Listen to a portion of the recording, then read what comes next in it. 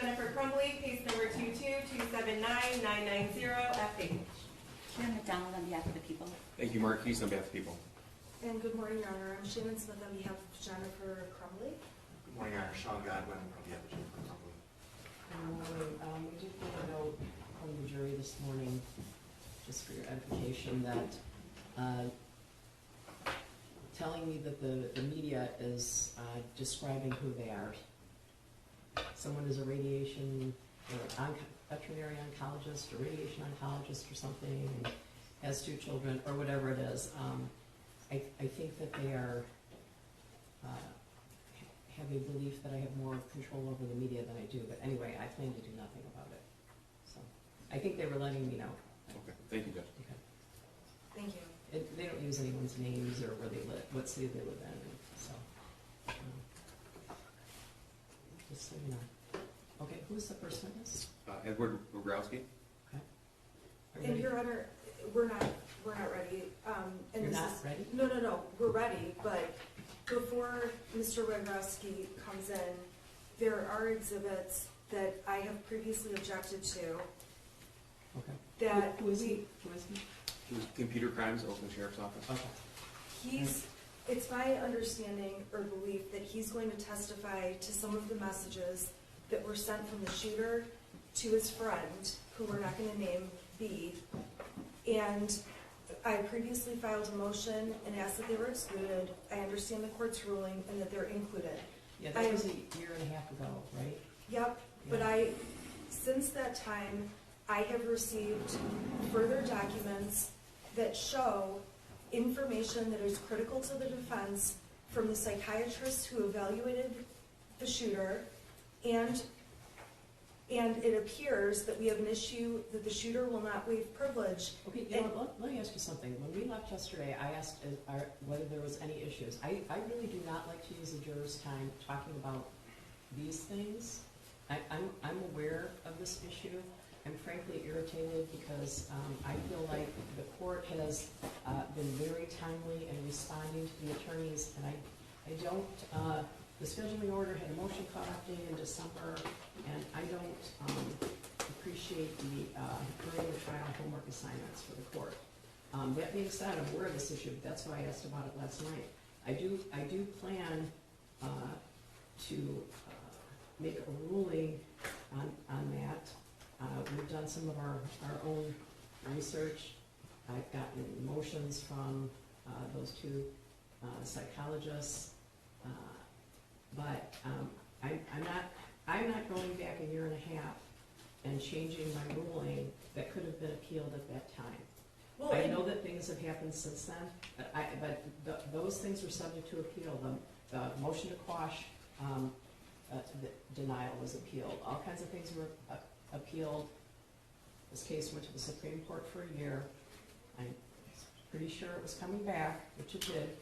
And I know that I was stayed, so you couldn't file anything then, but these rulings were made a year and a half ago, and there's reliance on those, and the Court of Appeals and the Supreme Court have not told me that that was error, that I shouldn't do that, or anything like that, and I think there was opportunity to appeal. Your Honor, there was opportunity. Mm-hmm. We did appeal. We appealed to the Michigan Supreme Court. The court is absolutely right. Mm-hmm. The problem is, even after the motion cutoff, my office received records from jail psychiatrists that I need, that has important information. Okay, let me tell you this. We're not arguing that motion right now. I understand, so I'm just placing my objection on the record because part of what I've asked for is that the evidence I am not going to be able to contradict that's going to come in through this witness is leaving me absolutely hamstrung. If the court rules that these psychiatrists cannot testify and the shooter is not going to testify, I'm left with this evidence coming in when I now know things I didn't know at the time. And I just learned these things, and we just got the objections to these people testifying, and from Sato this week about Ethan testifying. That is not true. That is not true.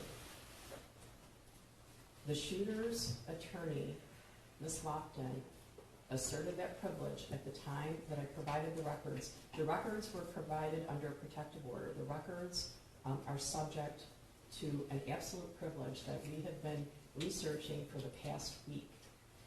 There's an absolute privilege, as far as I can tell. If you can find me a case that says there isn't one, I would be happy to read that. We have spent a lot of time on the homework assignment we were given while the trial is in full swing.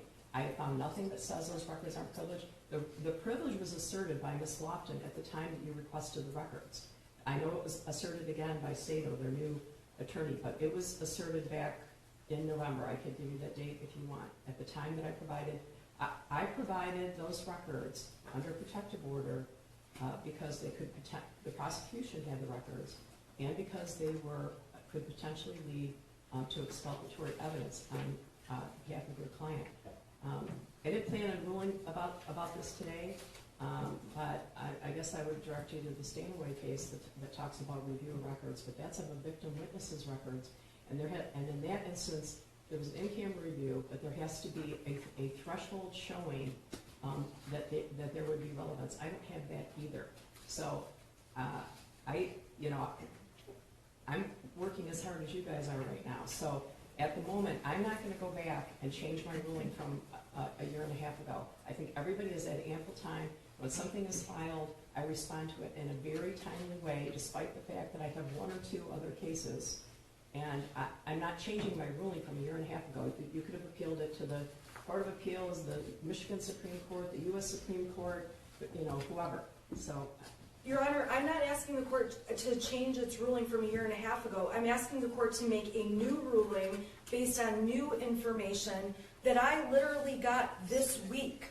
I literally got this week that Ethan Crumbley will not testify pleading the fifth, and that... I'm sorry, Judge, I have to interject. We brought this to the court's attention November of 2022. We've discussed this. Are you talking about the 803 statements? All of it. Okay. All of it. And I don't mean to interrupt the court, but just to supplement what the court indicated, counsel for the shooter filed an objection in November of 22 and then filed another objection regarding privilege in October of 23.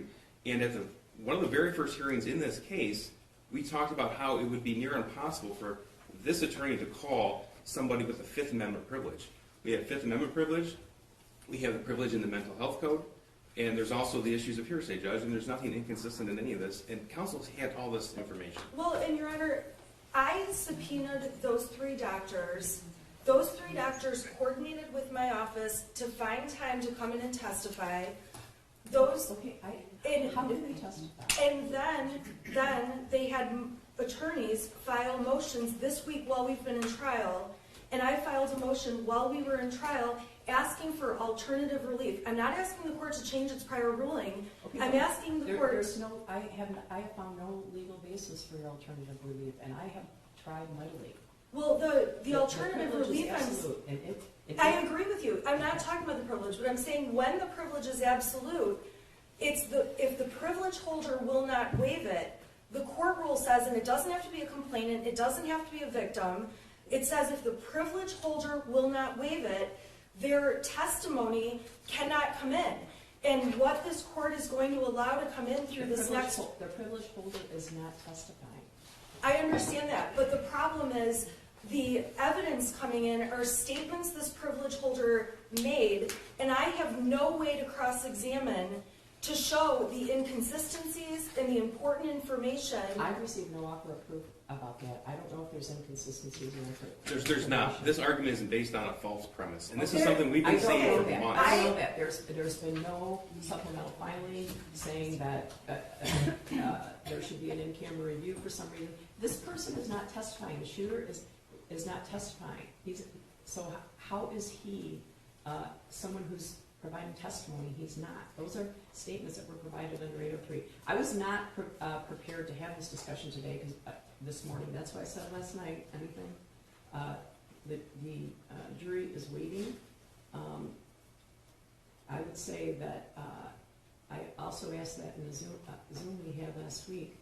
I think it's disingenuous for the defense to say that they're surprised that the shooter would be taking the fifth.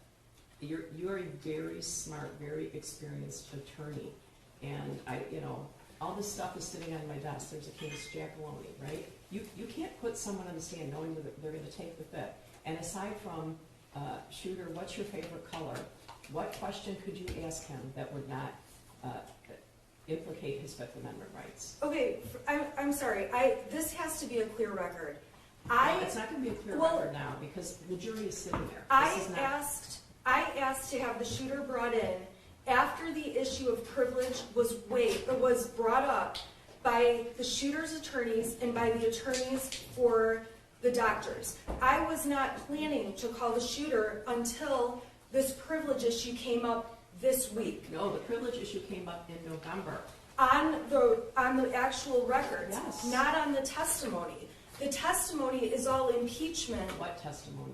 The testimony that I anticipate these doctors will give is straight impeachment of things the shooter Judge, said. I need to correct the record. It is not. And Dr. Anneker informed me that she had a conversation with defense counsel last week when counsel tried to subpoena her, and Dr. Anneker explained that to counsel that it is not inconsistent. She actually That's said not that true. to counsel. I don't know. That's I not don't know if it's true. inconsistent or not. I have not read the records. I have not read these records, but the privilege was asserted at a minimum last November by the shooter's lawyer, and try as I might, I cannot find an exception to that privilege. That privilege is absolute except in limited purposes. The privilege belongs to the shooter, and it's been asserted several times.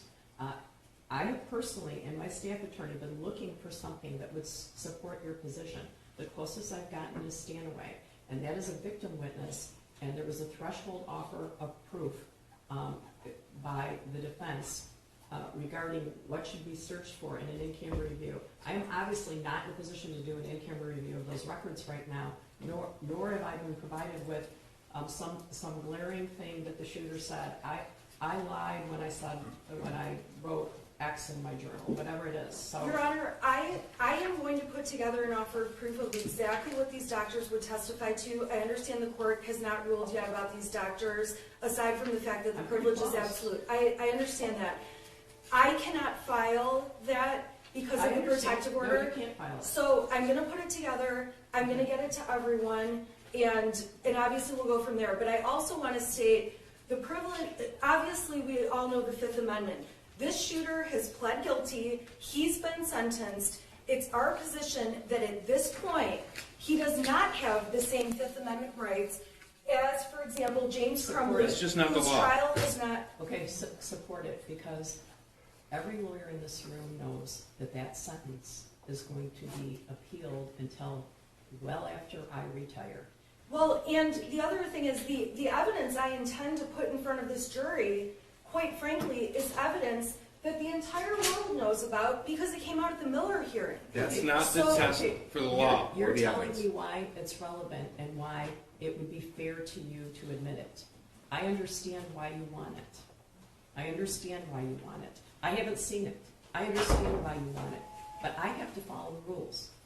Believe me, I have been researching this issue. Well, and I'm sorry, that's why I'm pointing to the rule about when the privilege holder won't waive it and when the privilege holder won't testify and can't testify, I'm going to the third option, which is that evidence just can't be used. If I have no I'm sorry, way... this is non-testimonial evidence that's being admitted today, not testimony. It's- Non-testimonial evidence, I'm It's not not finished. testimony. Not testimonial evidence, and that's the basis of this court's ruling. There's no Crawford issue, there's no confrontation issue, it's non-testimonial. If it were, we'd have an issue. We don't. And I believe the Crawford issue is preserved, and this is testimonial because this is information that is tantamount to testimony in this case. It's not the law.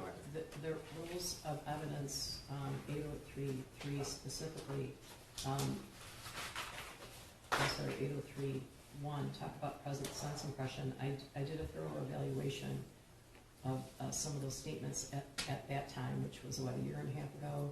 What month was it? Maybe I'm blocking it out. I evaluated all of those statements, and I made a ruling based on a hearsay exception where the declarant whether the declarant is available or not is immaterial. So whether he testifies or not is immaterial. which says to me it's separate. Those statements are separate from any testimony of the person who made those present sense impression statements, whether they testify or not. That's what 803 says. The theory behind it is that it's done in a contemporaneous way. So I made those rulings a year and a half ago, and I invited anyone to appeal anything that you wanted to appeal. There was a motion to quash. There was a lot of things appealed, and that could have been appealed as well. So it's not that people haven't, that either side hasn't had the opportunity.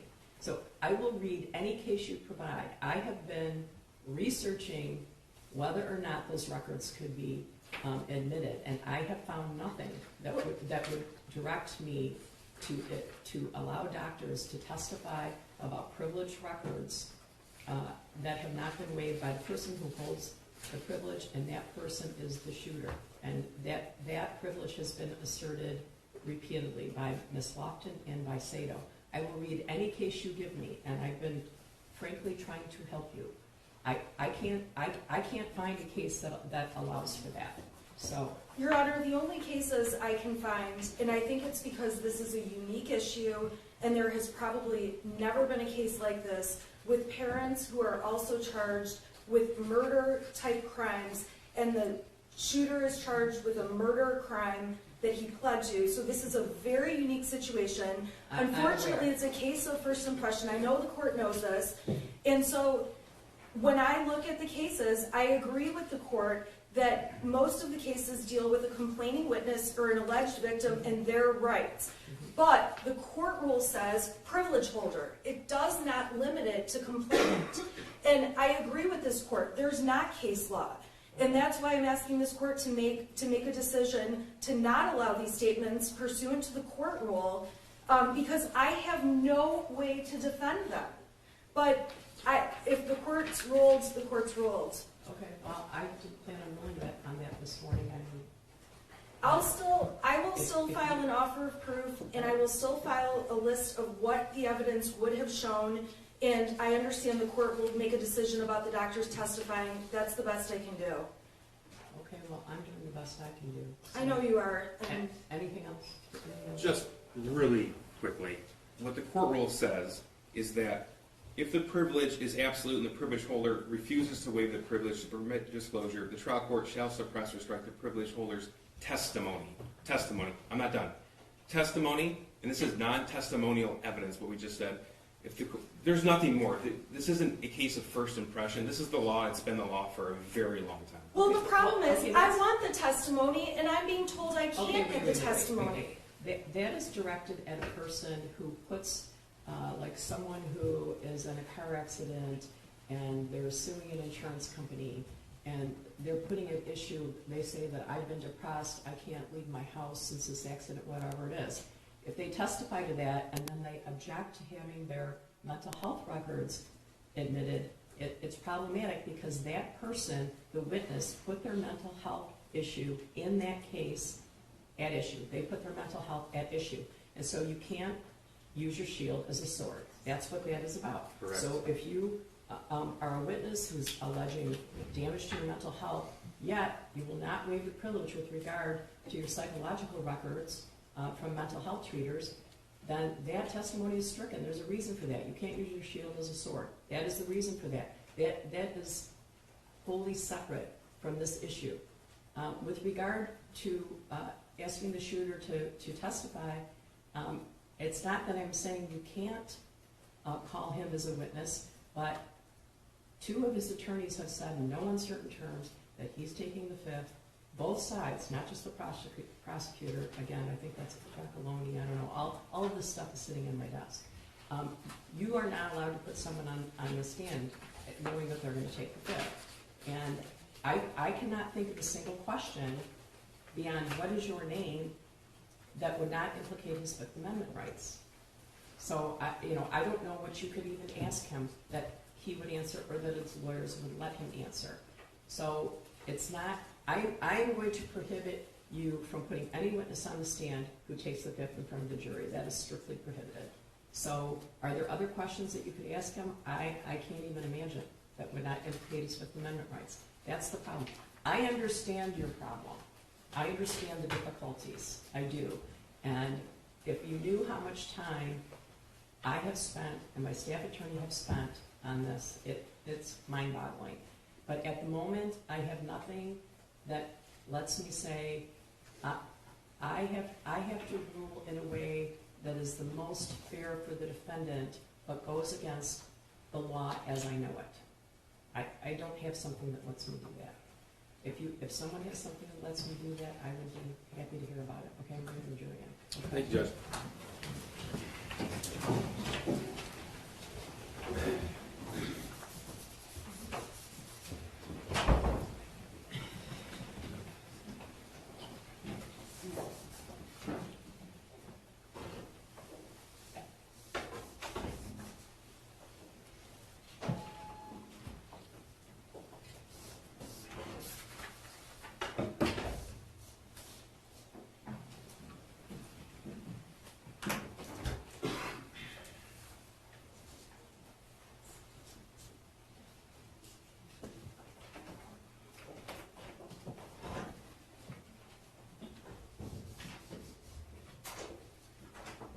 All rise for the jury.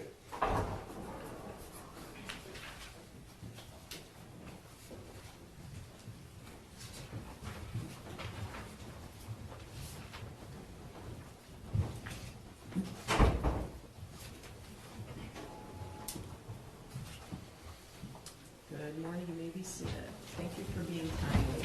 Good morning, Robin.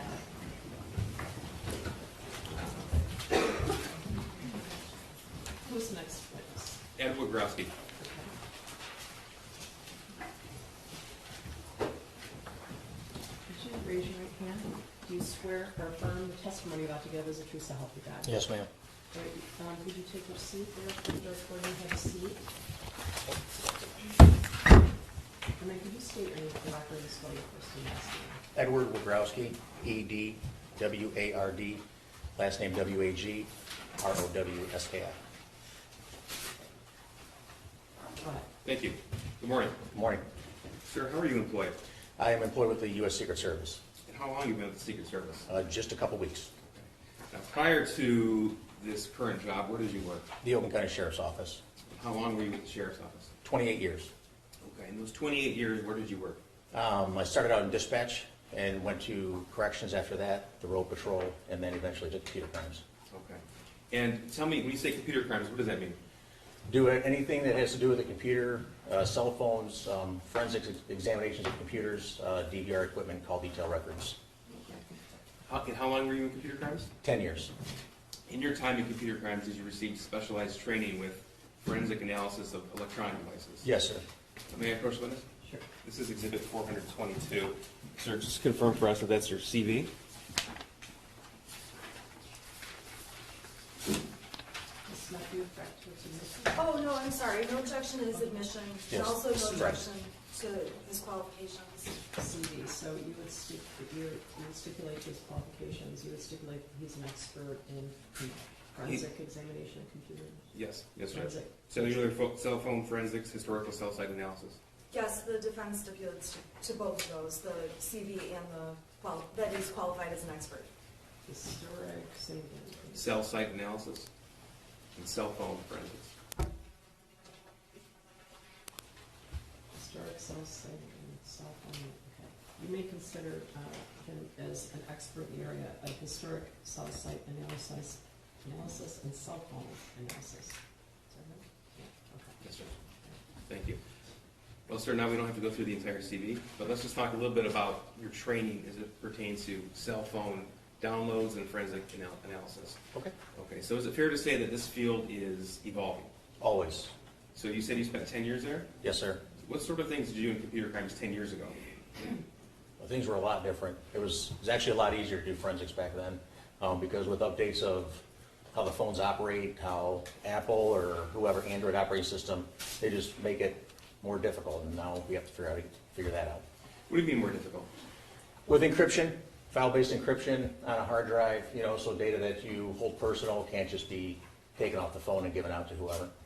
So talk to me about what a detective in computer crimes, or first of all, what your current role as a Secret Service, what exactly do you do there? I'm a network intrusion forensic analyst. Okay, so would that be the same sort of duties you've had in computer crimes? Yeah, the same thing that I did, cell phone analysis, computers, just with more network intrusion, like if someone hacks into a bank or something like that. Okay, so walk me through, what is a typical day for a expert in the area of cell phone forensics? Typical day is you come into work, you just see what work needs to be done. The case, depending on the case, how important it might be to get that, to either examine those phones or contact the detective that brought that stuff in to see exactly what they're looking for on those devices. So you'd be somebody to receive the cell phone, seize an investigation, and then conduct an investigation into that device? Correct. Okay, so what does that entail? That entails, depending on the device, we have tools that are able to obtain the data from the phones, and then we then take that data, because it could be voluminous, thousands and thousands, hundreds of thousands of pages, and then put it into an easy readable format called Celebrate is the company, and they make a forensic analyzer reader, which makes it easy to look at. So that reader, that's one of the tools, forensic tools you mentioned? That's not the tool that we use, that's what we give out to investigators. The tool that we use is a little bit more than that reader tool, what the functionality that it gives us. But the reader tool makes it easier for the average investigator to look at. Okay, so help me understand this. So a phone is taken as part of the evidence, a search warrant is obtained for that phone, and then you're given the phone itself, is that right? Correct. Okay, so tell the jury, please, what do you do with the phone? Walk us through that step by step. Depending on the phone, again, if it's passcode protected, if it's not passcode protected, there's different steps that we have to do. We hook it up to the tool. In this case, it would have been Celebrate, again, as a company, and the tool is their Celebrate Premium platform, and that's able to obtain what's called a full file system, which is everything on the phone, everything you can get off of it, as long as there's not encryption on it.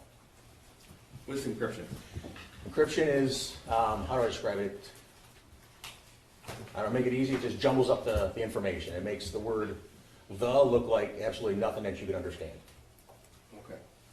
So, as an investigator in the area of digital information, you don't confine yourself just to a cell phone, would that be right? Oh, that's correct. Okay, so what other sources of information would you draw upon as an investigator?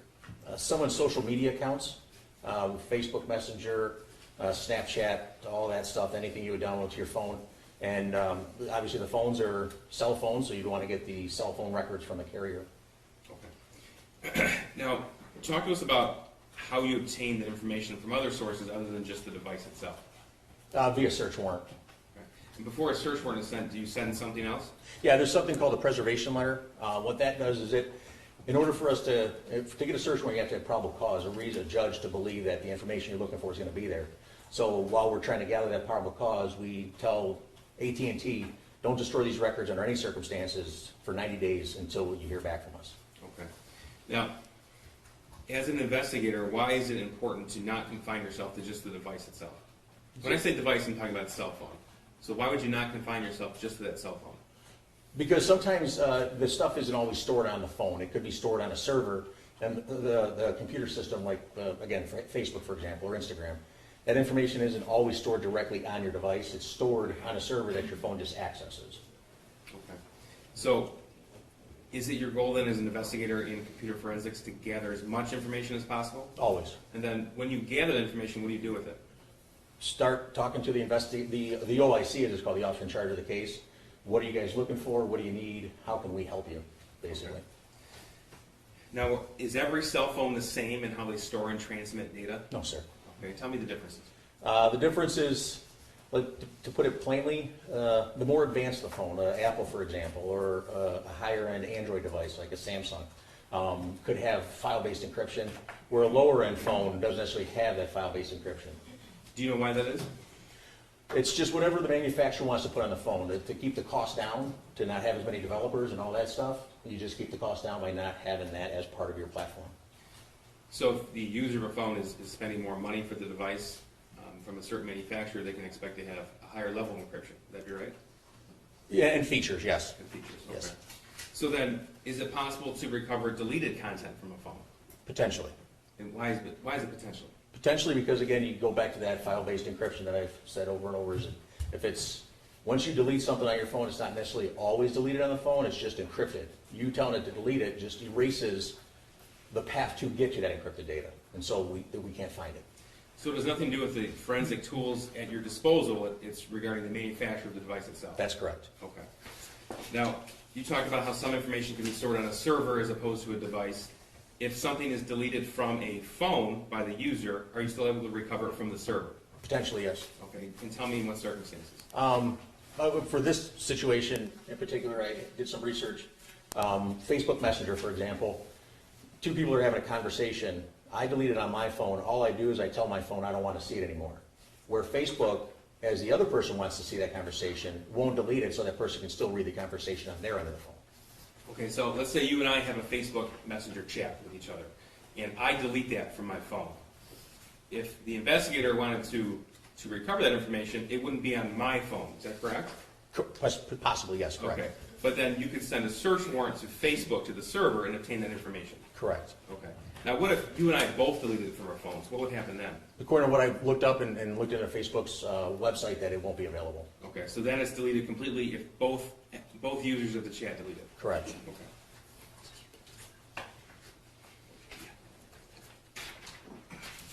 Now, what about deleted text messages on the device itself? Tell me how that works. Yeah, it just comes back to possibly being able to delete or retrieve deleted text messages on how they're stored in the phone, if the database is still available, or if the app's totally deleted from the phone, and all that data is stored in the phone, and I tell it to delete that app, then it could possibly be totally gone. So if you were to review, let's say, screenshots from one person's phone and then a forensic analysis of somebody else's phone, if the screenshots didn't match up with the forensic analysis, what would that tell you? That was possibly deleted. Okay. Now, during the course of this investigation, People versus Jennifer Crumbley, did you uncover evidence of deleted content from Jennifer Crumbley's phone? That's correct, yes. Okay, and we're going to get into that later. But before we do, could you tell us just in general terms, what does a cell phone do that maybe a layperson wouldn't know? It's continually working in the background, talking to a cell tower. One, so your carrier knows where you're at, so it can give you the phone call if someone's trying to get a hold of you, or the text message. Or it is updating your email account without you telling it to do it, because the application is just constantly looking for the signal, so you open it and there's the most updated information. So that's when the phone's powered on, right? Correct. Okay, so when the phone's powered on, it's constantly doing things. Would that be right? Yes, sir. Okay. And what about when the phone's powered off? It's doing nothing. It's just off. Okay, so it can't update? Correct. Okay, so when a phone's powered on, is it possible to obtain the location of that device? Yes. How so? Because there's a feature, whether you have an Apple product or an Android product, each one of them has what they call location services, and it's actually to benefit the user of the phone. So, because that information is sold to McDonald's or whatever, and next, you're near McDonald's and your device says, "Hey, I'm near McDonald's." Oh, cool! I'll send you an ad for McDonald's or a coupon for McDonald's. So that's Okay. yeah. So you have, as an investigator, a fair amount of reliability in that because of the capability for somebody's phone to sell the device basically to an advertiser. Correct. Yes. Okay. And are you able to obtain someone's location from their phone based upon other data as well? That's correct. Yes. And how so? Through the carrier themselves, AT&T or T-Mobile, whoever you may have. Again, your cell phone's constantly talking to a cell tower, and they try to triangulate your position on where you are based on the signal back and forth from each tower. Okay. Now, on an Android phone, for example, it automatically comes with a Gmail account. Is that right? No, you have to make a Gmail account. Okay, you make a Gmail account. Yes. Okay. So if someone were to have a Gmail account, would that also help an investigator determine the location of that device? Absolutely, yes. Why is that? Because again, that information, that location services is stored within that particular Gmail account that someone might have. So if we would search warrant Google for your particular email, the Gmail, they would have, if that's turned on, the location services would be given to us. Okay. So I want to talk about the evidence in this particular case. There were a total of 7 phones recovered, and I'll go step by step with you. So I'm going to review with you, I'll show you a slide here, of some of the sources of available information. So you see that as a school shooter, his initials. Yes, sir. Now, is it true that you reviewed a T-Mobile phone last 4 digits, the phone number 1551.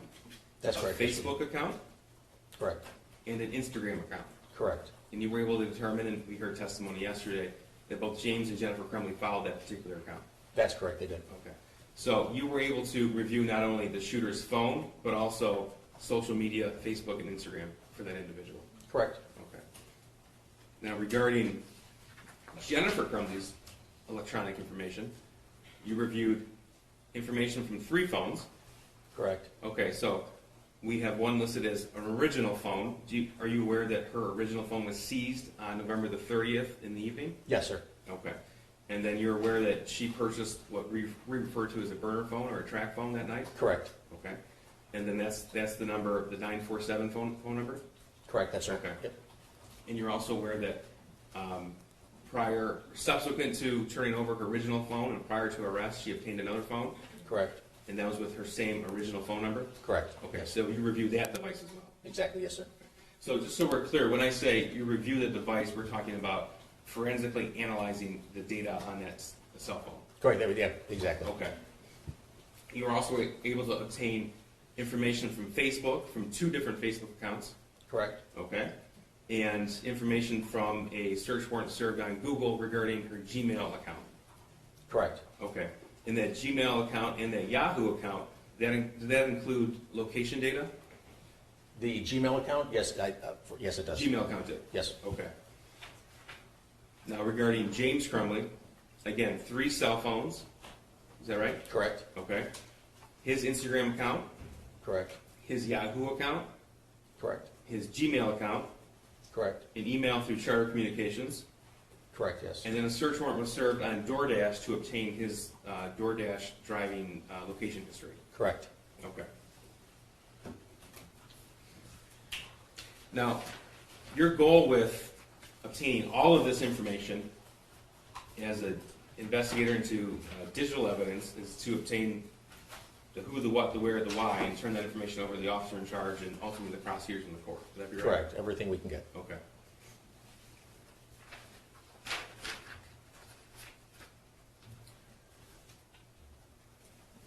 Okay, so I'm going to show you People's Exhibit 76. I don't believe we have an objection to any of the evidence coming through Officer or Investigator Wogorowski, do we? No, we have several objections, and I believe many of them have been placed on the record already, but let me open up 76.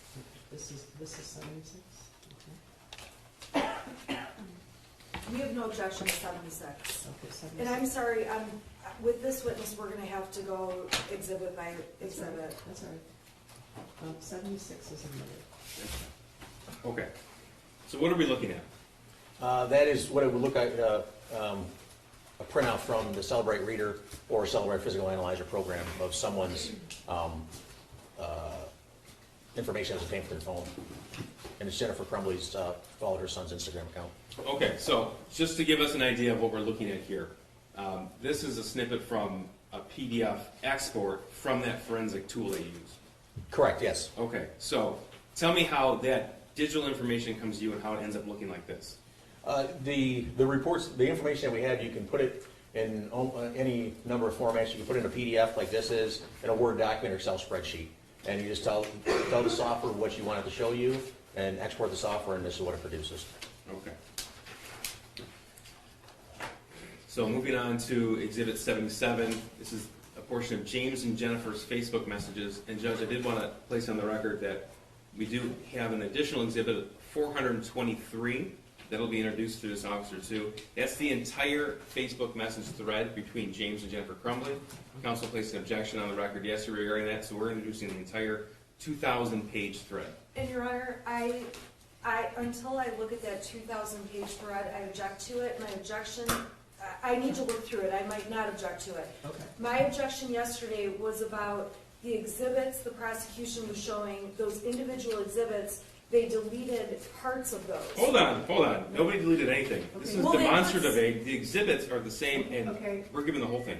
Okay. Okay, and You can, they're admitting an exhibit and showing the jury portions of it. They're permitted to do that, right? right, so, but I'm just saying, my question yesterday about the parts missing, did not mean I'm asking for all thousands and thousands of texts to be introduced. Okay. So I'm gonna take a look at them and see if we do have an objection, and we may not. Okay, The other. you've had them for a while, What's that? you've had them for a while. Yeah, I Okay, have. January of 22. I guess the difficulty is that the prosecution does not want the jury to get the impression that they're in some way hiding something or not presenting something to them. So they're presenting the portions of that exhibit that they think are relevant for purposes of this witness's testimony.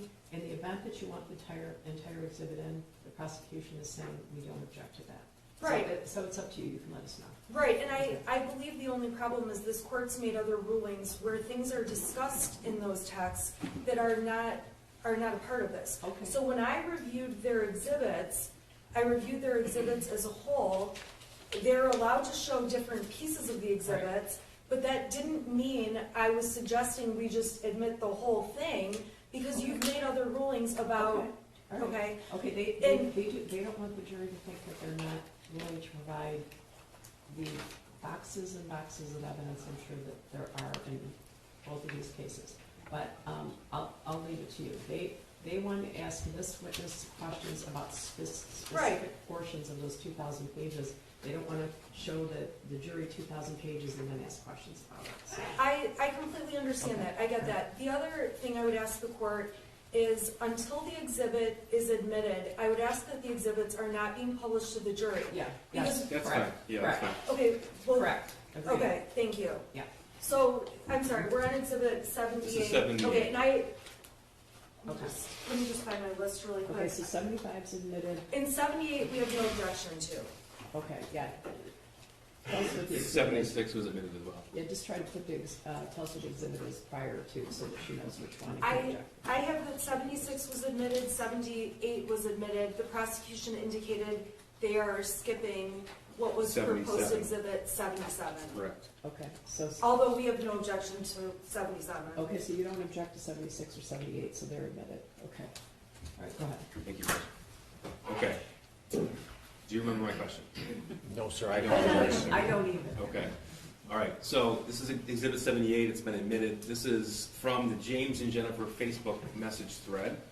Okay. So before we get into the content, you talked for a little bit before about deleted content, specifically a Facebook Messenger thread between two people. Correct. Okay. Now, in the course of your investigation, you came to learn that Jennifer Crumbley had a Facebook account, That's correct. and that James Crumbley also had one. That's correct. Okay. Did you uncover this particular chat thread on Jennifer Crumbley's phone? No, Okay. How did you obtain it? through a search warrant to James Crumbley's account. Okay. So, if there is an actual chat history, in this case a 2,000-page chat history between two people, but it's not found on a device, but it's found on the server, what does that indicate to you? That one person deleted it. Okay. And in fact, Jennifer Crumbley had the Facebook Messenger app on her phone. That's correct, she did. Just this was deleted. The chat thread, correct. All right. Now, 78 is a few slides, so we'll go through it together. Okay, we have the date and time up there. We're going to start with March the 9th of 2021. We're going to backtrack a day to give it context, and then we're going to go through late winter, early spring of 2021. Okay. So before we get into this, is it fair to say that as an investigator who analyzes all this electronic and digital information, you're able to provide a digital footprint for the individuals you're investigating? That's correct. Okay, and that's the goal of your investigation, generally speaking? Yes, sir. All right. Blue is who? That is Jennifer. That's Jennifer, okay. So she wrote, leaving at 4 today, what time you done? And that was March 9th at 2:55 p.m. Correct. Okay, now it says UTC -5. What does that mean? The UTC is, that people might know as GMT, it's where all time starts in Greenwich, and then it goes plus or minus depending on which way you go from that line. At that time of the year in March, we were -5 hours from the start of time. So if you add 5 hours, it would give you what the UTC actual time is on the Earth. So when we see UTC minus a number, that indicates to us that that's real time. That's correct. It's already been factored in. The software did that. Perfect, okay. So March the 9th, you able to get an idea what James and Jennifer were doing and talking about in this conversation? Yes, sir. Okay. So she wrote leaving at 4 today. What time you done? James wrote 5. He's in green. Correct. And we know that because that's his Facebook ID as well as his name that came with the Cellbrite reader. Correct, yes, sir. Okay. And she wrote, okay, see you at 5:30. Correct.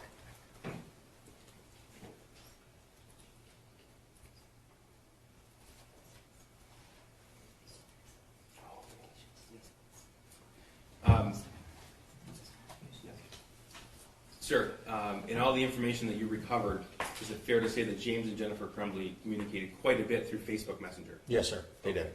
And so the Facebook Messenger thread is substantially more so in volume and data than any text message thread you found between the two of them. That's correct. Okay. All right. 3:46, March 9th, Jennifer wrote, bring me socks and a drink, LOL. What did James write? A drink, nah. Okay. Jennifer, got myself a drink at 4:31 p.m. And James's response? Okay, you grab smokes too? Almost out, I think. Okay. And she writes, yes. Did you check the front porch? And what did James write? Nothing on the porch. What were you expecting? And she wrote their new blankets. Now, are you able to determine where they go later that day? Yes, sir. Okay, so need hoodie, NOL socks. I believe that was supposed to be wool. He wrote hoodie check. What are no socks? On my way. Okay, now this is Exhibit 79. Actually, I'm going to approach, unless there's an objection to the photograph found on her phone.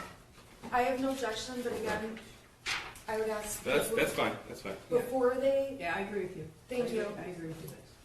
but no objection to 79, thank you. 79. There are two exhibits on one side, so Okay. this is 79, and underneath it is 80. Have you seen those items before? Yes, sir. And how have you seen them? There were pictures on Jennifer's phone. Okay, so I'm going to move to admit 79, I believe stipulation, as well as 80. I'm sorry, can I have a moment, please? Sure. I have no objection to 79 or 80. That's correct. 79 is admitted and 80 is admitted. Now, as an investigator, are you able to tell when you look at a photograph that's saved on a phone where the photograph was taken and when it was taken? Potentially, yes, sir. Potentially. Okay, and what circumstances? If the camera is set to record, that you want it to tell you the date and time that it was taken and the GPS location of where you're at on the earth. Okay. So 79 and 80 on the screen. 79 is the picture itself, and then in the text box on the right, that's the metadata. Correct. What's metadata? Metadata is, we call it, it's the data within the data. The main data here is the picture of the horse. The metadata inside that data is all the stuff, the camera make, the camera model, that's captured that you just don't usually ever know that happens.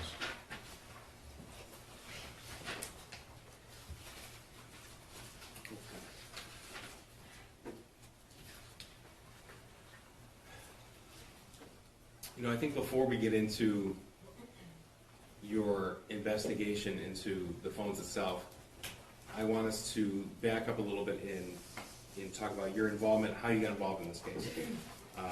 So November 30th, 2021, you were a detective in computer crimes. Yes, sir. Okay. And do you remember that day?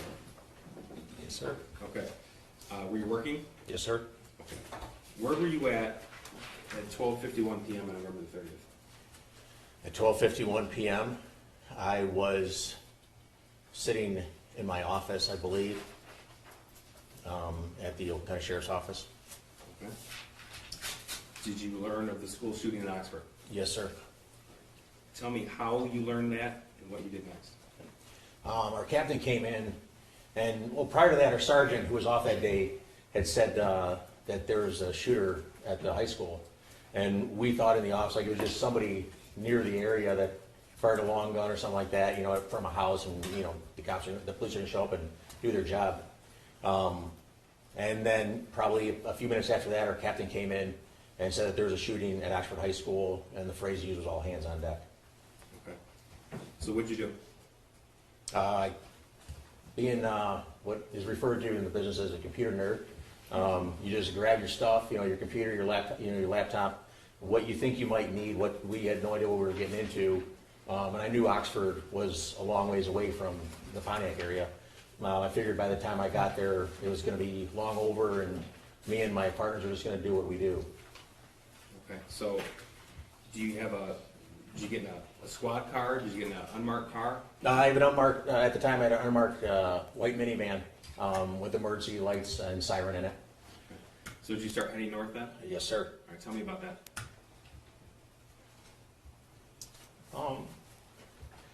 Well, at first it didn't seem real.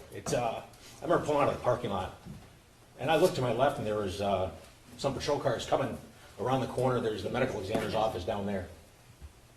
And I'm like, then it like really came real. Like, holy crap! Like they know about it. It was the state police. I'm like, they know about it. Like this is serious. It's bigger than I could ever have imagined. So I flipped my lights on at that point and just drove north Okay. How fast were you going? as fast as the van will let me. How long did it take you to get there? I have no idea. It seemed like eternity, I can tell you that much. So, Oxford High School, it's a large school. It's one level, it's one story rather. Yes, sir. As far as area, it's got a pretty big footprint. Okay. So where did you go when you pulled up? When I was driving there, there's a lot of radio traffic, a lot. I remember I was actually at 24 and Lapeer Road, M24 Lapeer Road and Updike, and they called that S1 was in custody. And I was still, I know, a ways off from there. But that, we didn't know what was going on. We didn't know if there was a second shooter, a third shooter, a bomb planted somewhere. So, it just didn't stop. And I drove north on 24. Again, it seemed like eternity. And with every half mile I drove, it seemed like there was another emergency vehicle falling in behind me. Yesterday was described as a caravan. Would that be accurate? Oh, it was definitely a caravan. There was one time we got into, I remember we were approaching a light, we were getting closer, and there was, the light had just turned red. So cross traffic was going to start, which obviously is a dangerous situation, being in a car. Actually, the white minivan that no one believes is a police car. And so as I approached, I got up into the intersection. I inched my way in there to stop traffic and hold the intersection. And I counted every vehicle that went past me, and there were 18. Or SWAT trucks, ambulance, patrol cars from agencies that were nowhere even near our area. So tell me what you see when you pull up on the scene. Like I said, there's a lot of chatter on the radio.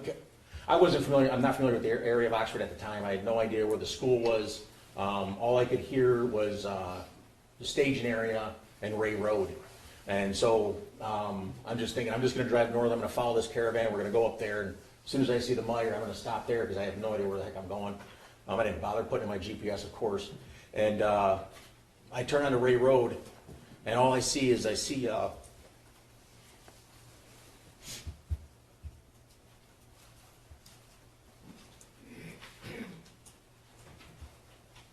kids that look like my kids. There were girls wearing real, small clothing, and one kid, I didn't have a shoe on. They were coming down the road, coming towards the Meyer, and just like walking across the snow. And I remember God, it was cold that day. I had 2 coats on, and I was shaking when I got out of my car. And there's kids just walking past me, dressed like anybody in this courtroom is right now, they're not ready for the weather.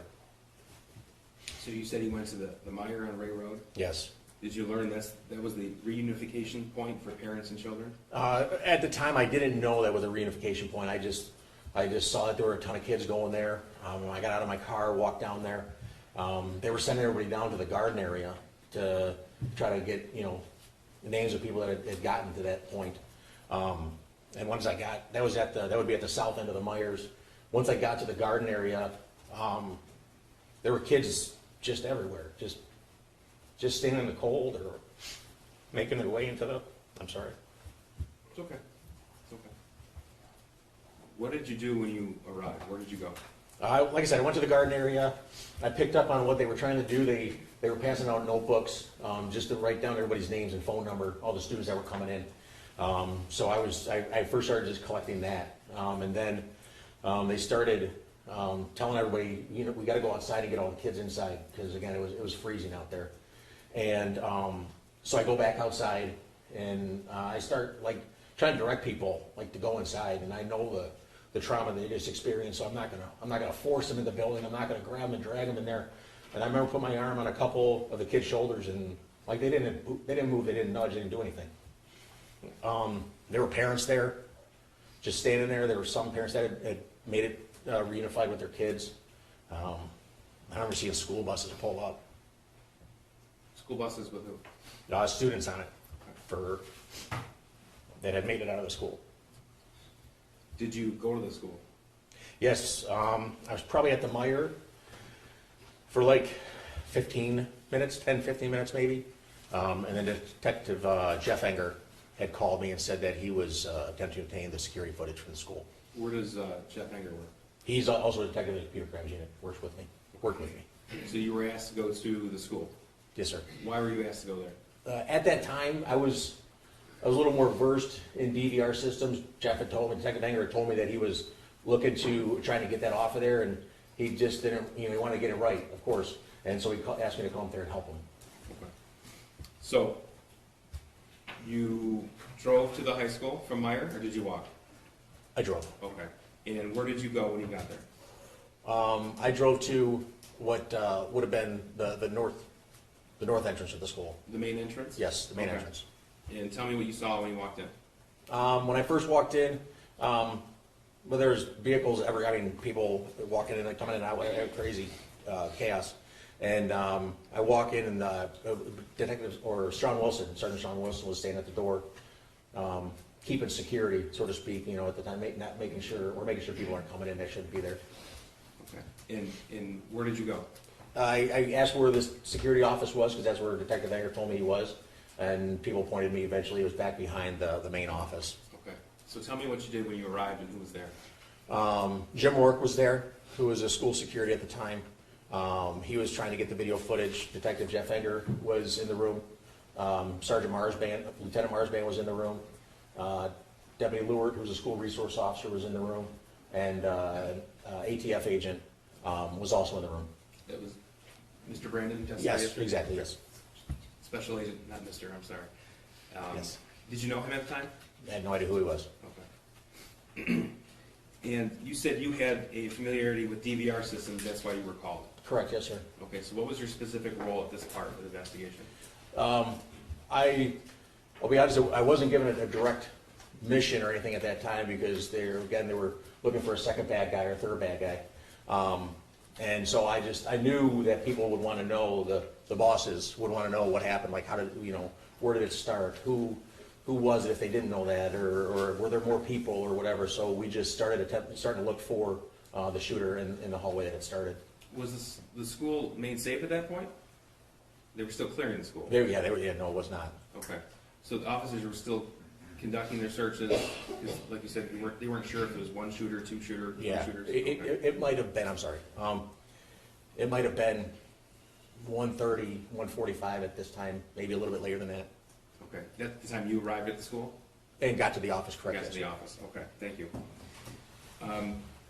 Did you learn how many surveillance cameras were active in Oxford High School on November the 30th of 21? Yes, there's well over 90 of them. Okay. And so it was your job at that point, or your role as you saw it, to identify who the shooter was? Correct. Okay, so how did you go about doing that? We started in the hallway, the 200 hallway where it all started, in the bathroom that the shooter came out. And we attempted to backtrack him going in there. I remember it took us like 15 minutes to try to figure out, because he had actually changed his clothes. We didn't know who the shooter was. We didn't know his name in the office at that time. He was in custody at the time, but we didn't know. And I remember someone in the office, someone saying, eventually giving us his name, and then saying that he was in the school counselor's office earlier that day. So we went back to that time of day when he was going in and out of the school counseling office to find out what he was actually wearing at that time. And we were able to follow him into the bathroom then. How long did that process take you? Well, because we didn't know what he was wearing, it took us 20 minutes to try to figure that out. Now, are you the person, so you backtrack to the point where the shooter walked into the bathroom that he emerged from to begin the shooting, is that right? Correct, yes, sir. Okay. So are you the person, the investigator, who actually put together the footage of the shooting itself? Yes, sir. So you're familiar with the path the shooter took in the school? Very much so, yes. I'm gonna ask you to walk us through that. So he said, you told us that he went into a bathroom, that's the bathroom adjacent to room 258? Correct, yes. Okay, tell us what happens next. He comes out of the bathroom. What I envision is he comes out of the bathroom with a proud chest, with his almost like his shoulders were back, like he looked excited. He comes out of the bathroom, and immediately to his left is a victim, and he shoots her in her neck, and then her boyfriend was there and shot him in his. He put his hand up and shot him in his mouth. Okay. And that's right outside 258? Yes, sir. What happened next? He then quickly turned his gun to a group of 4 girls that were just standing there. He shot Hannah St. Julian, and she immediately fell to the ground. And then he continued shooting in the area that those girls were, and they sort of just like fell on top of each other, because they were hit as well. May I first this? Sure. This is a map. It's already been admitted. You can use it to describe. What exhibit? That's 5, Judge. Thank you. Judge 5, okay. Exhibit 5. Exhibit 5. At this point, it's under a minute that all that shooting happened, and then so at that point, obviously, it must have really, again, kicked in, for lack of a better phrase, to the victims in the hallway, and they started running. Then the shooter, with just a one-arm grab, just started firing rounds down the hallway, with no regard for obviously anything, and bullets are flying, and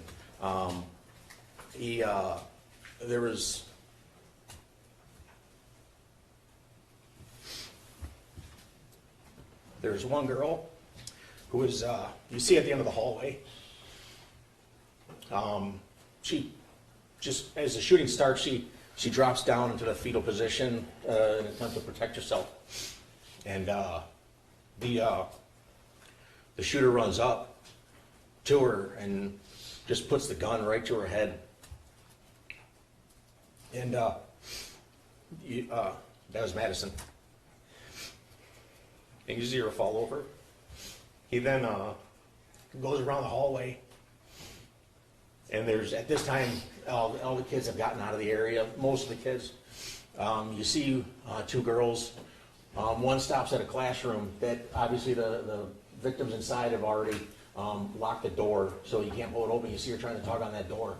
And there's another girl with dark hair that comes running up behind her and like grabs her while the shooter is just shooting down the hallway. And then they just take off running further down the hallway.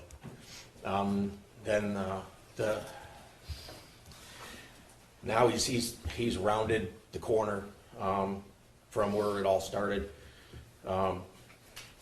Continues going down the hallway. I think at that point he might have reloaded his gun and continued down the hallway. I'm sorry. And then he stops as he gets to, like, there's a courtyard, or what they call the cubby. Jim worked on what they call this area the cubby, where the cameras are. And you see Tate Muir. He comes in the door, and then just takes a left. He must not have known what was going on. And that's when the shooter leveled the gun, like if you were at a gun range and practicing. Leveled the gun, appeared to look down the sights of the gun, and fired a round. Tate just fell instantly.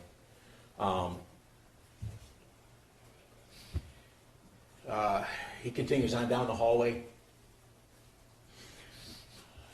walks past Tate, doesn't care to acknowledge the fact that even happened. I'm sorry.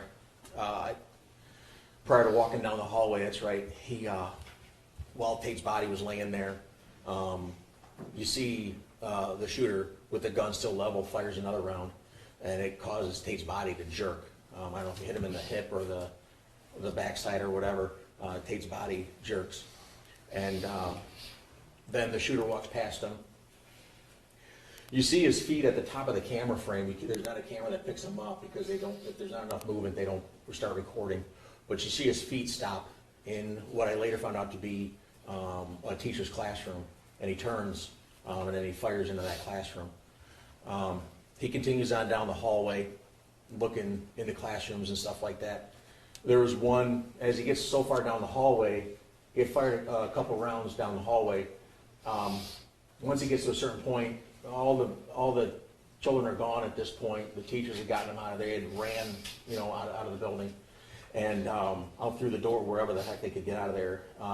As he's coming back, you see him stop because the way that classroom was, if you're walking away from it, it's on your right-hand side, you don't see the classroom because it's actually behind you at this point. But as he's coming back, he must have seen people hiding in a corner because he can now see through the window, and he fires off a few rounds through that window.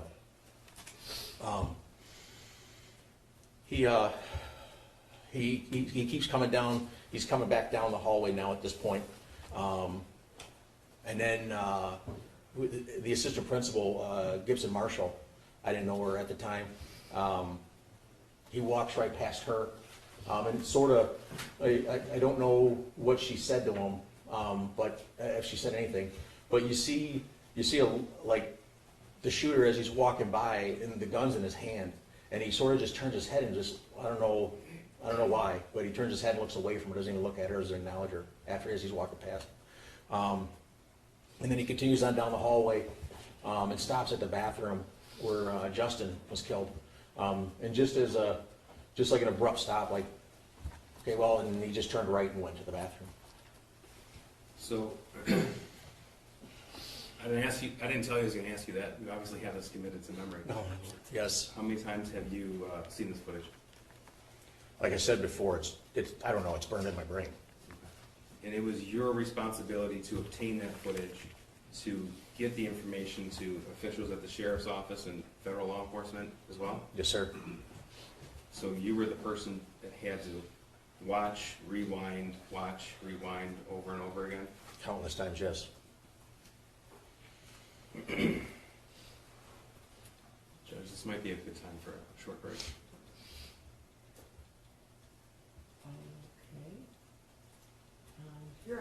Your Honor, my client could use a second if we could, please. She's like, I'm trying to Okay, we could. okay, I understand. We Thank understand. you. I understand. Okay, so we're going to take a 10-minute break, so if you can be ready to come back here at the your sergeant, I'm in the habit of demoting and promoting people while they're in the stand. You're sergeant? No, ma'am, I'm an analyst now. You're A civilian employee, I'm you're sorry. a civilian. I'm sorry, Okay. ma'am. You dismissed her. Okay. Yes, sir, ma'am. You are still a witness and still under oath, so you can't discuss your testimony with anyone during the break. Yes, ma'am. Okay? Yes, ma'am. All right, you can step down. All rise for the jury.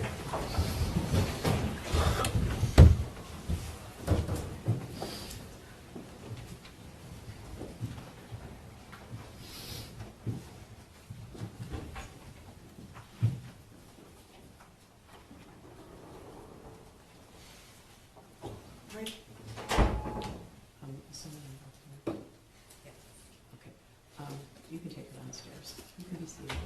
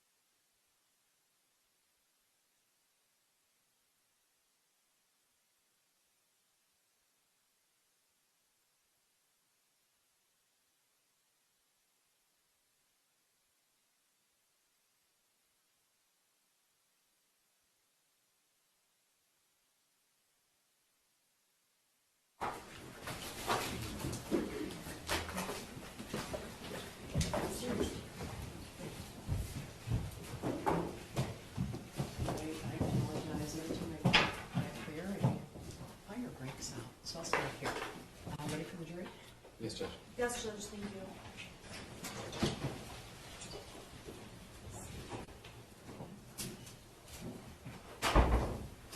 And you just like distance.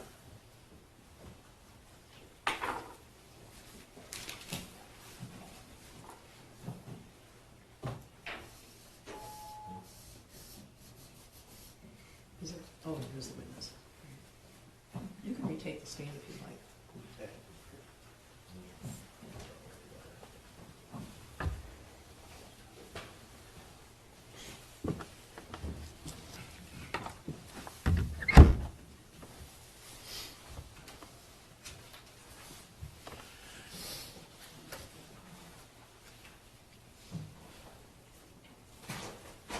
All rise for the jury.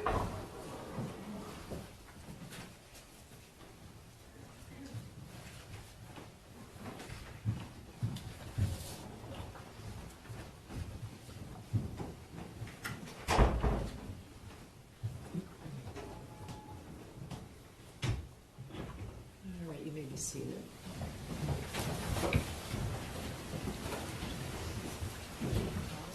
Are we, just like slow roll. Yes, ma'am. Okay, go ahead. May I proceed, Judge? Sure. Okay. Now, just one more question about November the 30th. When you arrived at the Meyer and Ray Road, were there just a few parents there or a lot of parents there? There were dozens of parents just standing there just waiting. Okay. Now, I want to direct your attention now to the late winter of 2021 and the early spring of 2021.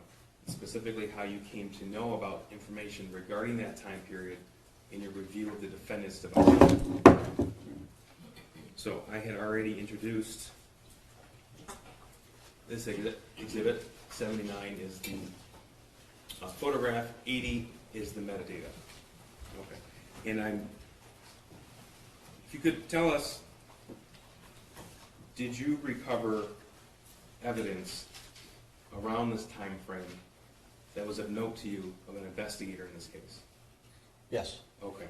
So like I said, we're going to start with March the 9th and move backwards from there. May I first witness? Sure. This is People's Proposed 81. Sir, I've just handed you a map. We were talking about metadata and how it can occasionally give an investigator an idea of where and when a photograph is taken. Correct. Okay, and if we look at the screen here on Exhibit 80, we have coordinates at the bottom of that metadata. Is that correct? That's correct. Okay, and so 81 I've just handed you, that's the coordinates plugged into a map? Yeah, in a good, yes, correct. People move to omit 81. No objection. 81's I'm a- sorry, 80, It's a Google map of metadata. yep, no objection. 81 is omitted. So this is 81 on the screen here, and that tells you, in addition to the metadata, where the picture was taken, where that device was when the picture was taken. Correct. Okay, and again, this is March 9th of 2021. Correct. Okay.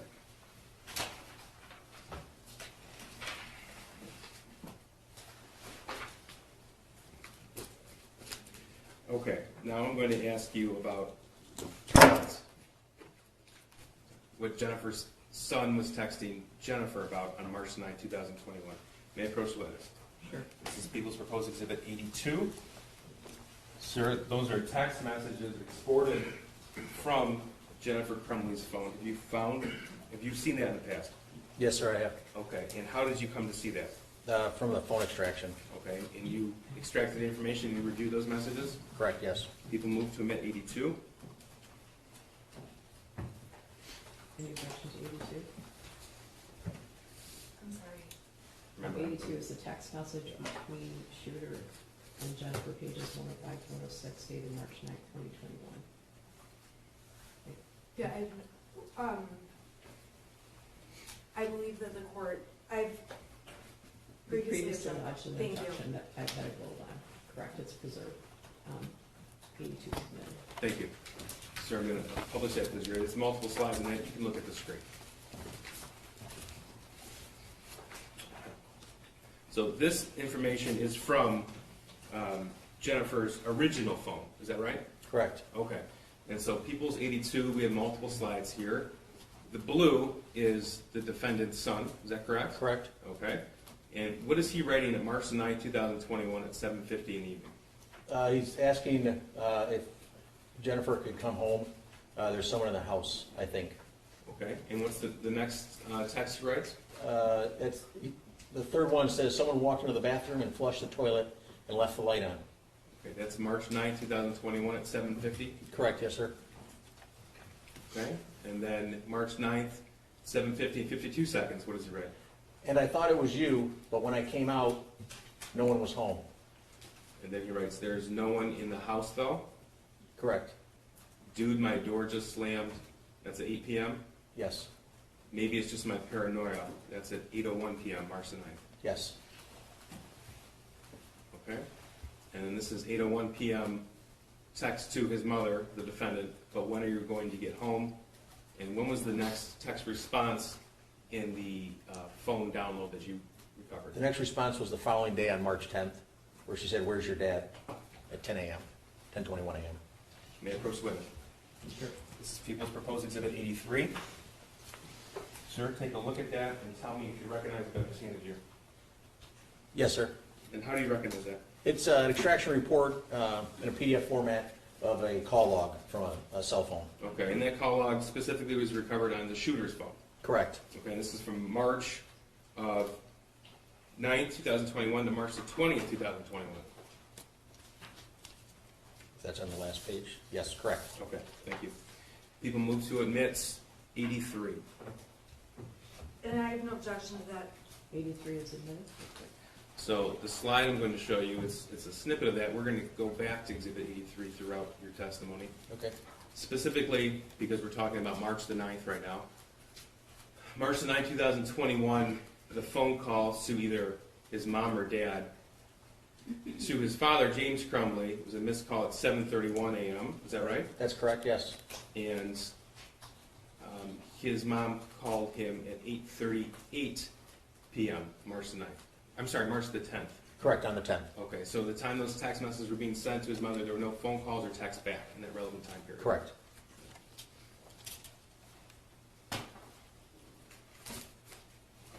Now, I'm going to back up a day to March the 8th to give this context. May I approach the minutes? Sure. This is People's Proposed Exhibit 84. Sir, 84 is the portion of the Facebook thread between James and Jennifer Crumbley, pages 386 to 388 from March the 8th of 21. Is that right? Correct. And you've seen this before? Yes, sir. People move to omit 84. No objection, Your Honor. 84 is admitted. Okay. So I'll direct your attention to the screen. This is blue again is Jennifer, green is James. Is that right? Correct. Okay, and that's because this chat specifically was deleted from Jennifer's phone. That's correct, it was. Okay. So Jennifer's words: Ethan going to bowling. And what does James write? IDK, I don't know. Okay. And she writes, "What do you mean IDK?" His response, I don't know exactly what I said. We'll know after he gets home. okay. And Jennifer wrote, "Does he have his phone? Why isn't he home yet? He should be home by now." That's March 8th, 21 at 3:12 p.m. That's correct. Okay. Then she writes, "Freaking out." And James's response, He does not get home until 3:16. okay. And then Jennifer wrote, "I told you to pick him up because he's upset and I don't want him to do anything stupid, goddammit." Correct. That's March 8th, 21, 3:13 p.m. That's correct. Okay. And James writes, "Dude, chill, he is fine, I'm trying to fucking work." That's correct, you did. Okay. So for context, this is the day before those text messages were sent by the defendant's son to the defendant. Correct. Now I want to move on to March the 17th of 2021. May I approach the witness? Sure. This is People's Proposed 85. Sir, 85 is the Facebook thread between James and Jennifer Crumbley, pages 432 to 435 from March 17th. Do you recognize that? Yes, sir. And how do you recognize it? Again, it's a printout of a Facebook chat. Okay. And you've, of course, seen that before? Yes, sir. Because you were the one to pull the information? Correct, yes, sir. What number 85. 85. People moved to mid 85. Your Honor, I'm trying to pull it up right now. Okay, sure.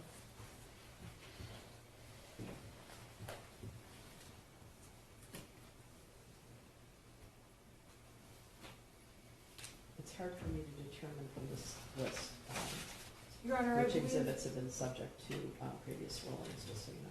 Thank you, Judge. Your Honor, I do object to 84 because there's portions of it that don't need, are not admissible, in my opinion.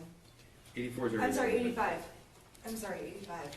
There are portions of 85 that the defense objects to, and they have not been previously ruled upon by the court. May we approach? Yes. Do you want to go in the hallway? I don't know. Because. I think we first need to find what the actual objection is. The Because we have objection, a foundation to chain, we have a foundation to we have a stipulation to chain and a foundation. He's already testified to a number of portions of this very same Facebook thread. It's hard for me to know if I've seen this one before or if I know what it is. this has not been the subject of a prior ruling. Okay.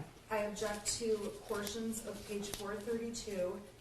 It does discuss a topic that has been ruled to be inadmissible. So I am asking that those portions of 85 be struck. They're irrelevant. Okay, can I see it? May I approach? Yeah, that might help. May I approach? That may or may not help. Okay. I'm sorry, you have 85. Thank you.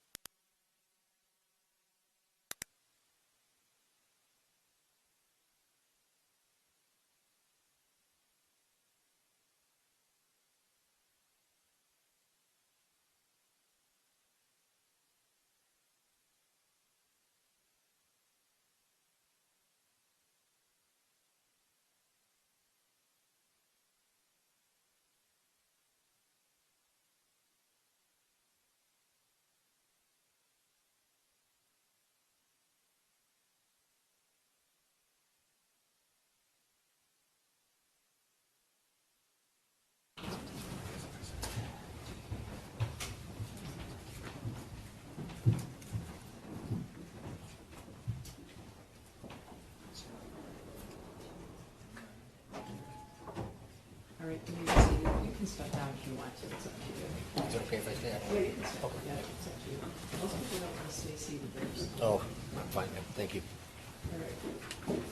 So an issue came up, I'm hoping that we're not going to have to exclude the jury with every exhibit. So some of this I'm relying on memory. So a year and a half ago, some evidentiary rulings were made.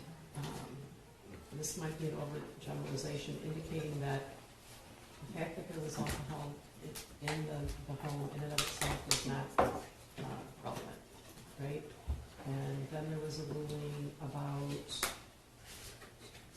don't think I have the prosecutor's attention. I'm listening, Judge. What's your, Sorry. okay, what, Sorry. yeah, what's your, okay, He's just bringing me up to speed, there wasn't room for me to. okay, all right, so, there was a ruling about, Council moved to exclude certain pieces of evidence, and this court made a record that was June the 27th of 22. okay, And in that record, actually it was page 40 of the transcript, the court specifically said, that it was, the court indicated that it was based upon a preliminary examination transcript. As the court recalls, neither party stipulated the exam transcript for the factual basis, and the court indicated that more evidence is being found even as we speak. I don't want to paraphrase because that's not a verbatim quote. okay. And in defense counsel's opening, so to bring the court up to speed on the record, counsel asked to approach and objected to any reference of alcohol. There's one text in this text message thread, or Facebook thread, between James and Jennifer. Jennifer, on March 17th, says, "Gonna get drunk and ride my horse." James responds, "Well, don't get drunk."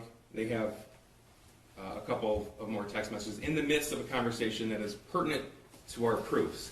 And that's because the next exhibit will be text messages from the school shooter to Jennifer Crumbley about seeing demons.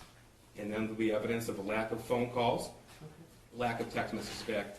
And to get back to the court's ruling, the court said no evidence of alcohol or substance use unless it does show some type of parental neglect. Okay. So these particular messages are the same time, the same date, where the defendant's son is experiencing or stating that he's experiencing hallucinating. So this is all relevant. And Your Honor, my point is, on Exhibit 85, there are texts that do not need to be included to make the point that Mr. and Mrs. Crumbley were at the barn and not with their son. We're objecting to the texts that include buying beer, being drunk on a horse. They are irrelevant. They are also irrelevant to someone being a hypervigilant parent. I would consider myself a hypervigilant parent, and I have some cocktails once in a while. That issue is not relevant. The alcohol is not relevant. It's just an unnecessary part of this text to make them look like they're out drinking, when the whole point is that they're out with their horses and not with their son. Judge, it's not counsel's idea of what the point is. No, it's not just that they're out with their horses and not with their son, and there's no crime, there's obviously no crime committed by people with children having cocktails, and in fact, this room would probably be in jail, but that being said, the issue is whether or not the shooter's texts are being ignored. That's the point of it. Right, Judge. And there is an offer of proof, there's substantial evidence that has been excluded that shows the substance use of James and Jennifer Crumbley. Substantial. We're not introducing any of that because of the court's ruling. But directly on point to this, in the midst of a conversation, it is relevant. It's material, it's probative, it's under 401, people we know. Okay, well, am I able to see a specific picture of, because some of it might be, some of it might not be. So I don't want to do this while the jury is waiting. Is there more things like this that, if the shooter is having some trauma, feeling some trauma and reaching out to his parents and they're ignoring him, that evidence to me is obviously relevant. Correct, Judge. So if I'm not objecting to all of 85. I'm objecting to the portions about alcohol. okay. Judge, the door has been open. Counsel specifically said, I think more than once, that her client is a hyper-vigilant mother. Nobody says anything about having a cocktail, but when there's evidence to show that they are drinking when the son is texting things to the mother, no call back, That's important, and it's important to show the jury what they actually did and spent their time on. Okay, can I see the text right again? And is that the only one because the jury's pulling their hands on the, is there any more like this? There are more like this. And Okay, well, maybe we need to do this at 6 o'clock tonight, or it should have been raised last night. Okay. So these exhibits were turned over a long time. I know. No. I got all these text messages a long time ago. Okay. I found out what they were planning to use from these boxes and boxes of information. I found that It's out ridiculous. on, Okay, you picked excuse this me, on discovery. Tuesday night. Yeah, I've had this discovery, but I can't file a motion to exclude every single line of these things. I filed many motions. Okay. I filed a motion about the alcohol. This part of the text that they told me 2 days ago they're going to use includes alcohol. I'm just asking that the alcohol portion be struck. Okay, I understand that, but there's been, I know that there's a lot of exhibits, and I know there's a lot of documents, but we could have had a massive motion and eliminate fest a while ago, right? So I am loath to make the jury sit there while we're going line by line through evidence. That's very problematic to me. I didn't intend for this issue to take a long time. I thought this would be a simple objection to just take out the text about drinking, and that's it. Okay, okay, so she says, I'm gonna get drunk and ride my horse, okay, so that might not be specifically relevant, but at what time is he, When she's on her horse, that's when he's texting her. okay, And just because she's on her horse and he's texting her doesn't mean she's looking at the text and ignoring him and saying, I'm gonna have a drink instead of I mean, okay, my understanding was there was a large period of time where he was texting her and she was with her horse, and then maybe sent a picture of the horse, I don't know. Correct. Tell me. right, Yes, she's that's on, it, you're gonna hear testimony from other witnesses that the cell phone signal doesn't work out where the horse place Well, then is. that's an argument for counsel to make. It is. Right, but the fact that they're having beers out there with the horses is not relevant to the point the prosecution's even trying to make about the fact that they're unavailable and not responding to their son. Okay, there's a text from James Crumbley. This is not when I like to do this.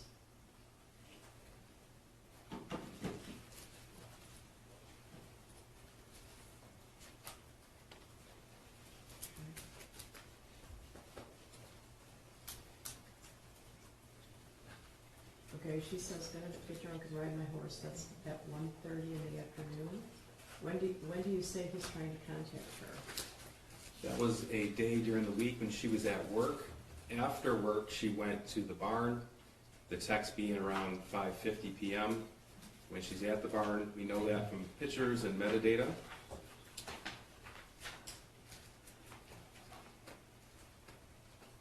Okay, then cans.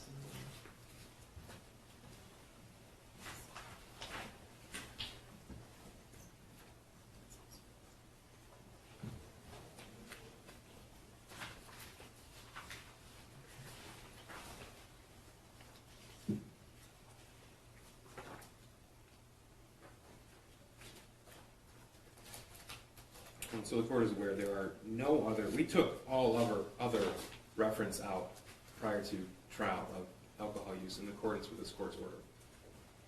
Of course, that's subject to the door being opened. The door was not opened by me saying that she's a vigilant mother. Okay, so they go to the barn after work. Is that correct? Do we know what time approximately they go to the barn? Is it, this text is at 1:30, right? Those texts are from during the day when they're making plans to go to the barn after work. Right.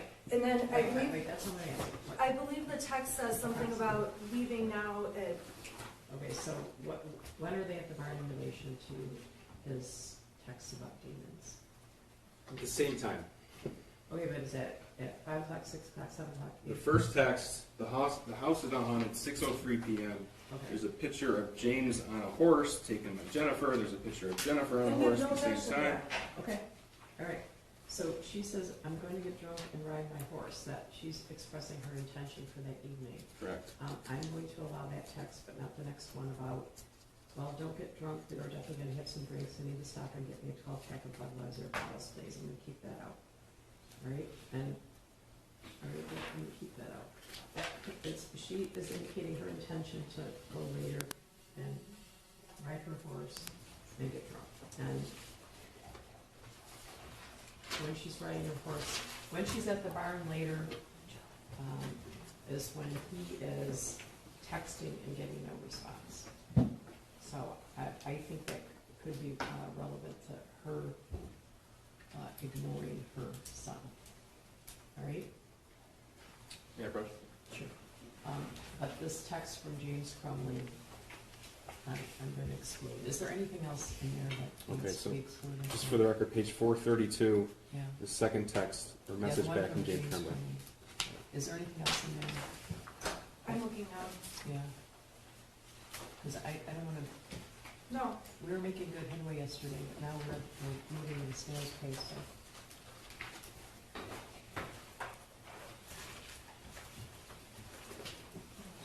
well, Your Honor, there's also a text responding to the one about buying beers. Jennifer just says, okay, but glass is not a good idea. I mean, Yeah, you can strike that too, because it's referring to the text above. It's not relevant. so it would just be those two portions. Okay, yeah, can you strike that? I don't know how easy it is to do it up here, but, It'll just take a minute. okay. All right. This one's. Are there any other issues such as this? I'm looking right now, Your Honor. Okay, well, we shouldn't be looking right now.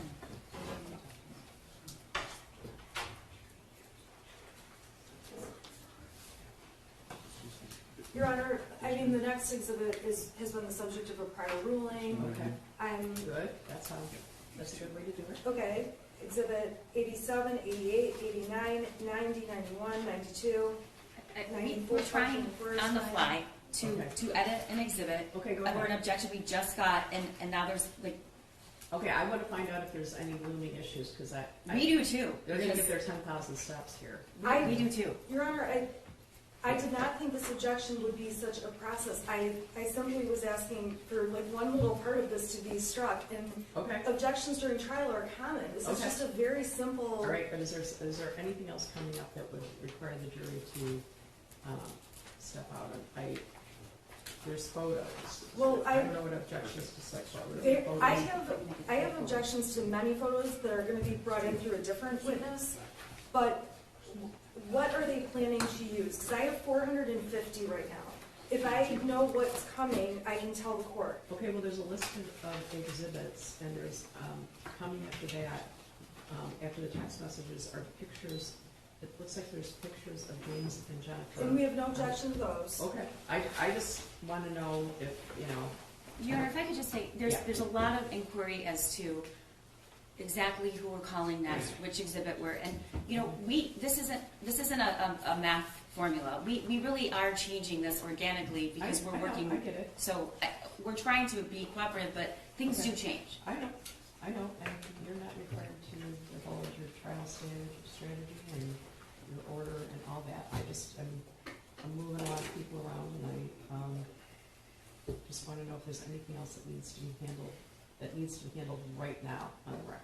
The only other objections, I believe, with respect to this witness, at least for the next very long time, are objections the court's already ruled on. So, Okay, thank you. okay, so at least we can get through, this whole page of exhibits with no problem. All right. Okay, perhaps council can meet with us after court today to go over the next proposed exhibits, and then we can see what objections. Okay, yeah, it's just because I don't want to take jury time. That sounds great. All right? Thank Okay. you. All right, so, So 85 is modified, and yes. thank you. Okay. Are we ready for the jury? I think so. Okay. We're ready.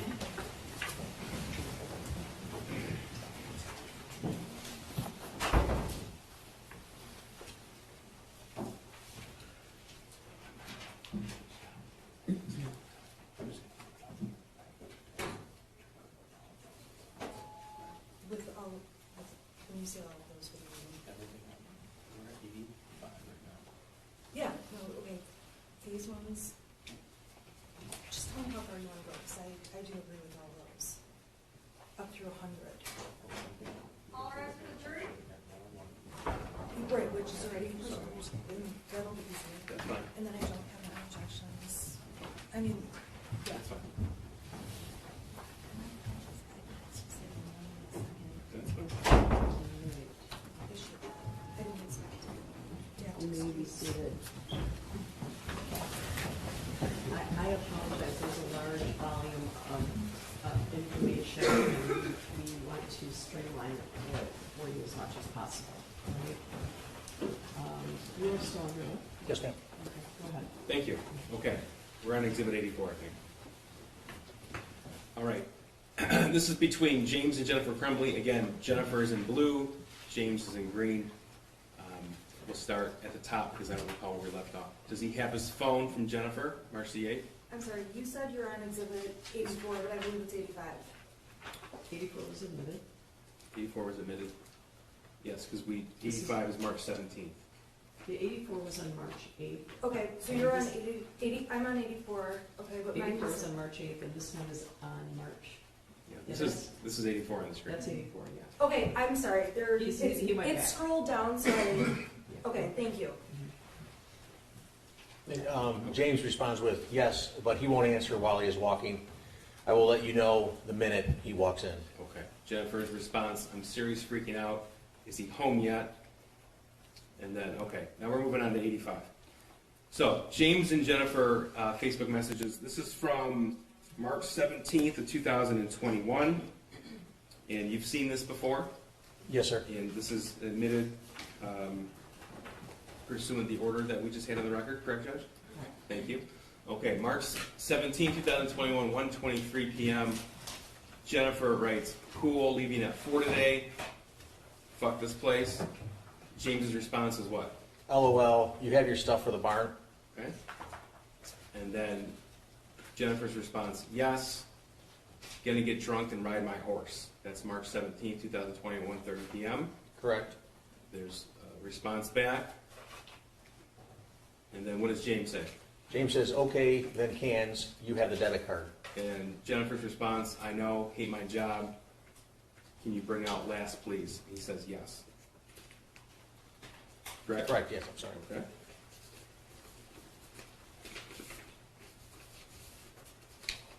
All right.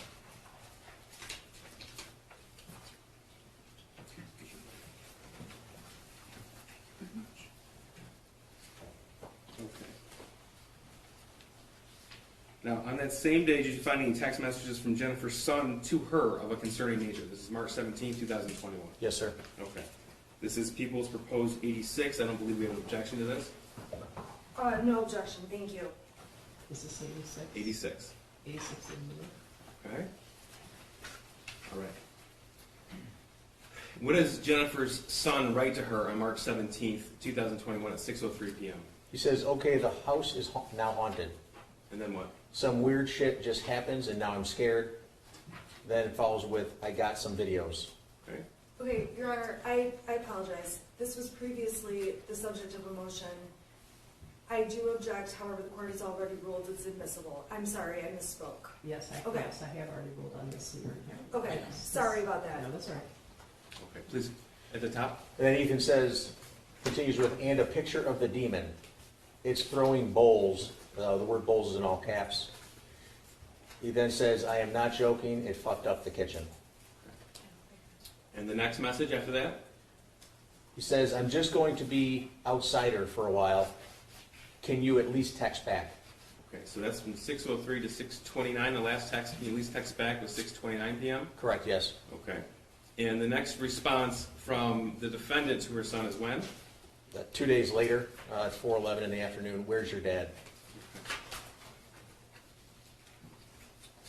Now, this is People's 87 and 88. I don't believe there's an objection to either of these two exhibits.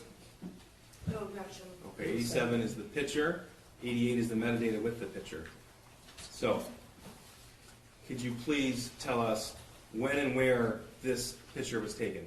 It was taken, the GPS is similar to the previous ones at a horse barn He's on a horse. It was taken on March 17th at 6:03 PM. Okay, 6:03, that's the same time that the text messages regarding the house being haunted and saw a demon? Correct. Okay.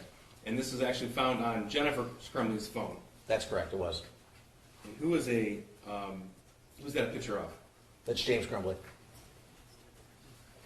And that's St. Patrick's Day, correct? Correct. This is exhibit 88 and, 89 and 90. 89 is the photograph, 90 is the metadata. And we have no objection to 88, 89, or 90. Thank you. And this is also St. Patrick's. Can you move for their admission before you put them on the screen? Yes, Judge. Okay, thank you. This is also St. Patrick's Day 2021, is that correct? Correct, same day. And this is an image also on Jennifer Crumbley's phone. Correct. Okay. And when was this taken? On March 17th at 6:03 PM. Okay. Same location? It appears so, yes. Now I'm going to move you on to exhibit 91 and exhibit 92. I don't believe there's an objection to either of these pieces of evidence. There's no objection. 91 and 92 are admitted. Thank you, Judge. Again, we're still talking about St. Patrick's Day 2021. What time was this picture taken? This was taken at 6:28 in the evening. Okay. And again, is that time and date significant to you as an investigator in this case? Yes, it is. Why? It was the time of the shooter was sending the text messages. Okay. And this is also on Jennifer Crumbley's phone, Correct. 91 and 92.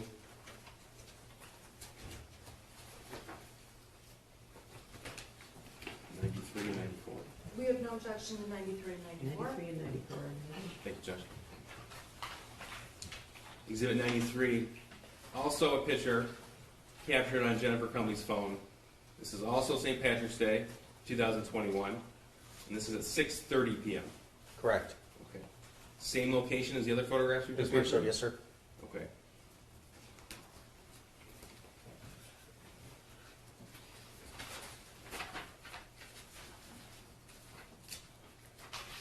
I'm going to go back to Exhibit 83. This has already been admitted. This is the phone log found on the shooter's phone. So the time we're speaking of, those text messages where he sent his mother indication that he was seeing bowls fly off the shelf and the demon, that was between 6:03 p.m. and 6:29 p.m. Is that right? That's correct. Okay. So we already saw that there was not a text back from Jennifer Crumbley, but tell us about the phone logs. What do these show? It shows a phone call from Jennifer Crumbley at 7:24 p.m. Okay. So that's about an hour and a half after he texted about the house being haunted. That's correct. And that was a 19-second call? Correct. Okay. Now I'm going to move on to March the 19th, 2021. This is a Facebook conversation between James and Jennifer regarding their son that day. This is People's 95. I don't believe we have an objection to this. No, there is no objection. 95 is admitted. Thank you. Okay. Again, Jennifer in blue, James in green. Correct. Okay. She said, "Is he awake?" And what did James respond? James responds with, yeah. Jennifer wrote, "How is he?"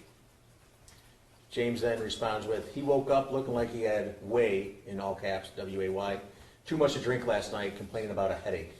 Okay. And then her response is, "Well, he was really worked up and out of control, so I can see why." That's March 19th, 21, at 9:41 a.m. Correct. About 48 seconds later, she wrote, "All I know is he needs to eat, go to work, and work hard and not complain, and he can get his stuff back." Correct. And then March 19th, later on, you responded and didn't get it. That's Jennifer Crumbley's words? That's correct, yes.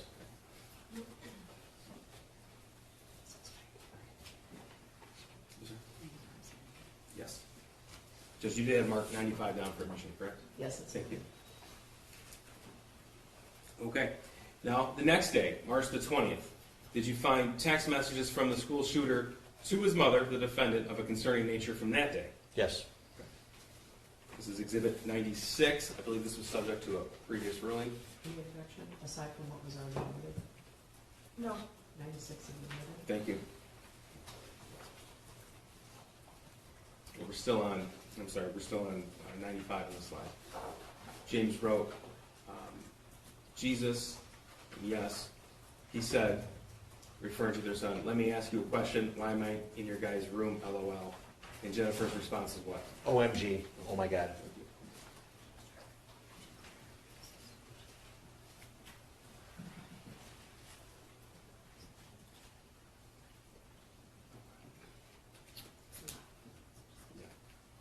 Just- Which exhibit I is this? I have to back up just a little bit, Judge, sorry, thank you. So just to make sure everybody's on the same page, this is Exhibit 95, this is from March 19th, 2021, we've already gone through these. At 9:41 a.m., when Jennifer wrote, he was really worked up and out of control. In the same text message conversation, there's no breaks in this exhibit. And the conversation continued, James wrote what? I totally thought you were giving him a Xanax last night, ... And Jennifer's response was, Does he seem better? and then, No melatonin. and James wrote what? I know.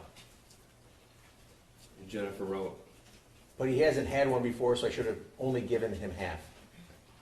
and then James' response is, he is doing his school, says his head hurts, he took Tylenol, Correct. okay? And Jennifer's response was, is he okay to work? That's at March 19th at 11 a.m. Correct. And James's response, Was, yeah. and that's also, it's 11:13 a.m.?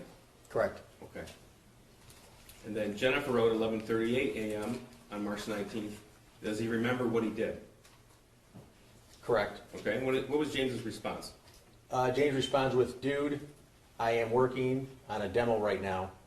I have not talked to him, and he is doing school. And then her response is, Okay then, geesh. okay, thank you. Now, this is 96 that we just admitted. This is from March the 20th of 2021. And again, did you find text messages from the school shooter to the defendant of a concerning nature? Correct. Okay, in the blue, that's all the school shooter's words? Correct. Okay, what did he write to her? He starts with, I finished picking up the room. That was at 2:38 on the 20th. 2:33? 2:33, I'm sorry, Okay. yes. He then says, I cleaned until the clothes started flying off the shelf. And then what? This stuff only happens when I'm home alone. Okay, that's March 20th, 2021 at 2:34 p.m. Correct. And this is the same date and time? Yes, it is. And what did he write? I picked the clothes back up, though. Okay, that's March 20th at 2:34. Correct. And when was the next response to that? By Jennifer was on the 22nd of March at 8:17 p.m. Okay, so I'm going back to Exhibit 83, which is the phone log found, recovered off of the school shooter's phone, specific to these days. Okay, so we just went through March the 20th, and those messages were sent about 2:30 in the afternoon, if you recall, is that right? Yes, sir? Okay, and were there any phone calls in that time period? No, there was not. Okay. In fact, the next call was 6:37 p.m. on March the 20th. Correct.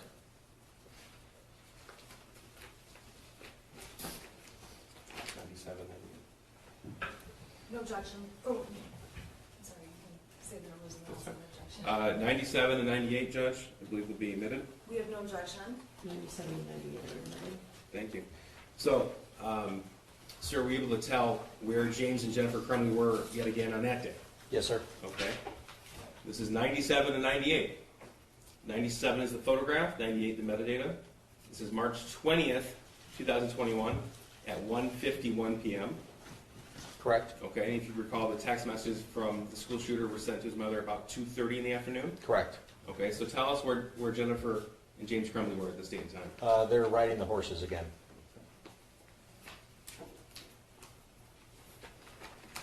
And 100. No objection. Yeah, is it 99? And 100. No objection to either one? No objection to either one. 99 and 100 are admitted. Thank you, Jeff. Okay, now this was taken off of the last picture.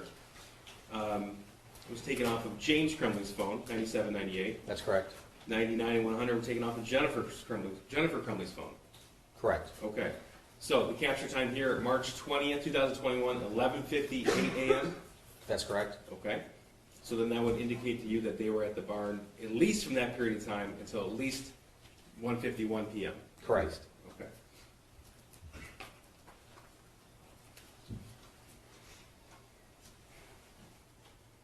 Sir, during the course of your investigation, did you come to learn that the school shooter had only one friend?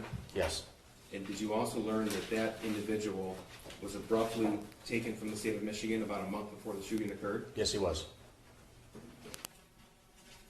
And did you review the text message thread between the school shooter and that other individual? Yes, You've looked at the entirety of the phone of the school shooter as well as James and Jennifer Crumbley's phone, is that right? that's correct. If you could give us an idea, the volume of the data found in the text message thread between the school shooter and his friend. There was over 20,000 text messages just between the two people. I've done exams on phones where the combined number of text messages isn't that much. So what's the relative size and data between that particular text message thread and any other thread between the school shooter and anybody else? I think the most text between any other person might have been near 500, an individual person. I'm going to show you a portion that's been previously admitted by this court of that text message thread from April the 4th of 2021, April the 5th of 2021. That's Exhibit 101. And the court's previously ruled on this. All right. One of one's admitted? Thank you, Judge. So we have names redacted. 101 was found on the shooter's phone, is that correct? That's correct. Okay, so in this instance then, the green would be his words, the shooter's words. Correct, yes. Okay. Tell us what he wrote to his friend on April the 4th of 21. The shooter wrote, like, I hear people talking to me and see someone in the distance, and then corrected the spelling of the word distance. It's April 4th at 11:56 p.m. Correct. Okay. Yeah. What else? The shooter said, I actually asked my dad to take me to the doctor yesterday, but he just gave me some pills and told me to, quote, suck it up. And then what? He then says, like, it's at the point that I'm asking to go to the doctor. Then he says, my mom laughed when I told her. So that's April 4th, 2021, 11:57 p.m. His words, my mom laughed when I told her. That's correct.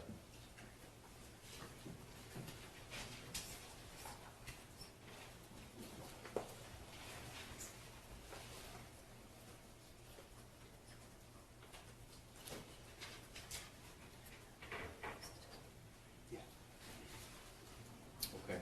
Now, April the 5th at 12:06 a.m. So we were looking at a conversation right up until midnight on April the 4th, and now we're in the early morning hours of April the 5th. What did the shooter write? Shooter wrote, but I'm having bad insomnia, RN, for right now, and paranoia. And then what? He then says, I need help. Okay. And the next slide, or the next text? I was thinking, I calling 911 so I could go to the hospital. Then there's a response from his friend on April the 5th Correct. at 12:12 a.m. And then what did the shooter write? The shooter writes, but then my parents would be really pissed.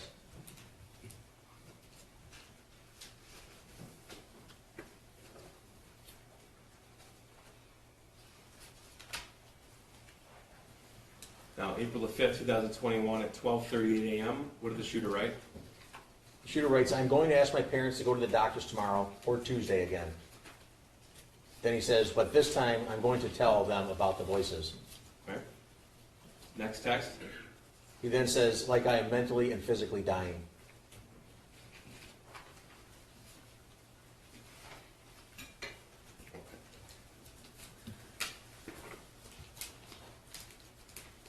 Before we get to Exhibit 102, in the course of your forensic examination of James's phone, Jennifer's phone, and the school shooter's phone, you're able to look at certain apps that are installed. Is that right? That's correct. Okay.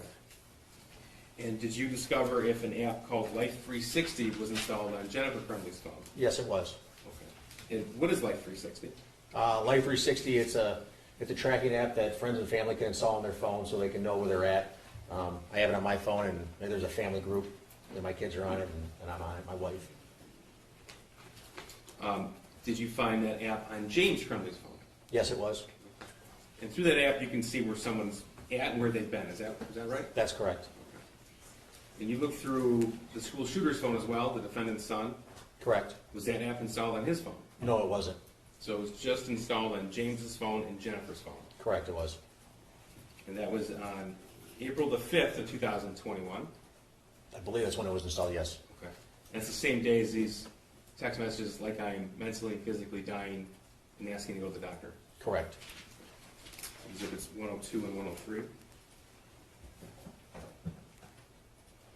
I'm sorry, are these, this is 102 and 103? We have no objection, sorry. 102 and 103 are amended. I'm sorry, did you say that the date of the installation was April 5th? Is that what you said? Yes, ma'am. So on the screen here, we can see the timestamp purchase date, April 5th, 2021. That's on Jennifer Crumbley's phone, correct? Correct, yes. Okay. And exhibit 103, on James Crumbley's phone, we have April the 5th, 2021 as well. Correct.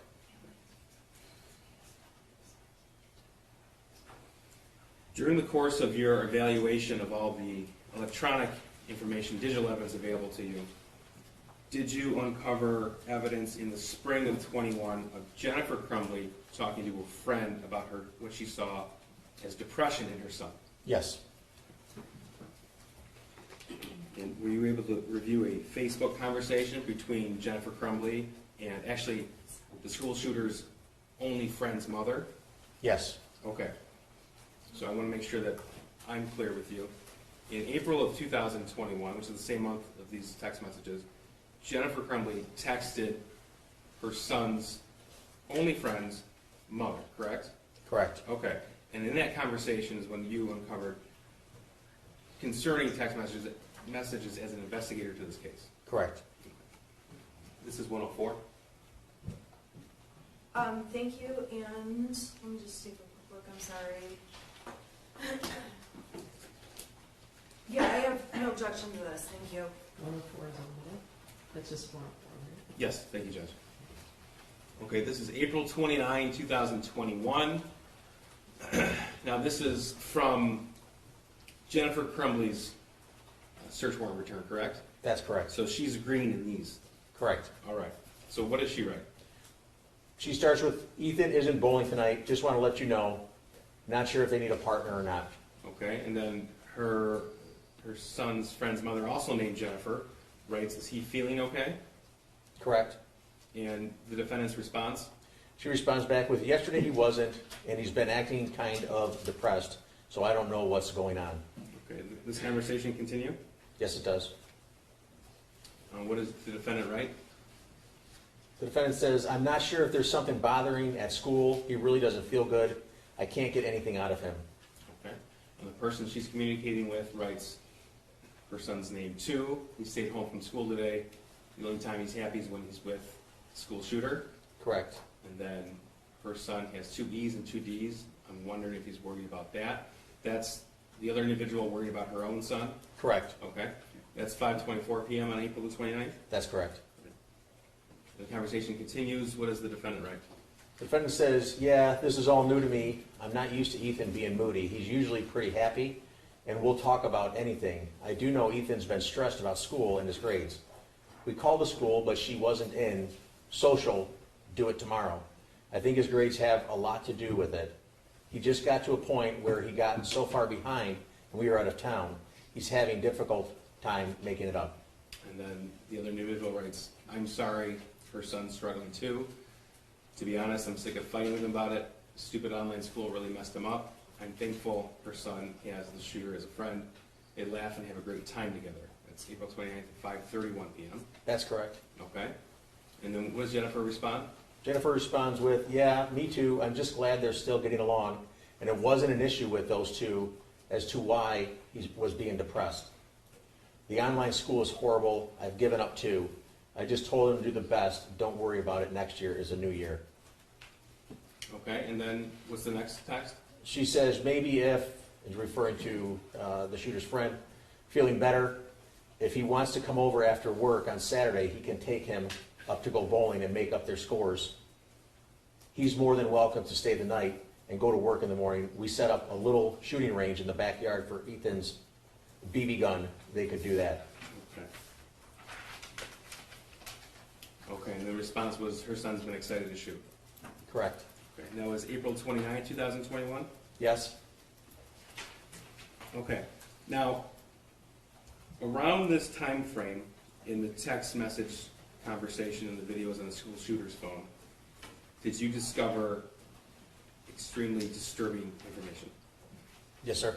Okay, and I'm not asking you to go into detail, but as an investigator, it was important to you. Yes, it was. Okay, and in fact, it was in the days after these messages were sent? Yes, it was. Okay. And the school shooter shared that with his friend, his only friend he had. That's correct. And you mentioned that his only friend was taken out of the state, Correct. and it seemed to be without notice to the school shooter? Correct. Okay. Did you uncover evidence that either James or Jennifer Crumbley commented on the fact that his only son was taken, or his only friend was taken out of the state? Yes. This is Exhibit 105.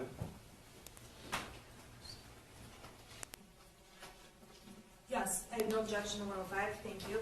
What if I was in the middle? And you said that was around about a month before the shooting at Oxford High School? Yes, it was. Okay. So, this is from Jennifer Crumbley's Facebook, again, to the mother of her son's only friend. Correct. Okay, and this is October 31st, 2021, 9 o'clock in the morning? Yes. Okay, and what does she write? Jennifer writes, James filled me in on Ethan's friends last night. I'm so sorry you guys are having to make such a hard decision. Please let me know if you need anything. Okay, and then November the 3rd, she wrote what? She says, how are you guys all doing? Been thinking of all of you a lot. Okay. And you know from your investigation, this is the time frame when the shooter's friend was taken out of the state? That is correct. Okay, in this conversation, November the 4th, that other individual writes what to Jennifer Crumbley? She writes, hi Jen, we're doing okay. It was the hardest thing I've ever had to do. I worry about him constantly and miss him terribly. I know that he's where he needs to be to get better though. Thanks so much for checking on us. I appreciate you and your family. She's referring to her son, the shooter's friend, was only happy and relaxed with you guys. And in response? Jennifer responds with, please keep us updated. I know Ethan misses him. If you guys need anything at all, please don't hesitate to ask. And that was, again, in November of 2021 before the shooting. Correct, on the 4th, yes. Okay. Now I'm going to direct your attention to the days around the shooting and what you were able to obtain as far as a digital footprint of the Crumbley camera. Okay. Starting November 26, 2021, is that date significant to you? Yes, it is. Why is that? That was the day the gun was purchased. Okay. And we heard yesterday that the gun is in the murder weapon? Yes, sir. Okay. That was a 9mm Sig Sauer handgun? Yes, it was. Okay. That's been admitted in evidence, and we heard it was bought from a firearms store in Oxford. That's correct. Okay.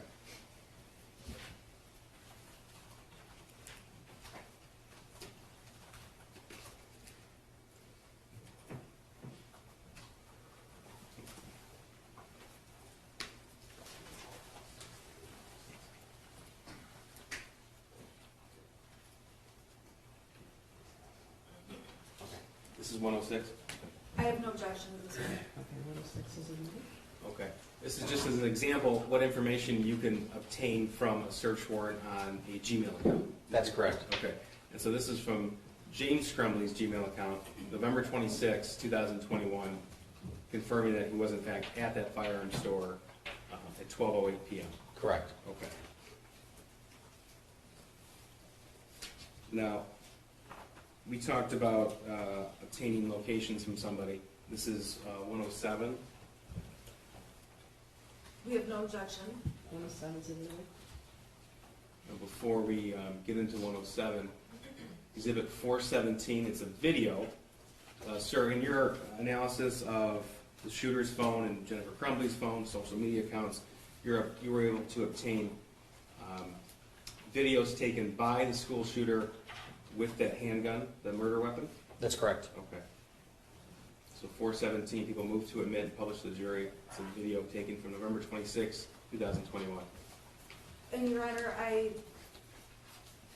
I'm sorry, I have to just take a look really quick, because we Okay. just jumped ahead like a couple. Yeah, it's 417. Yeah, let me just take a quick look, I'm sorry.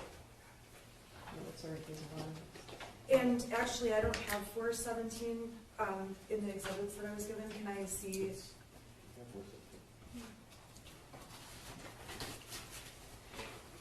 It wasn't on my hard drive, but it was okay, Your Honor, I have no way to play this, and I don't have this. All these, Can I just have? I don't know it's a what- very short video. It's not on our. I just need to see what the video is. Can we just unplug the computer and can you just show it to me really quick? Is there audio? No, Was it provided to the defense? yes. It's, It was shown at the preliminary examination as well. Your Honor, I'm sorry, it's not on the exhibits they gave me on the disc, so there's a million videos in this case, and I have no idea which video it is. Okay. I probably have no objection, can I just see what video it is? Sure. Well, I guess I thought for a moment when he said it was played at the preliminary examination, it might refresh your recollection about what it was, but if you can take a quick look, that'd be great. I don't have a flash drive player on here, so can we just turn the screen off for 1 second and just take a quick look? Yeah. And I apologize, I No, it's okay, there's a lot of stuff. I don't want to release the jury because their lunch is not made. I haven't made your lunch. Oh, yeah, sorry. Yeah, sorry. I'm having lobster. Okay, and so this is 417, 417. okay.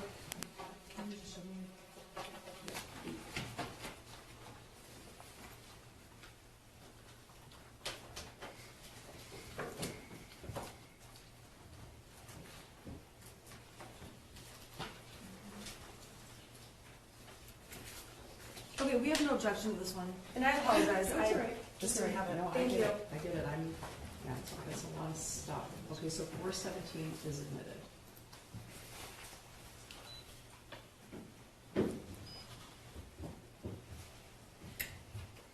Okay.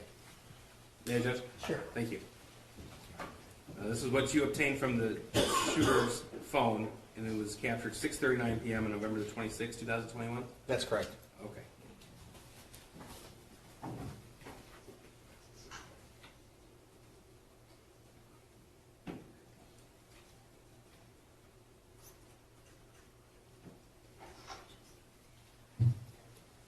So that video was taken the evening the firearm was purchased, Correct. and that is in fact the murder weapon, the 6-hour 9mm? Yes, sir.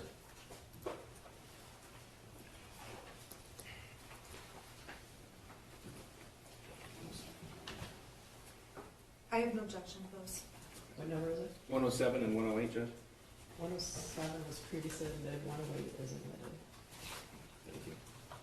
Okay, now, Agent Brandon testified yesterday to much about the evidence regarding the firearm, so I'm going to move you ahead to November 27th, which is the next day, the day after the 6-hour was purchased. Okay. All right. So, all right, 107. This is evidence obtained from James Crumbley's Gmail account, is that right? That's correct. Okay, so you were able to tell what James Crumbley was doing from 8 a.m. to 8:59 p.m. on November 27th, 2021. Correct. Okay, and tell us what was he doing? He was delivering DoorDash. So these dots, these data points, are what? What do they signify? Those are the GPS locations that were provided when the location services was turned on from Google. So we know he was out of the house basically the whole day. Correct. Okay. Now, 108, we have Jennifer Crumbley's Gmail data points, and from what time period? That's from 2:29 p.m. to 3:32 p.m. Okay, and this is Exhibit 108. It shows she's out of the house from about 2:30 to 3:30. Is that right? That's correct. Okay, thank you. Now, the next day is Sunday, November the 28th, 2021.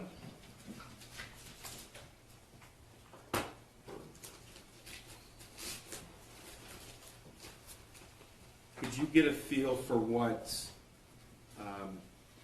Jennifer Crumbley was discussing based upon her Facebook messages, what her plan was doing on November the 28th, 2021. Yes, Okay. And in fact, you recovered chat history with an individual named Kira Pennick. That's correct. Okay. And did the course of this investigation, did you come to learn who that person was? yes, I did. And who was that? She was the owner of the horse farm. Okay. That's the horse farm where Jennifer and James Crumbley would board their horses? Correct. Okay. So she's going to testify later on in this trial, but you reviewed their Facebook chat history. Correct. Okay.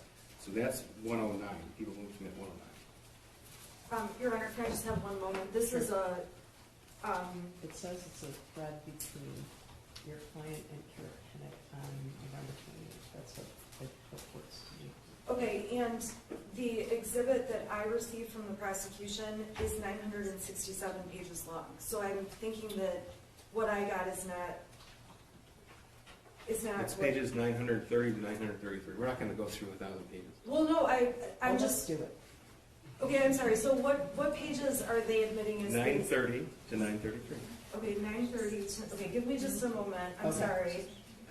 I got the whole file, like, It's on the exhibit list. With Yeah, what but pages?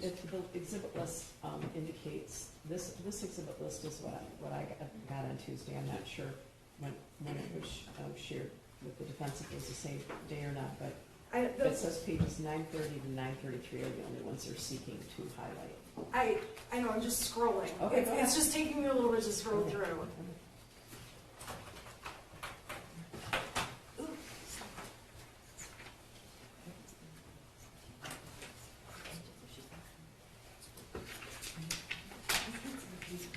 I need to use my computer.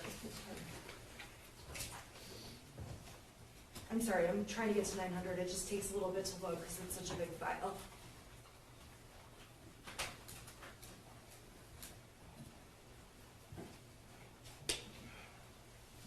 Okay, so it's pages 901 to, 930 to 933. Exactly what was written on the exhibit list. and I'm trying to get to the pages. The file they gave me is much larger than 3 pages. Okay. The exhibit is- On every other exhibit, they have narrowed it down, and this one is much bigger. I just need a Okay, moment. you're good, you're good. The exhibit list says, the pages, that they're. I know, but I can't pull it up fast enough because my computer's, I'm trying to go as fast as I can. Okay.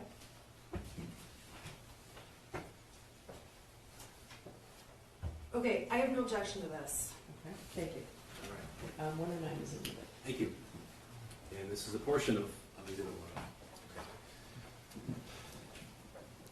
1. Okay, so green is who? It's Jennifer. Okay, and what's she writing? Was his front swollen again? Okay, and then the response? That is from Kira Pennick. Right, I'm the same, I'm not sure, I'm not doing chores, but I'll ask my dad when I see him. Okay, so did you come to learn when Jennifer writes, was his foot swollen again? She's referring to one of her horses. Correct, yes. Okay. And Kira's response? If Billy keeps stocking up, I think you should have the vet out for him. Just want to make sure it isn't anything serious. And Billy's who? The horse. And Jennifer's response? He's got mid-fever. James is coming out in the morning to put some stuff on him and calling vet for antibiotics. And then she corrects with mud. Okay. Billy's one horse and they have 2 horses at this point, right? Correct. Okay. And then what does Kira say? Kira, then, that's crazy, never seen it react like that. Want me to just put stuff on it daily? I can. I didn't do chores this weekend, so don't know if it got done. So the last message in this exhibit from Jennifer Crumbley to the individual who boards those 2 horses is November 28th, 2021. That's Sunday, 8:18 p.m., Sunday night. Correct. And she writes, yes, let's do Tuesday. I'll have James leave the mixture out there. I don't think he's sore from the ground. He's just fine lunging. Just need to keep moisture off his scratches and get him on antibiotics. Should be clear in a week.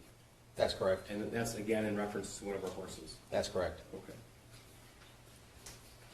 Now, did Jennifer go to the barn that day? Yes. When you say that day, you mean the 28th? Yes, thank you, Judge. This is 110, 111. No objection to those. 110 and 111 are admitted. Thank you. 110, this is from her Gmail search warrant return. We can tell that she's at the barn at noon on November 28th. That's correct. Okay, and she's back at home, this is exhibit 111, at about 2 o'clock. Correct. All right. Now, moving on to Monday, November the 29th. That's the day before the shooting, right? That's correct. Okay.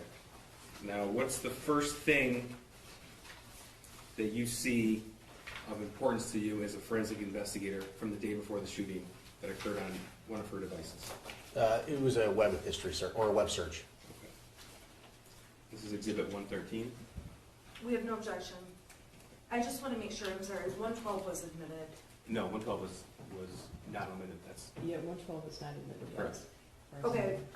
Okay, so 113, we have no objection, thank you. 113 is admitted. Thank you. Okay, 113. This is a snippet from a Cellbrite extraction report of Jennifer Crumbley's web history. That's correct. Okay. So, tell us please, what was she researching November 29, 2021 at 3:05 in the morning? In the second column, you can see where it says research clinical depression treatment options. It was Yahoo search that was used. Okay. In the third column, you can see exactly that. That's what was in the URL bar, the web address bar that she typed And that's the day before the shooting in the early morning hours? at 3:05 a.m.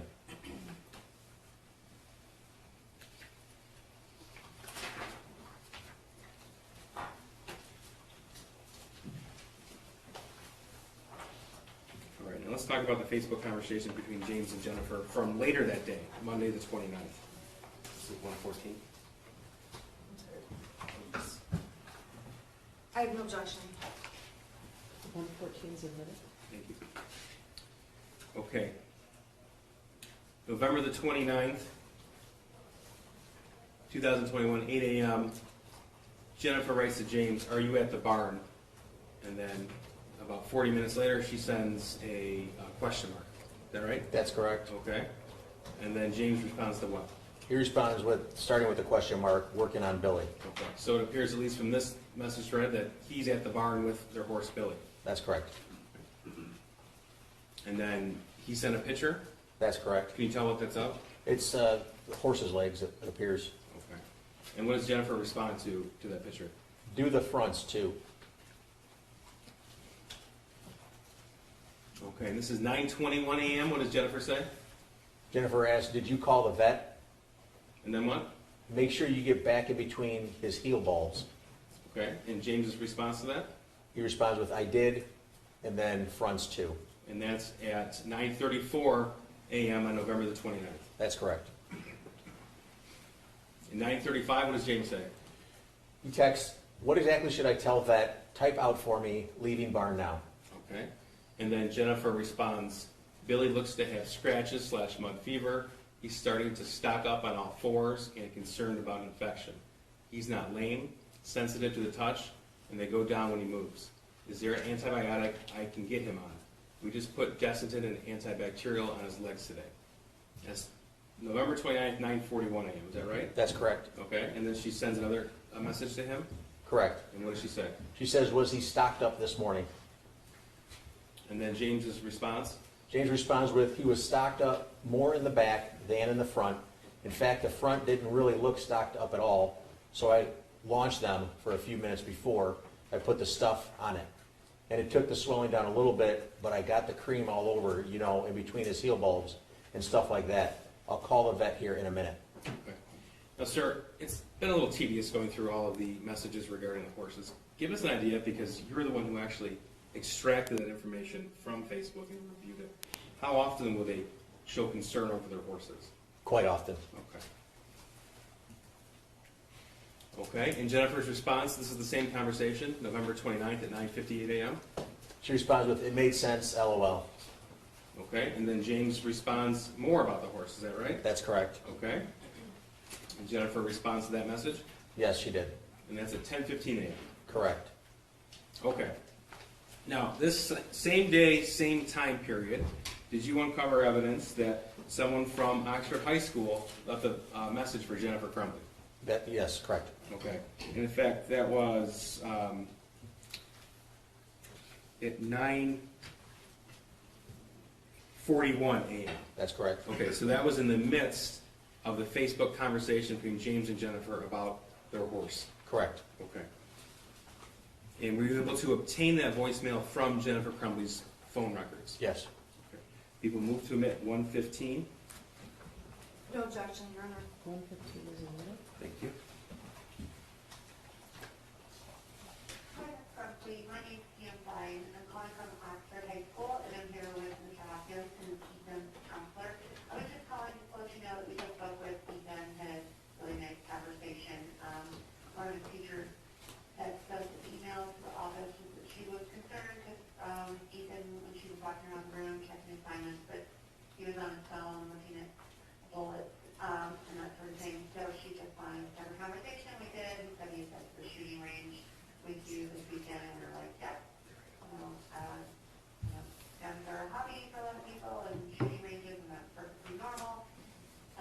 And that we just wanted to make sure, had a conversation with him about the things he searches at school, and things versus searching at home, like Mr. Hopkins gave a good example of, like, if a teacher makes beer at home, perfectly normal and healthy, but can't be using searches for making beer at school. So we had a conversation. He was great. He said, yep, I get it. So I just wanted to let you know we did have a conversation with him, and about 5 minutes, and he went back to class. All right, if you have any questions, you can give me a call. Otherwise, it'll be a great holiday. Thanks. Bye-bye. Okay, that was the day before the shooting at 9:41 a.m. Correct. Okay. Did Jennifer Crumbley access that voicemail? Eventually, yes. Okay, this is Exhibit 116. We have no objection. 116 is a minute. Thank you, Joe. And according to your analysis, she accessed the voicemail at 11:49 a.m. That's correct. Okay. So that's still in the midst of the conversation she was having with James about their horse. Correct. Did you uncover evidence that Jennifer Crumbley texted her son about that voicemail? Yes. Okay. This is Exhibit 117. I have no objection. 117 is a minute.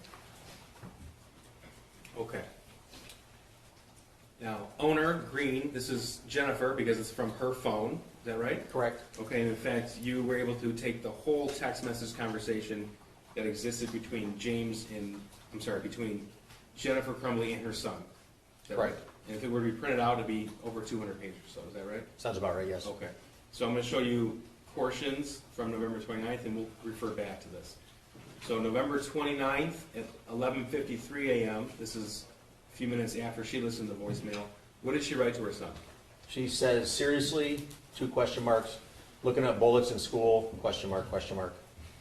And he writes back, what? And then, oh yeah? Correct. And then he wrote what? I already went to the office for that. It was in first hour. All I did was look up a certain caliber at the end of class because I was curious. It was on my phone. Okay, that's 11:53 a.m., November 29th? 11:54. 11:54, Yes, thank sir. you. And then what did he write? Completely harmless. Teachers just have no privacy. They said I'm all good. Okay. And then the next message? The shooter continues, I understood why. They talked to me and they said, that is, I'm good. Okay, and then he wrote, this is nothing I should get in trouble. This is nothing I should get in trouble about. Correct. He wrote that to the defendant at 11:55 a.m. That's correct. And what was her response to that? You're not, they left me a voicemail with the hand over face emoji twice. Okay. And then what did she say? She then says, did you at least show them a pic of your new gun?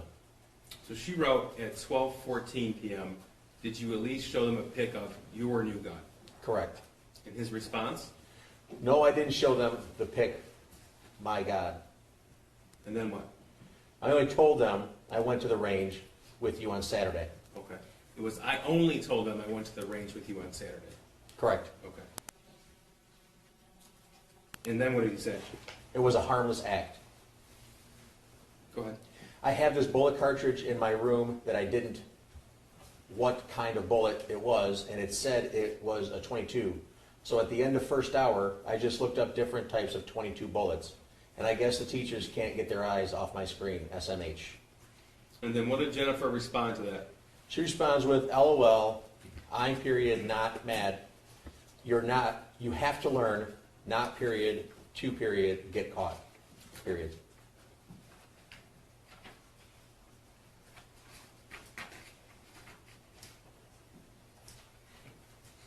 And his response to that? IK, or I know, LOL. And then? 2 laughing emojis. And then he responds with, I just didn't want something this little to get me in trouble because, well, I didn't want to get in trouble, LOL. Okay, and then what did he write? The shooter says, I want to hear the voicemail when I get home, though. Also, I never tried to hide me looking up the bullet. I just didn't think a teacher would be staring at my phone. And then what did she say to the defendant? She says, okay, I saved it. Sir, did you find evidence that Jennifer discussed this incident with her husband James that day? Yes. This is 118. Thank you, no objection to 118. 118 is admitted. This is a Facebook message between James and Jennifer Crumbley. Correct. Okay. And then Jennifer's now in blue. Correct, yes. Okay. And what did she write? She writes, Ethan, tell you what happened today. And his response? James' response was, yeah. And correct me if I'm wrong, but there's no further discussion between the two of them on Facebook Messenger. No, there's not.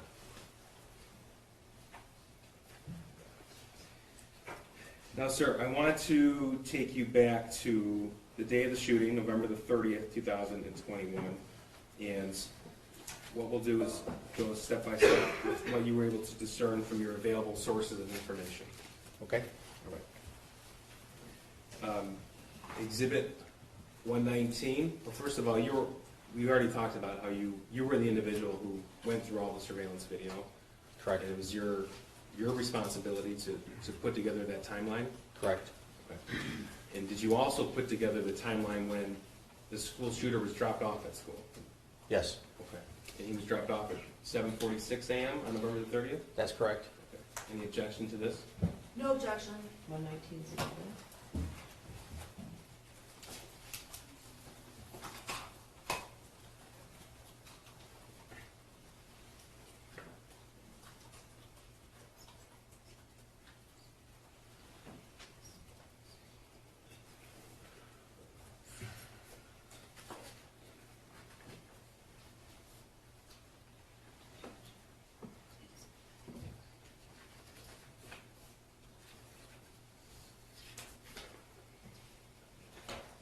Do you see him being dropped off? Yes.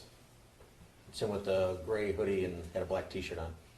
Right there? Correct. Judge, in looking at the time, this might be a good time to break for lunch, given the fact that we're starting to go through the evidence from the day of the shooting. If your lunch is ready. Yeah, well, that's a good point. Just because this is now it's a transition. Oh, okay. All right. Your lunch is here, so, I want to let you know that because you're on the stand right now, you're not allowed to discuss your testimony with anyone until you're finished testifying, okay?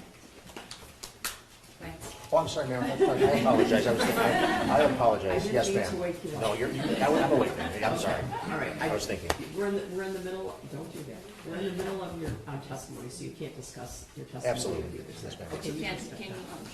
I You was can really eat lunch, lunch. you can eat lunch. All right, so you can step down. All right, so, can we come back to quarter to one? That's enough time, right? So your lunch is ready and integrated, okay? All rise for the jury.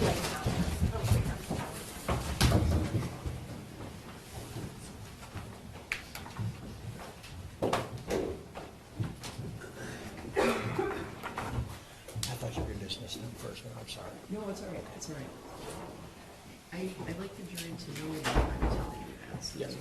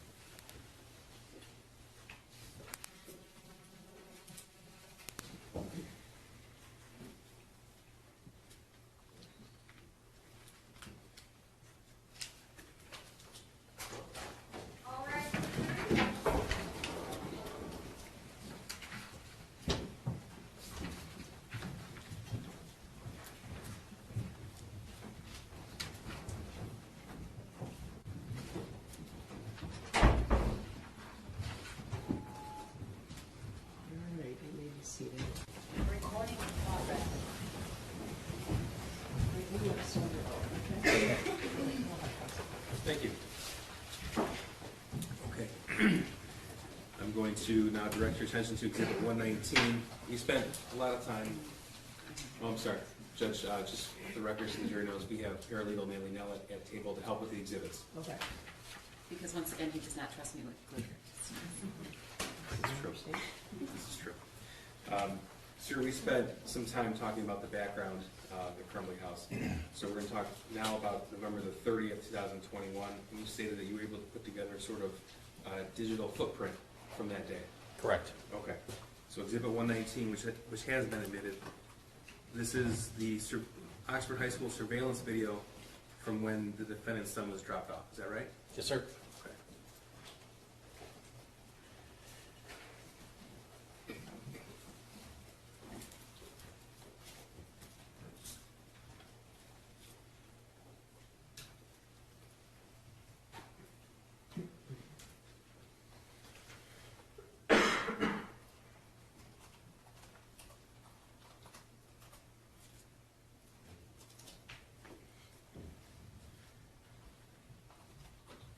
You determined that he was dropped off by James Crumbley at 7:46 a.m.? That's correct. Okay.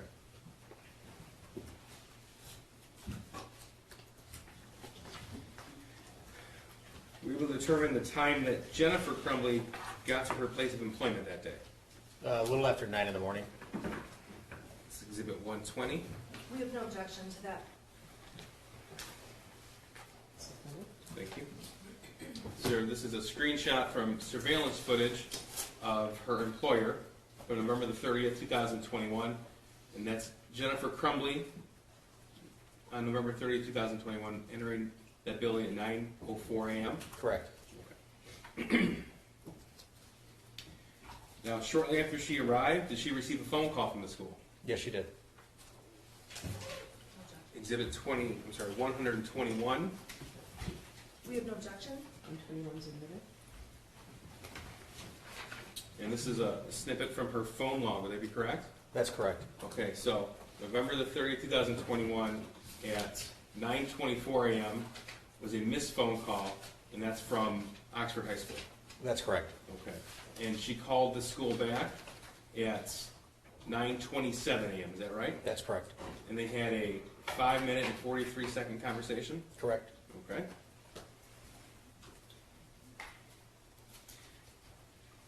Now, did she receive a text shortly after that phone call? Yes. Right, this is Exhibit 122 and 123. I have no objection to 122 or 123. 122 and 123. So 122, this is the text message found on her phone from an individual. It ended up being her son's school counselor at Oxford High School. Correct. Okay, and this is a picture of what we'll call an altered math worksheet at 9:31 a.m. Correct. All right, and if you were to click on that link, this would come. Correct. Okay. And then did she also receive an email with the original math worksheet? That's correct. All right, this is Exhibit 124. No objection. And this email, 124 is admitted. thank you. That was shortly thereafter. And the image in the email was in fact Exhibit 74, which was the math worksheet that her son created on November the 30th. Correct. Okay. So she had this information about 9:30 in the morning on November the 30th. Correct. Okay.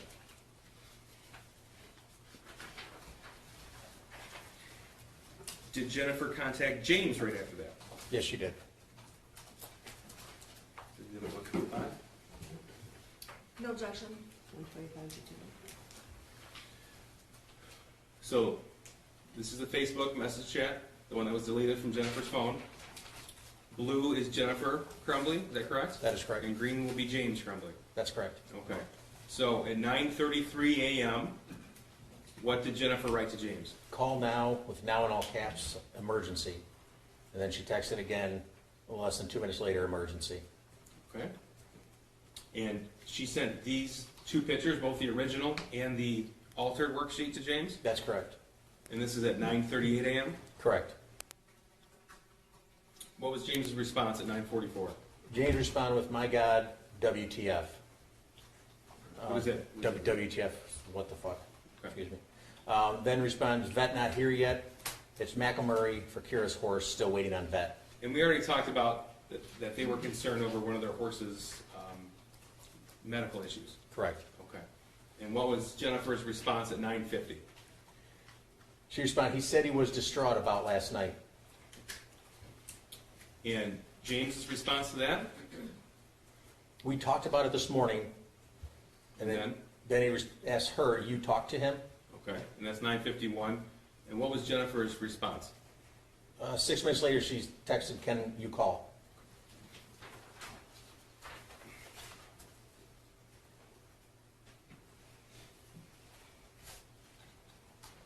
Did Jennifer leave her work and head to the school? Yes, she did.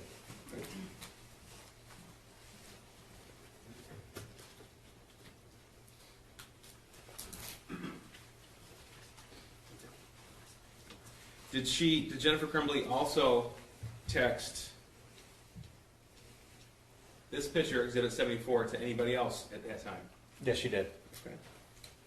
This is Exhibit 126. We have no objection? 126 is amended. Now, she sent this picture, this text, to Andrew Smith at 10:05 a.m. Correct. Okay. Did you learn who Andrew Smith was? Yes, I did. And that was her boss? Yes, it was. Okay. And what did she text with the caption on this picture? She said, I have to go to my kid's school. Counselor just called, and this is what I'm dealing with. I'll be back 11:30 to 12 at the latest.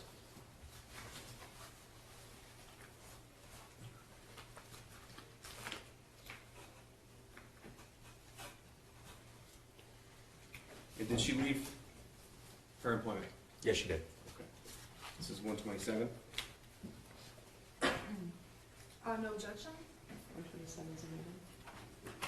Okay, this is her leaving at 10:06. Yes.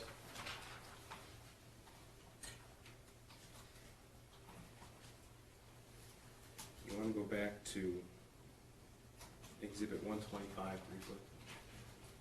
Skipped over it. She wrote, can you call at 9:57, and then what did she write? She wrote, heading to his school, I'm very concerned. Okay, so at 10:04, she wrote, heading to his school, and I'm very concerned. At 10:05, she sent that picture right here to Mr. Smith. Correct. At 10:06, she walked out the door to the building. Correct. Okay. Did James and Jennifer Crumbley have a phone conversation at this point? Yes, they did. Okay. This is 128. No objection? 128 is amended.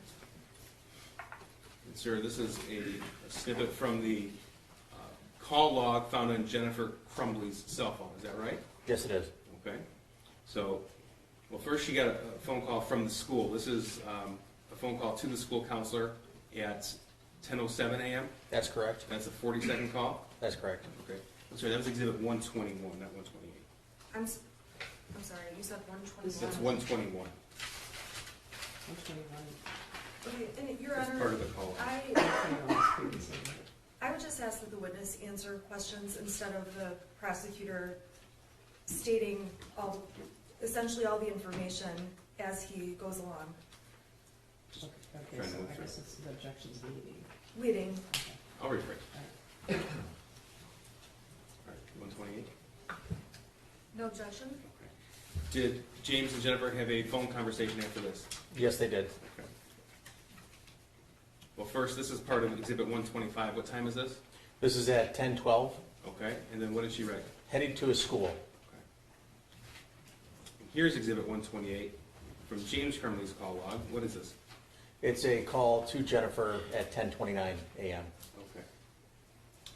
So at 10:29 a.m., they have a 7-minute and 16-second phone conversation. That's correct. Did both James and Jennifer Crumbley arrive at the Oxford High School? Yes, they did. Okay. And approximately what time did they arrive? It was around 10:20, somewhere around there, I believe.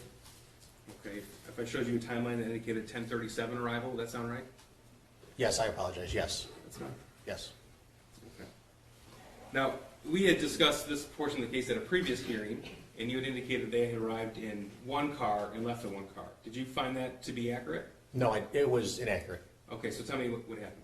It was, so the video system that they have only starts recording when there's enough motion to save space on the system. So they were too far away from the camera to pick up. When I initially saw them, all of a sudden they just appeared in front of one of the cars. So I assumed that they had come together, Okay. And when did you come to find out? that they had drove separately. Okay. So Exhibit 129 is a portion of the Oxford High School surveillance video that depicts their arrival and the period of time they were inside for that meeting with the counselor. Is that right? Yes, correct. Okay. People moved them at 129. I have no objection, but I'm just wondering if it's the actual video, that's the. Correct. That's the exhibit. Okay, no objection, thank you. 129 is in there.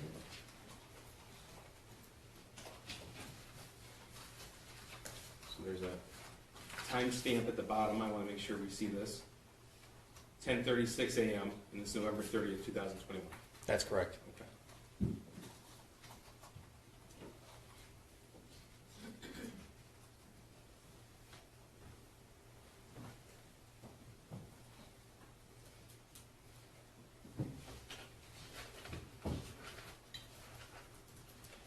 And let us know, please, when you see either the defendant or her husband.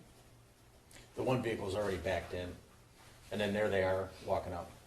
A is the defendant and her husband Yes, in the magnified area. correct, yes.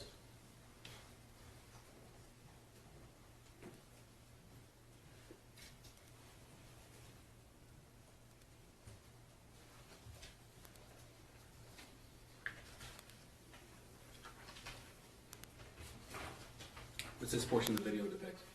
Them coming into the school, Well, what area of the school? the front by where the offices are. Okay. This is 10:39 a.m. Correct.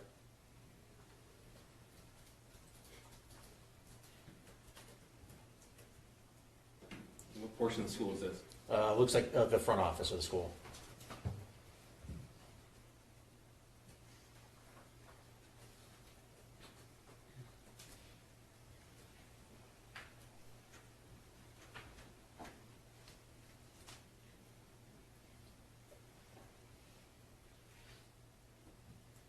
Now, this time right here, that's a broken clock, correct? It is correct, it never Okay. changes.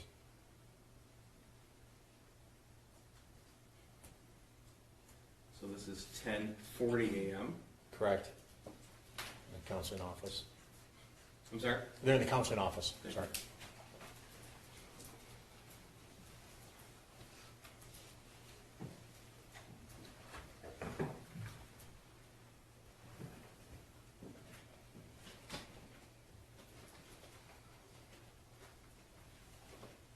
Did you come to learn who this person was, who greeted them? Yes, Who's that? Sean Hopkins, Okay. He's the counselor at the Oxford High School? that's correct. Or one of the counselors? I should One of say. the counselors, yes. And the time skips a little bit. This is now 10:52 a.m. What do you see in this portion? That's the shooter coming out of the Mr. Hopkins' office. With the red backpack? Correct, So they walked in at 10:41 and the shooter walked out at 10:52? correct.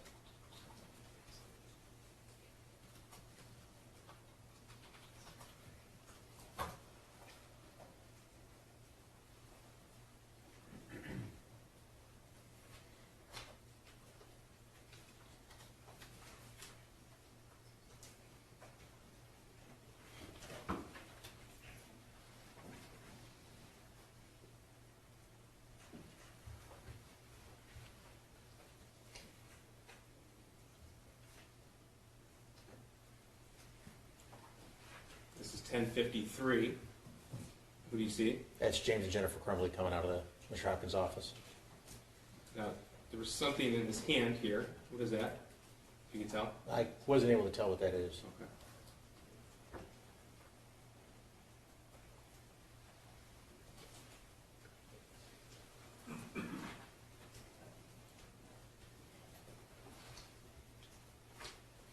Okay, Jennifer Crumbley has a piece of paper in her hand. Yes, she does. Did she have that walking into the counselor's office? No, she did not.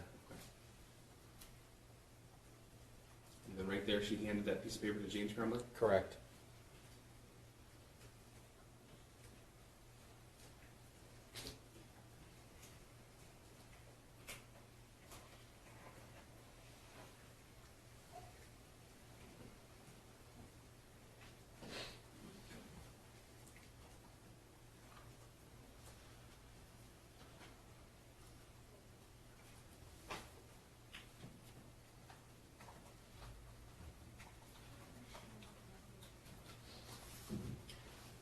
this is 10:54 and almost 10:55 a.m.? Correct? Okay. Do you see James and Jennifer Crumbley at the top of the screen walking Yes, in the car? yeah, they're at the top of the screen coming Okay. from school. Thank you.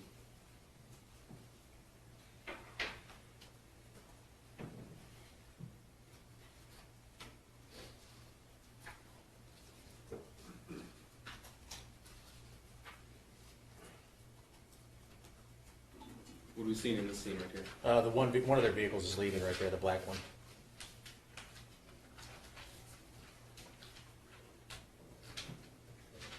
Then in that third row on the far right, the other car should be leaving shortly now. Okay.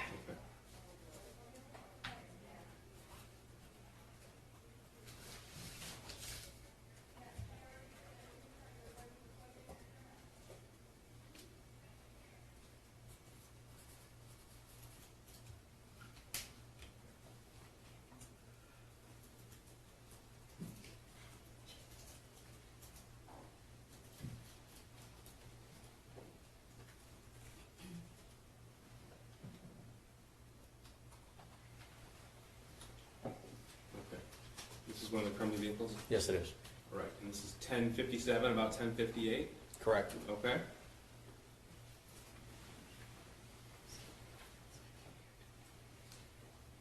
So we saw them walk in at 10:41 to the office. Their son left at 10:52. is that right? Correct. And then we saw them leave the parking lot here at 10:57, 10:58. That's correct. Okay.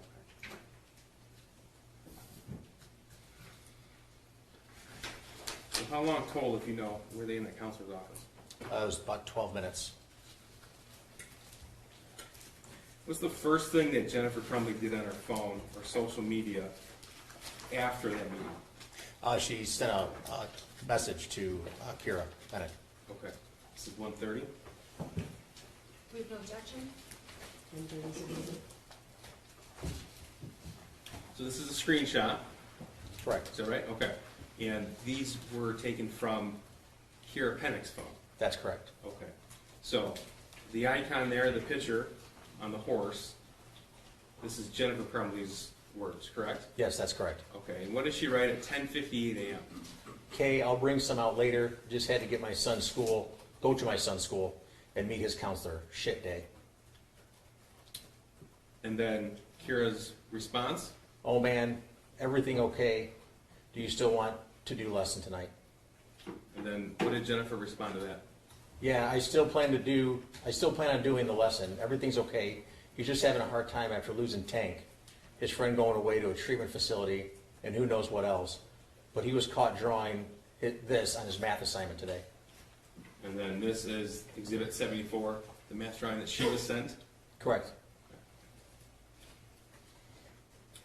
And then what did Jennifer write in this post, or in this message? As long as I can get out there early enough, because I had to leave work for an hour, and I have a meeting in Southfield at 3, but I should be done with that by 4. I plan on being there. Plus, the vet said it's better for him to move around to keep his circulation going while he's dealing with mud fever. Good times. She's talking about her horse, right? Correct. Okay. And when she said, I had to leave work for an hour, she's talking about when the school called her for that meeting. That's correct.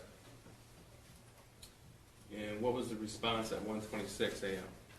She's. Oh, I'm sorry, if you can read that. It's Kira responded with, "OMG, oh my God, he needs some horse therapy. I bet he." And then it cuts off. Okay, that's fine. The rest of these will be in through Kira later on. What's the first thing that James does when he leaves the meeting? Starts door dashing. This is 1:31. No objection? 1:31. So what are we looking at right here? That was a response from a search warrant served to DoorDash. Okay, so we have not just the 30th, but we also have the 29th. I'm going to direct to the first DoorDash, November 30th, 21, at 11 a.m. Is that right? That correct. That's when he checks in. Okay, so that was about 4 minutes or so, 3 minutes after he left the parking lot? That's correct. And Jennifer's text to Kira was about 2 minutes after she left That's the parking correct. lot? Did Jennifer go back to work? Yes, she did. All right, here's 1:32. I'm sorry, I'm just trying to read fast. No objection? 132, Thank you. And this is what? Her re-entering her place of employment at 11:24 a.m. Okay. And that's November 30th? Correct.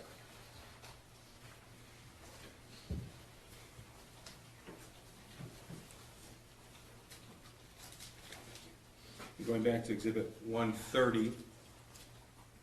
First, what's the next thing she does, either on her phone or social media accounts after 11:24? I'm sorry.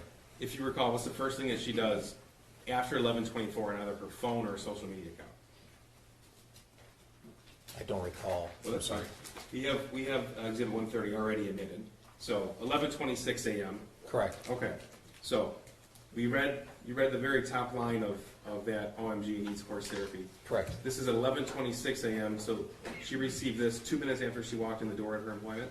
Correct, yes. Okay. Thank you. Go ahead and read that. Says, OMG, he needs some horse therapy. I bet he would love Mo. Whatever works for you, just let me know. I only have Bella's lesson tonight at 5:30, so anytime after her lesson is fine. And what did Jennifer Crumbley write back? Jennifer responds with, okay, yeah, well, he'll be coming with me tonight. James is working. He can't be left alone. From the context of this conversation, did you take it that he was referring to her son? Yes, correct. And what did Kira write in response? Does he want to ride? And her response? Jennifer responded, I don't know. Maybe brush a small horse so he's not intimidated, LOL. And then Kira? Kira responds with, Mo would be perfect. And then Jennifer responds with, okay. Okay. Kira then goes on to say, make it a family event. Coming out to the barn, really though, I've seen some amazing things done with horses, with kids. Thank you. Now, did Jennifer Crumbley text her son after that school meeting? Yes, she did. Okay. This is 133. I'm sorry, just, sorry. I have no objection, I'm sorry. Thank you. Now, this is the same text thread that we had referred to earlier, found on Jennifer Crumbley's phone between, this was on the shooter's phone. No, I'm sorry, Jennifer Crumbley's phone. Yes, The entire text thread. correct, yes. Thank you. Okay. Green is Jennifer Crumbley, blue is her son. Correct. Okay. Tell us what she wrote to him at 12:21 p.m. on November the 30th. She said, she asked, you okay? And then he responds shortly after that, yeah, I just got back from lunch. Okay, and her, what did she say? About 60 minutes later, she says, you know you can talk to us and we won't judge. And his response to that at 12:42 p.m.? At 12:42, he says, I care, I know, thank you, I'm sorry for that, I love you. Now, we'll introduce the rest of the thread. Did she respond to that? No, not immediately, no. When did she respond to it? After the shooting started. After the shooting was made public? Yes. How many minutes later, if you know? Over a half an hour. Now, you're the investigator who pulled the footage, you reviewed the footage, and you know the timeline of the shooting, the day of the event. Correct. Okay. And so at 12:42 p.m., you know that was a few minutes before the shooter went into the boys' bathroom outside of 258, classroom 258, and began to load his firearm. That's correct. And he emerged at 12:51 p.m. That's correct. Now, what's the first relevant event in either James or Jennifer's phone or email or social media accounts after 12:42 p.m.? An alert was sent to, an email was sent to James's phone from the high school. This is 134. No objection? 134 is another. Thank you. This is an email from Oxford Community Schools sent to James Crumbley's email address at 1:09 p.m. Correct. And that's, to your knowledge, the active shooter alert that went out to all parents in the district? That's correct.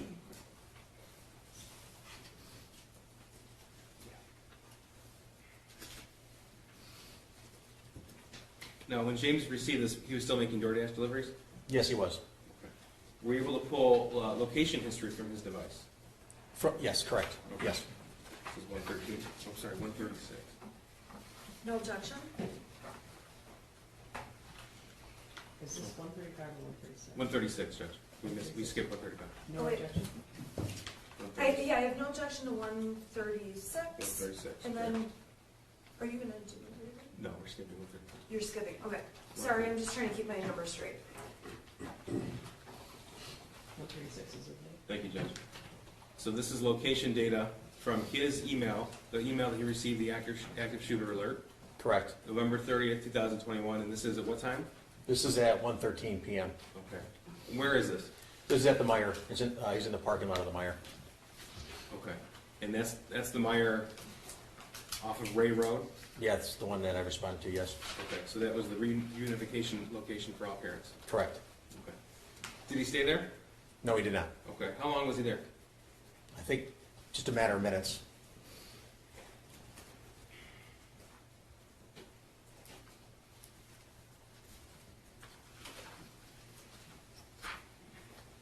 Did he call Jennifer? Yes, he did. This is exhibit 137. No objection? 137 is admitted. This is a portion of the phone call from James Crumbley's cell phone download. November 30, 2021 at 1:15 p.m. He called Jennifer Crumbley. That's correct. Okay. And that was how long phone call? Just less than a minute. Okay. And based upon your analysis of his GPS locations, where was he at when he made the phone call? He was still in the Meyer lot, I believe. Still in the mark. Okay.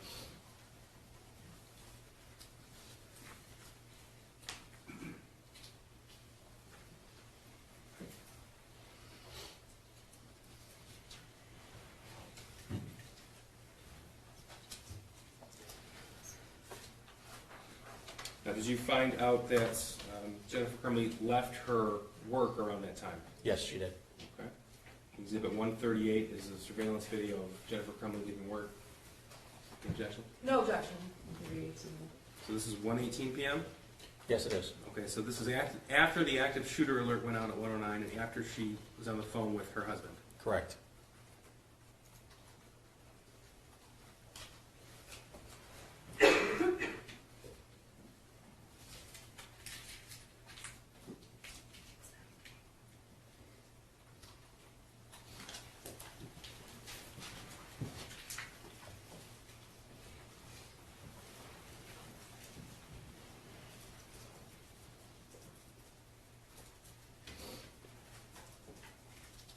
Thank you.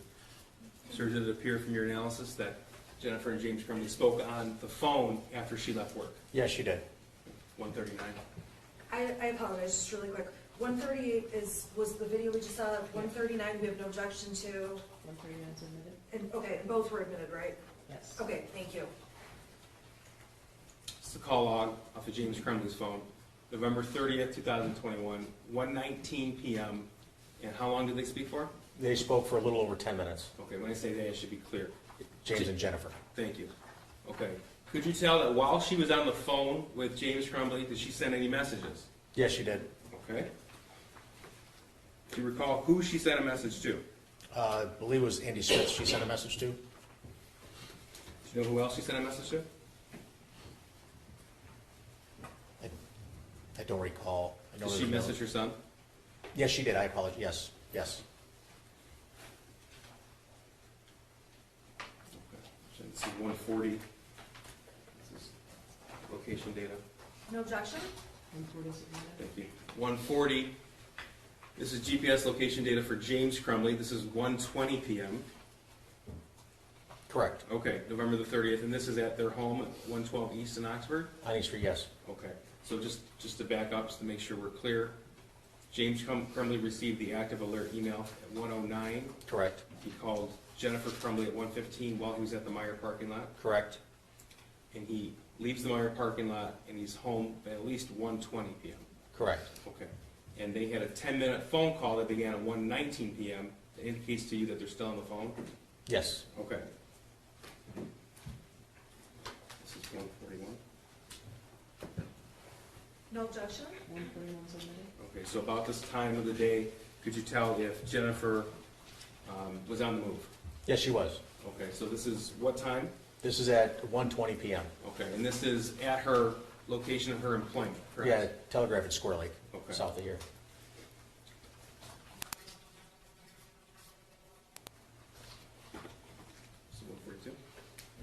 No objection?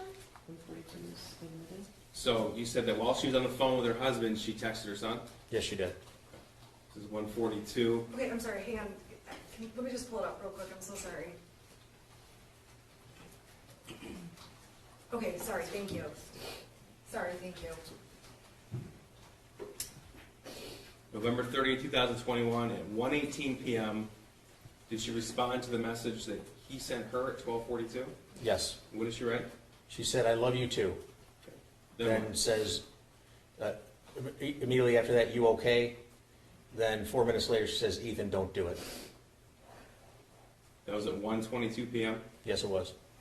That was after James Crumbley was at their home, 112 East in Oxford. That's correct. That's while she was on the phone with him. Correct.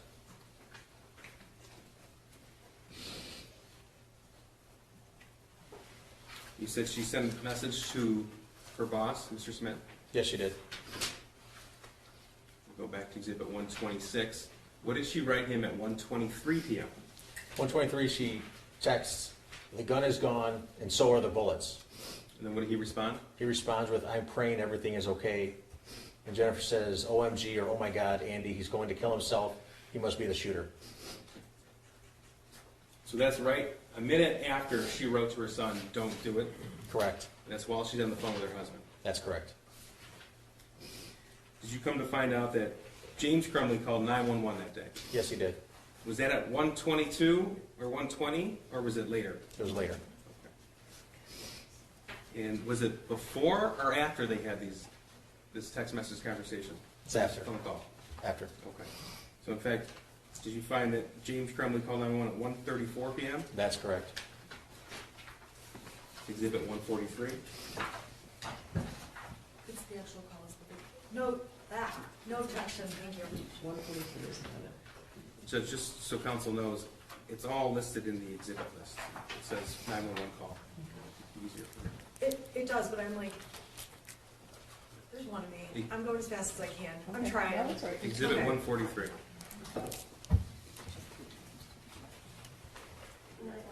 Location of the emergency. Okay, I'm not really sure. I'm at my house. There's an active shooter situation going on at the high school. My son goes to high school. I have a missing gun at my house. I need an officer to come to my house right away, please. Okay, I'm not gonna be able to send anybody to your house right now, so they're on the active shooter situation right now. I understand that there's a missing gun here. I have a missing gun at my son's house. It's at the school. And we had to go meet with the counselor this morning because something that he wrote on a parent paper, and then I went down and I saw a whole bunch of cops somewhere, and I made sure that I wanted to get to the hospital, so I was going to the hospital, and then someone told me that there was an active shooter, and then I went home to find out. And I think my son took the gun. I don't know. With him, I don't know what's going on. He's really freaking out. My son's name is Ethan Crumbley. C-R-U-M-B-L-E-Y. All right, sir, I'm gonna put you on hold for just 1 second, okay? I'm just about to quickly come in and see if I can do anything for you, okay? Thank you. Okay, Mr. Crumbley? All right, I'm gonna get your name and phone number, and I'm gonna get from the tenant that's out there dealing with the situation. He's gonna contact you, okay? What's your first name? My first name is James. Is what it says, Crumbley? Okay. And what's that phone number for you? 248-760-6483. Okay, do you know what your son was doing when he left the house this morning? He had on a pair of sweatpants and then like a gray shirt, a gray like sweatshirt. Okay. All right, so he's gonna give you a call, okay? I can't give you a time frame because they're right in the middle of all of this. I can't give you a time frame, but we're gonna give you a call as soon as it's possible, okay? How about that? All right, thank you. Bye-bye.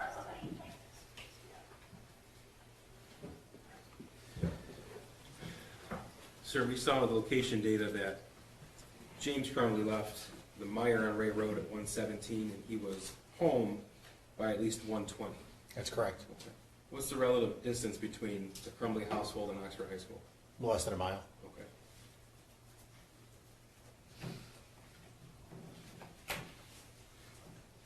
Now, after this phone call was made, did you learn that James and Jennifer arrived at the Oakland County Sheriff's Office substation in Oxford? Yes, I did.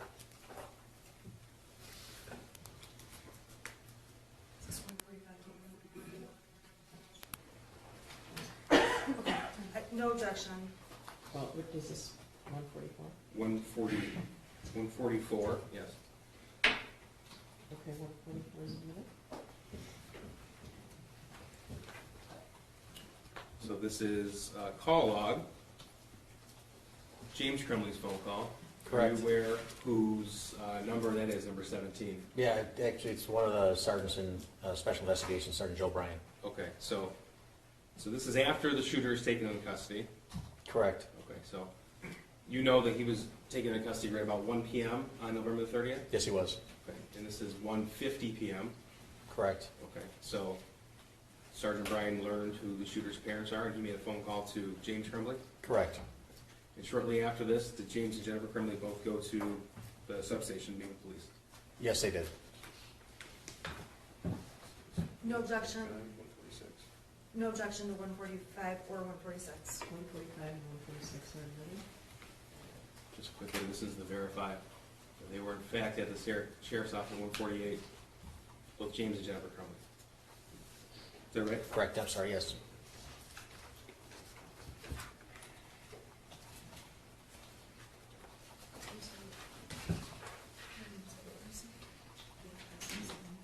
Correct. 158. Oh, thank you. Okay, so they're at the Sheriff's Office at 158. Did you come to learn when they went back home? It was about a half an hour after, or less. This is 148. Okay, no objection. So you're able to, 146 and 147? I'm sorry, 147 and 148. Thank Okay, you. there's nothing that. So on Jennifer's phone, you can tell that she's at home by 2:30 Correct. on November the 30th. Okay, and same with James. That's correct. Okay. So this is after they went to the sheriff's office and their son was in custody and then went back home. Correct. Okay.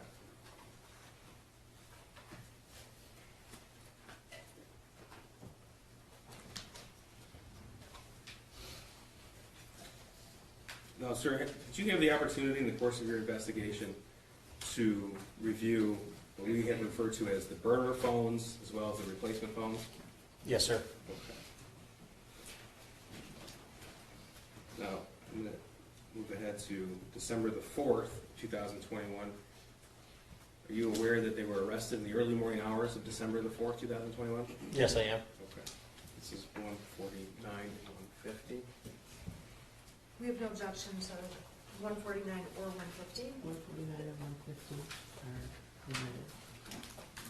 So I'm showing you 150. May I approach with 149?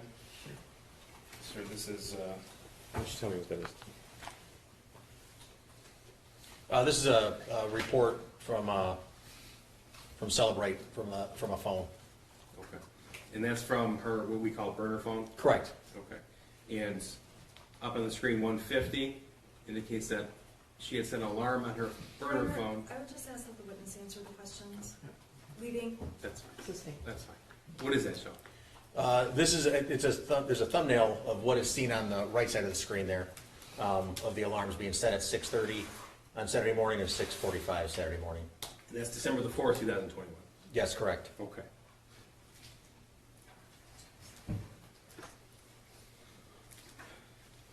Now, did you find evidence on the replacement phone, which is the phone that was ported with their original numbers, that they had attempted a two-factor authentication for social media accounts? Yes, they did. Okay.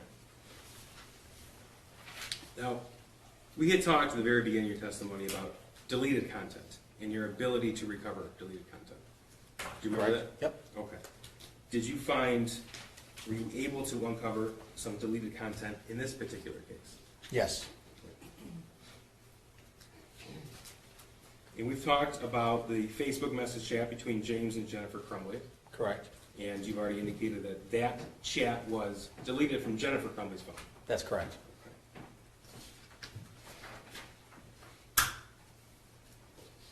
were you able to obtain a Facebook thread between Jennifer Crumbley and someone named Brian Malash? Yes, And was that through a Facebook search warrant? yes, And did you uncover any messages before December the 1st of 2021? no, Okay. So if you were to learn that they had communicated on a regular basis through the Facebook Messenger chat, but you couldn't recover it, what would that indicate to you? that it was deleted from the phone. But on both ends, if you couldn't Yes, recover it from correct. the server? Correct. Okay. Now, going through the evidence that you were able to uncover from Facebook itself, could you tell that some messages were selectively deleted? Yes, Okay.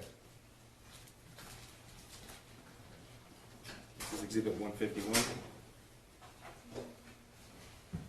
Is this with me? Yeah. Okay, no objection. 151's in the middle.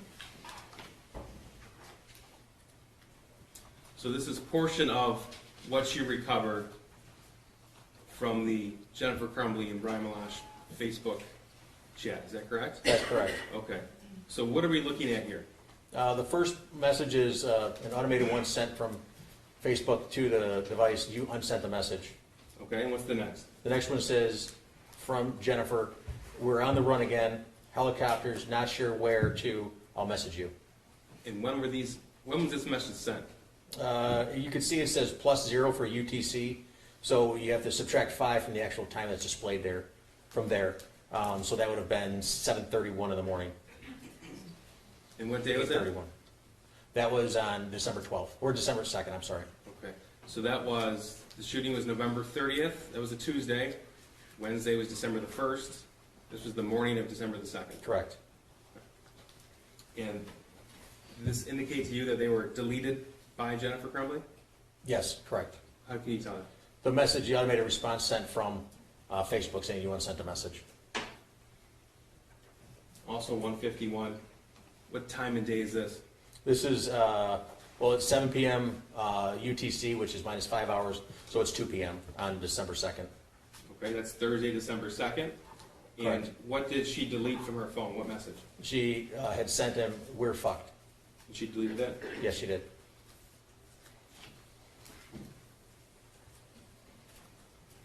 Go back to Exhibit 126. Were you able to tell that Jennifer Crumbley deleted some messages she sent to Andrew Smith? That's correct, yes. And how were you able to tell that? Because of the screenshots that were obtained from Andrew Smith don't match what was obtained from her Okay. device. This is Exhibit 151. No objection. Okay, so before we get to 151, which is the extraction, 151 is already. yes, thank you, John.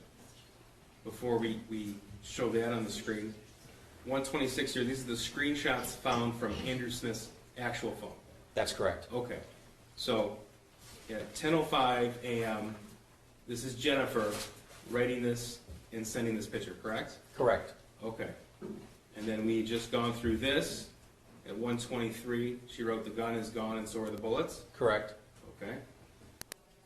And then, what did she write after that? I'm praying everything is okay. That's what Andrew Smith wrote? That's what Andrew said, yeah. Then she responds, OMG, oh my God, Andy is going to kill himself. He must be the shooter. And then what? I need a lawyer at the substation with police. Ethan did it. Okay. And then, what did she write him at 3:39 p.m. the next day? Or later that day? Later that day, I need my job. Please don't judge me for what my son did.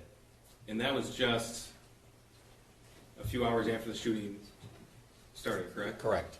Okay. And then what did he write in response and what time? At 5:47 p.m., he responded with, I can't even begin to understand what you're going through. I'm praying for you. I asked Carolyn to text you some attorney recommendations. And then she responds with, they're taking my cell phone. Take my cell phone, okay. Here's 151, and the top message is what? The one where she says, I need my job. Please don't judge me for what my son did. Okay, so that's on these screenshots, so we know that wasn't deleted. Correct. Okay, now what about this message here? I can't even begin to understand what you're going through. I'm praying for you. I asked Carolyn to text you some attorney recommendations. Okay, and then we also have this final message there, taking my cell phone. Correct. Okay, But in the entire Cellbrite extraction from the text message thread between between Jennifer Crumbley and Andrew Smith on her phone, there were no other messages, correct? Correct. So that means anything before that message, she deleted. That's correct. Okay. So the only thing I need my job, please don't judge me for what my son did, that was 3:39 p.m. So the gun is gone, and so are the bullets. It has been deleted. OMG, Andy, he's going to kill himself. He must be the shooter. That was deleted. I need a lawyer at substation with police. That was deleted. The picture she sent at 10:05 a.m. was deleted, as was the gun is gone, and so are the bullets at 1:23. That's correct.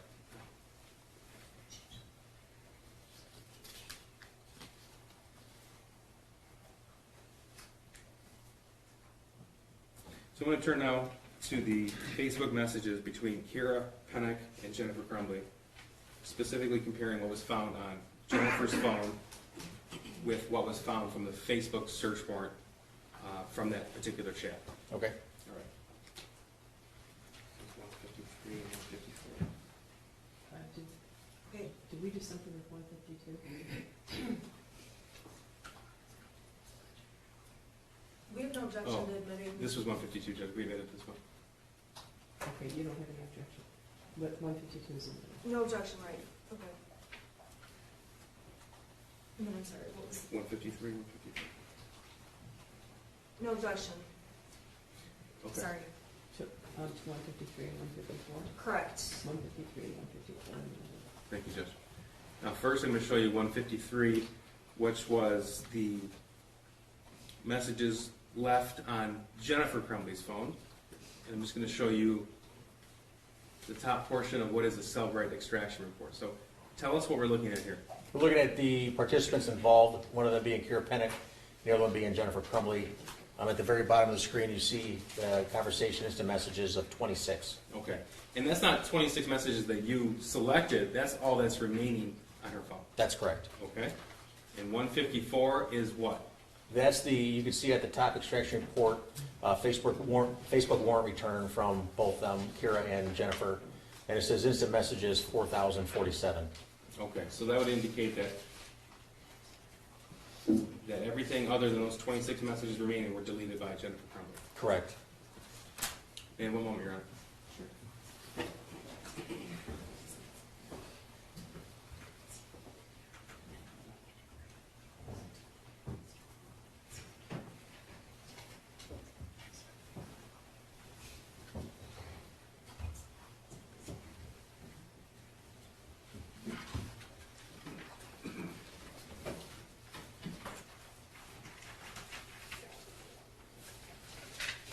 Nothing further, sir. Thank you, Your Honor.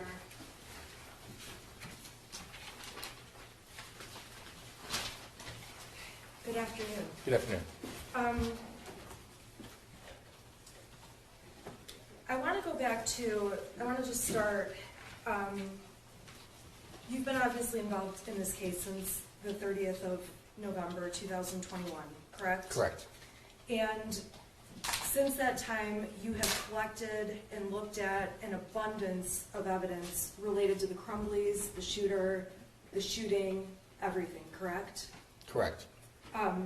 And when you were testifying earlier, you testified that at a previous hearing, you had testified about the parents when they first went into Oxford High School, correct?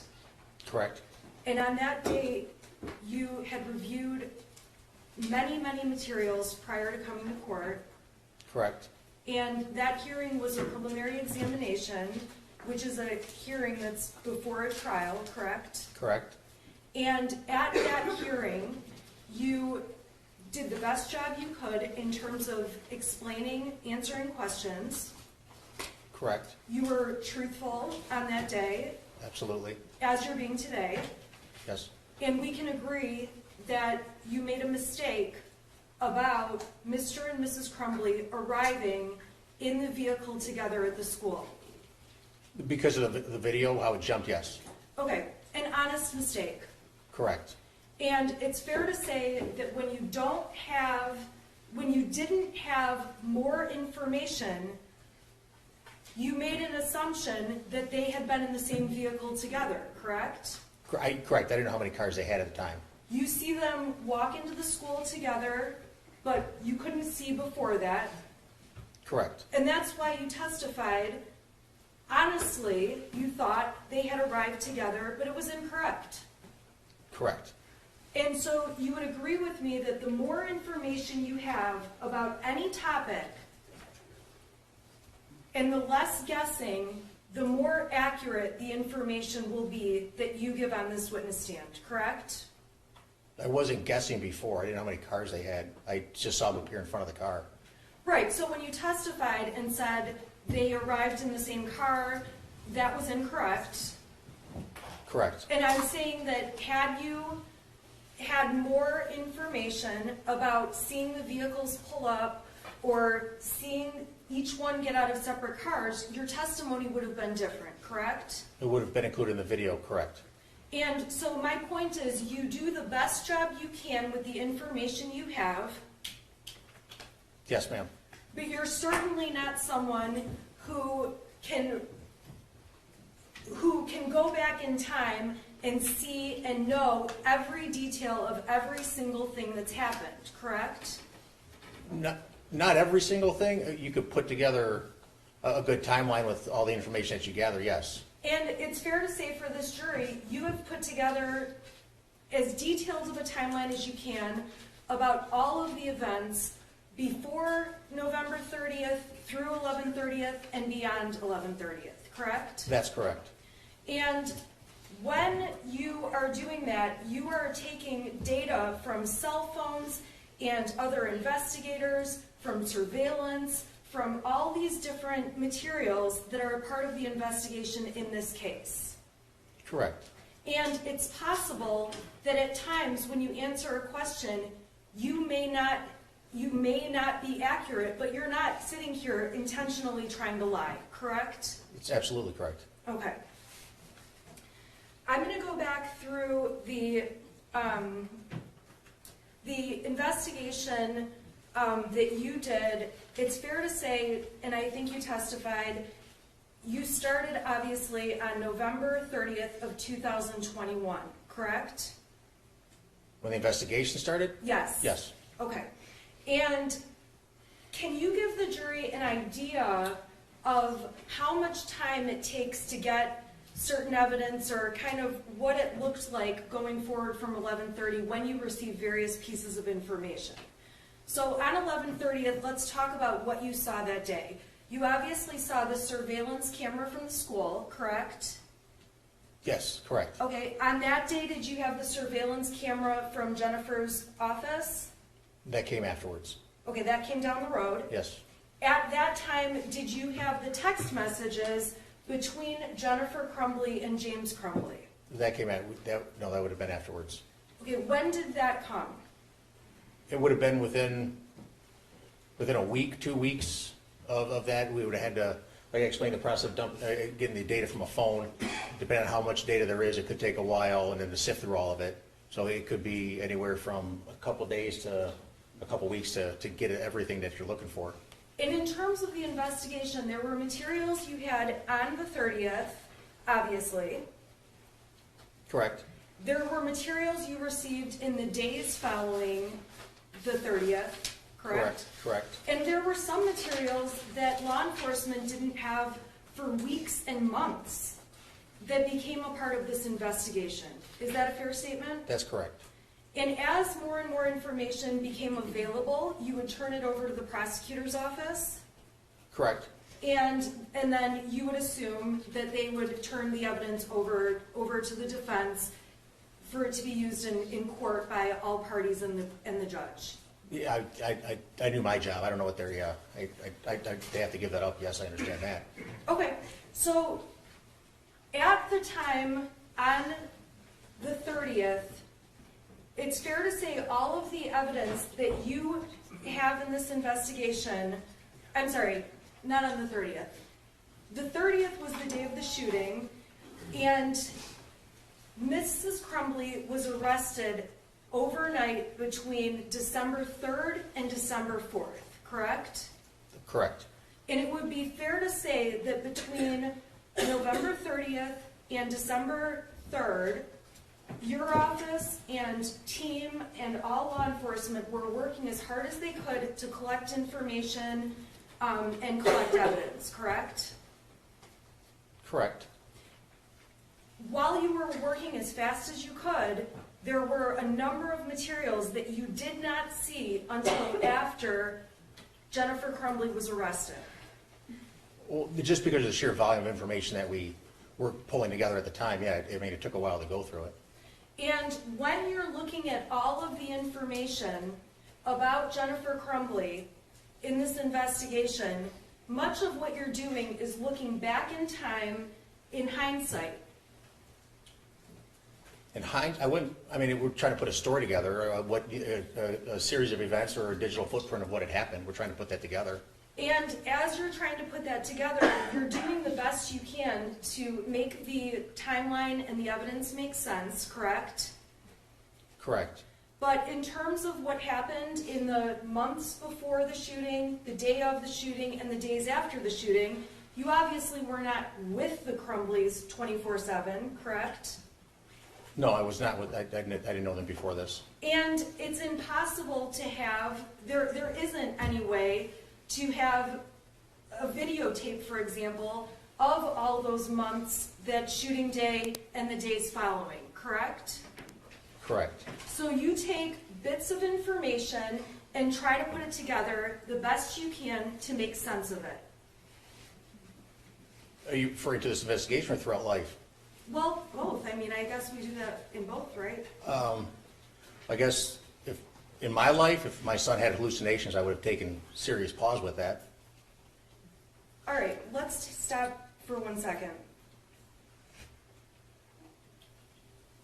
When you say hallucinations, you're saying that you would take serious pause, but in reality, you did not know the shooter before this shooting, correct? No, I did not. You do not have awareness if he was really having hallucinations, correct? I would have taken some time to look into it. You're aware that there's this text thread, and we're going to get into it later, where he's telling his parents he's seeing things, correct? Correct. But you weren't a part of any of the conversations or a part of that household in those days around that text message conversation, correct? No, I was not. You're not, I didn't know them before this. okay, you're not aware of what Jennifer and James and their son had been talking about in person before and after those text messages. Well, from the text message, I know the son on a couple of occasions asked or spoke with his friend about seeing a doctor or wanted to go see his doctor. Tell his parents he was going to tell his parents that he wanted to go see a doctor. And while there are texts between the shooter and his friend, you have no evidence that Mrs. Crumbley has ever seen those texts, correct? That she has read them? No, I Right. do not. You have, so there's texts that the shooter sent to his friend, and you have no way to know whether Jennifer Crumbley ever saw those text messages, correct? Other than his own words say, I'm going to tell my parents tomorrow that I want to go see a doctor. That telling his friend, I want to go see a doctor, and I'm going to tell my parents tomorrow, you don't know if he really wanted to go see a doctor or was going to tell his parents, correct? I understand that's counsel's argument, but it's improper questions. You already answered the question. Okay, you don't know whether Mrs. Crumbley saw the text between her son and his friend. No, I do not, ma'am.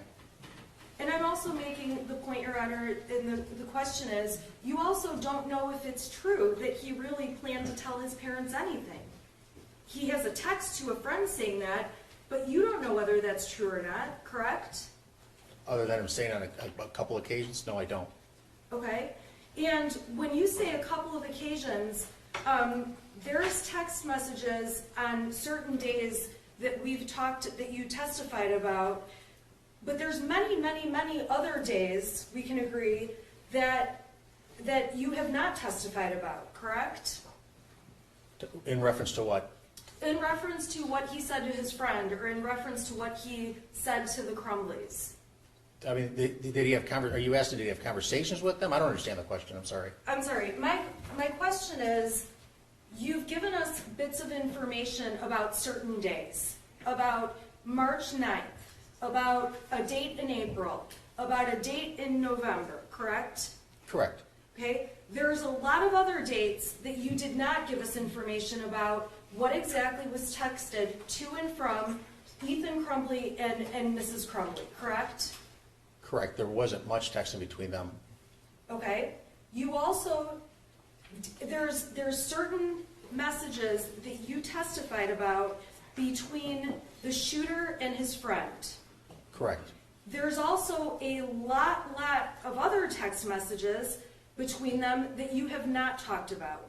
Well, because the stuff that was talked about was not allowed to be talked about, you talked about. Your Honor, Yeah, this, Well, I think it's important, Judge. Yeah. Yeah. Counsel can't ask questions about evidence that she sought to exclude. Okay.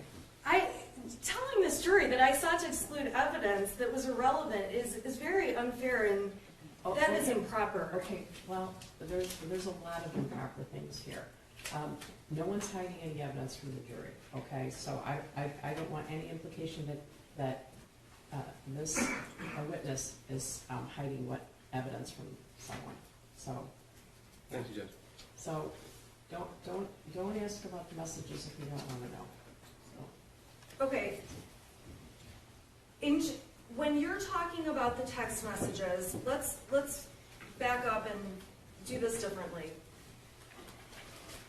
You went through text messages between the shooter and his friend to find evidence to support that the shooter was having issues, correct? To build, we went through the text message to try to get an idea of who he was and what he was going through and what he had talked about with his friends.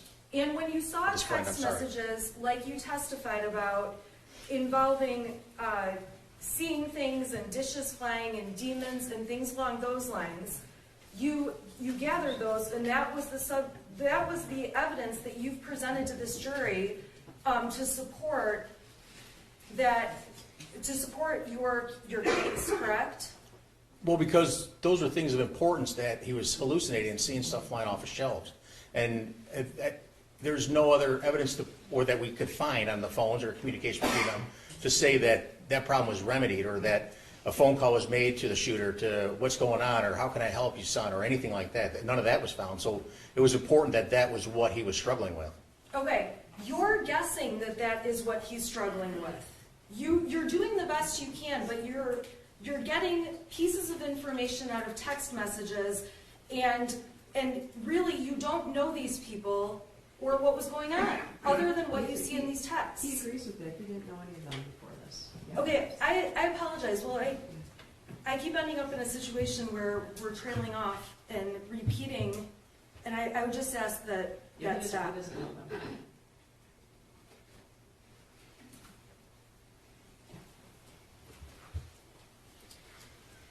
When Mr. and Mrs. Crumbley were at their home and law enforcement came to their house, it's accurate that the cell phones from the parents were taken by law enforcement. The first time they came to the home? Not necessarily the first time. I'm asking, police took the cell phones that Jennifer and James Crumbley used.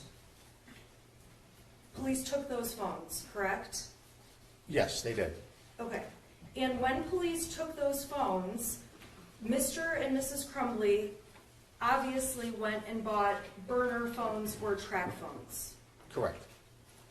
And you've testified that you can see that Mr. and Mrs. Crumbley, or at least Mrs. Crumbley, attempted to get into some accounts that required two-factor authentication. That's correct. Can you please explain very quickly what two-factor authentication means for the jury? It's It's so someone can't get into your account, which is just simply your password. When you open up an email account or you open up a Facebook account, and it tells you, put your phone number in here. So when you try logging in from a phone or a device that Facebook doesn't recognize, it'll send a text message to the number that you said send a text message to.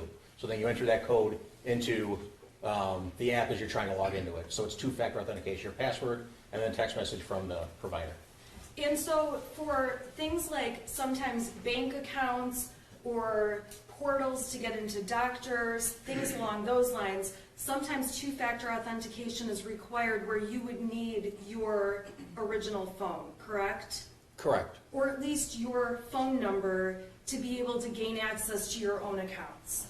That's correct. There are accounts that will block you out if you're using a device it's not used to seeing when you log in. If the two-factor authentication is set up? Yes. Correct. And so in this case, you could see that Mrs. Crumbley attempted to do some two-factor authentication and was unable to do so, correct?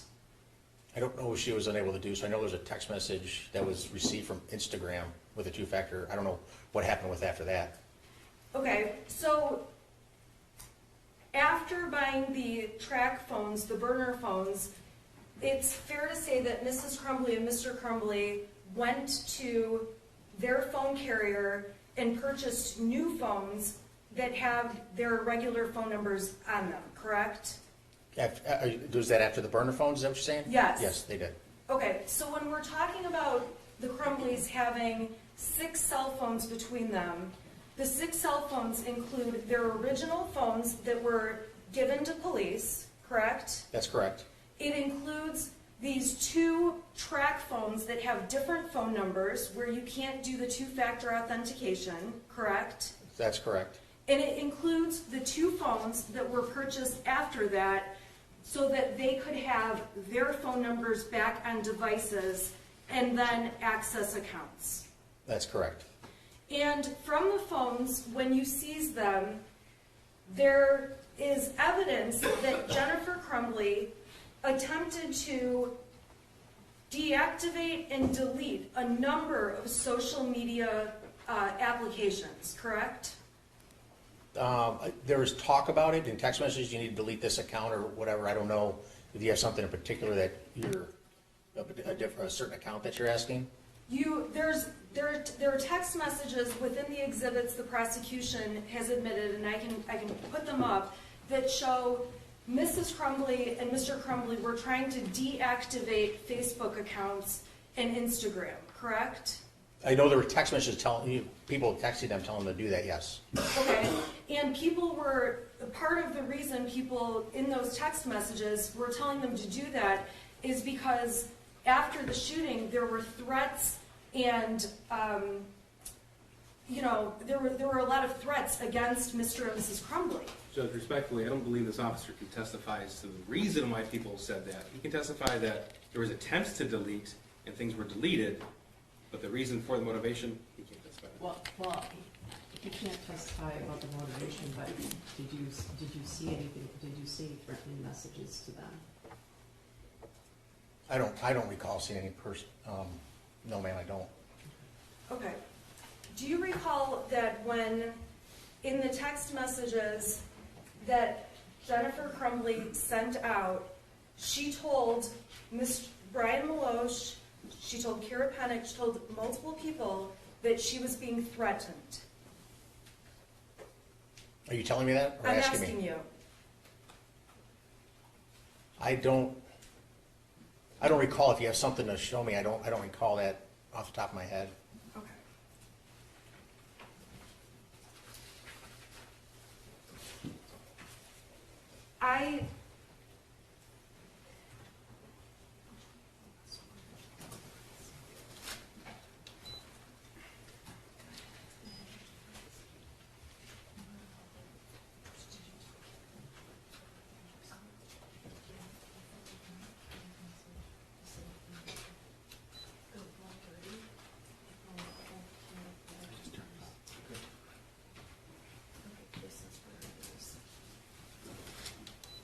Okay.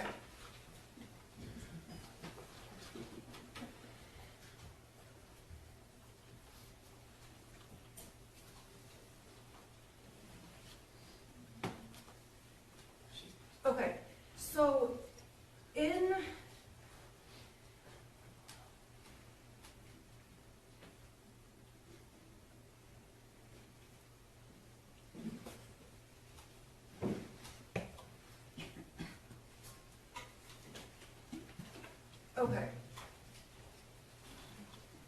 I'm gonna put on the screen exhibit number 130, which was admitted in your prior testimony. Is it? Yeah, sorry. Okay.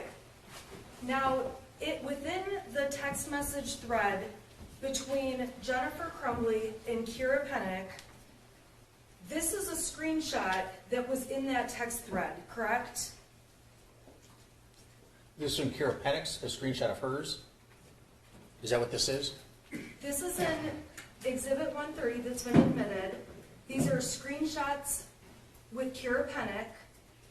And I am asking you, this is a screenshot showing threats to Jennifer Crumbley that Jennifer Crumbley showed to Kira Pennick. I don't know, I don't remember ever seeing, I don't know where it says Kara Pennick in the title of the image, but I don't know. Okay. Is there a copy of the exhibit that you could? You don't- Did you say this is in 130? Your Honor, this is in 130, and I apologize. I am going to have to go in detail through each exhibit. I did not want to do that, but it's very clear I'm going to have to. So I'm going to the top of this. This is a 28-page exhibit, okay? This was in... He's having the same challenge you are, is that there's so much paper that... Right. He can't say, if there's a hard copy of the exhibit, that could help him, right? Is there... May I approach? Yeah, can he... Yeah, that's... Okay.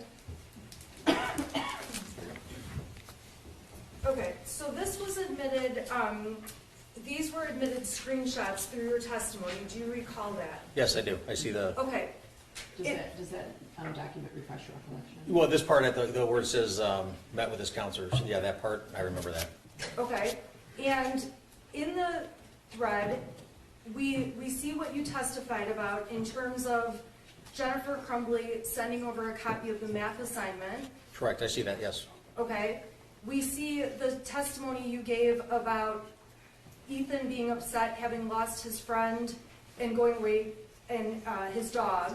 Correct. Okay, going further down, this is before the shooting started. Okay, so I'm on page 4 of that exhibit, going into page 5. This is all before the shooting, correct? Correct. Okay, and in this part, they're talking, Jennifer has told Kira Pennick, as you testified, about the math worksheet. Yes. She's told Kira Pennick about, I had to go to the counselor's office to have a meeting with them. Correct. Kira's talking about what horse Ethan could possibly be with that day that might make him feel better. Correct. And as the text thread goes down further, Kira and Jennifer, it's fair to say, remained in contact through the time of the shooting and after the shooting. Correct. Okay? And on November 30th, Kira Pennick is asking, she says, I heard there was a shooting at Oxford High School. Is Ethan okay? Correct? Correct. Okay? Saying, if you need anything, let me know. Correct. And after the time of the shooting, at 4:42, Jennifer Crumbley is texting with Kira Pennick again, Correct. talking about how she needs to sell her horses. Correct. This is when she knows that the shooting has happened, and she's, well, she says, my head is spinning right now, correct? That's what, yes, correct. Okay? She's talking to Kira Pennick about selling the house back and forth. Correct. Okay? And Kira is talking about how she'll take care of the horses for Jennifer. Correct. Okay? And Jennifer says, I don't have my cell phone right now. She tells her I'm on this track phone Correct. because the police have her real phone. Correct. Okay? And then Kira tells her about how there's stuff on Facebook, people are figuring out what's going on, correct? Correct. And Jennifer indicates, I'm off Facebook, I'm still in shock. Correct. Okay? And Kira offers to send Jennifer, can you receive pictures? I'll screenshot it, correct? Yes. And then Kira goes on to send Jennifer screenshots of something a mutual friend posted that was about the shooting, correct? That's correct. And their discussions are about, it says right in the exhibit, I cannot believe people on Facebook. I'm so sorry you're having to deal with this stuff, correct? Correct. Okay. She asks a question about the medication, and Jennifer indicates we're at a hotel in Lapeer and that the news is live at her house, correct? Correct. Kira's response, at least in the text messages, is please stay safe, correct? Correct. And Jennifer sends her over what appears to be a screenshot from a social media app, maybe Facebook or I'm not exactly sure, but you can see that Jennifer sent a screenshot where she has received nasty messages to her. Judge, I'm just going to object to the form of the question. Mr. Rogowski can certainly read all of this, but calling it a threat or nasty, that's not for him to answer. That's for the jury to determine.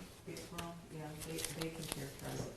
They can read it. But definitely they're not nice. Okay, can you please tell the jury what these messages say? Larry Barton. I'm sorry, you want me to read them? What Sure. it says on there? It says rotten jail next to him. Okay, Brandon Hegwood. What a shame on you. Kaylee Camacho. Fuck your ugly ass kid, I hope. Adam Tank. What a fucking coward, Ethan. Jennifer Crumbley texts to Kira, I can't go home. Correct. And Kira texts back that she's concerned for Jennifer's, when she says you guys, I'm concerned for you guys, and is expressing concern, correct? That, yes, to stay away from the horses, correct? Yes. Okay. She also says she's worried about your horses or hurting you while you're here, correct? Correct. Okay. It's fair to say that Jennifer and James are afraid of the public's reaction to what their son did. Again, Judge, form of the question. Yeah, I don't understand that. Well, let me back up. I'm sorry, I can rephrase if that's okay. Okay, so we know the news has been around the Crumbley's home. Correct. Okay, so following the shooting, there was media all over their street, correct? I wasn't there. I don't know. I wasn't there. I can't tell you if there was media there or not. Okay, would it surprise you if there was? It wouldn't surprise me, no. Okay. There were some nasty messages coming into Mrs. Crumbley. From the screen, are you referring to, yes, I'm sorry, yes. Okay. And Jennifer is saying she doesn't want to put anyone else at risk. And that specifically is on page 15 of the exhibit you're looking at.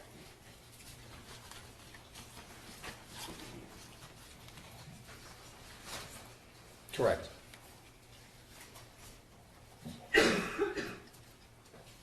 Kira is telling her about, or is commenting people are ridiculous, also talking about buying horses, other random comments in there. Is that a fair statement? There's some miscellaneous, I don't know. She also said, be honest about things, too. Yep, Kira's saying to her, the best thing you can do is be honest about things. Correct. Okay? Jennifer's not saying, I don't plan to be honest, right?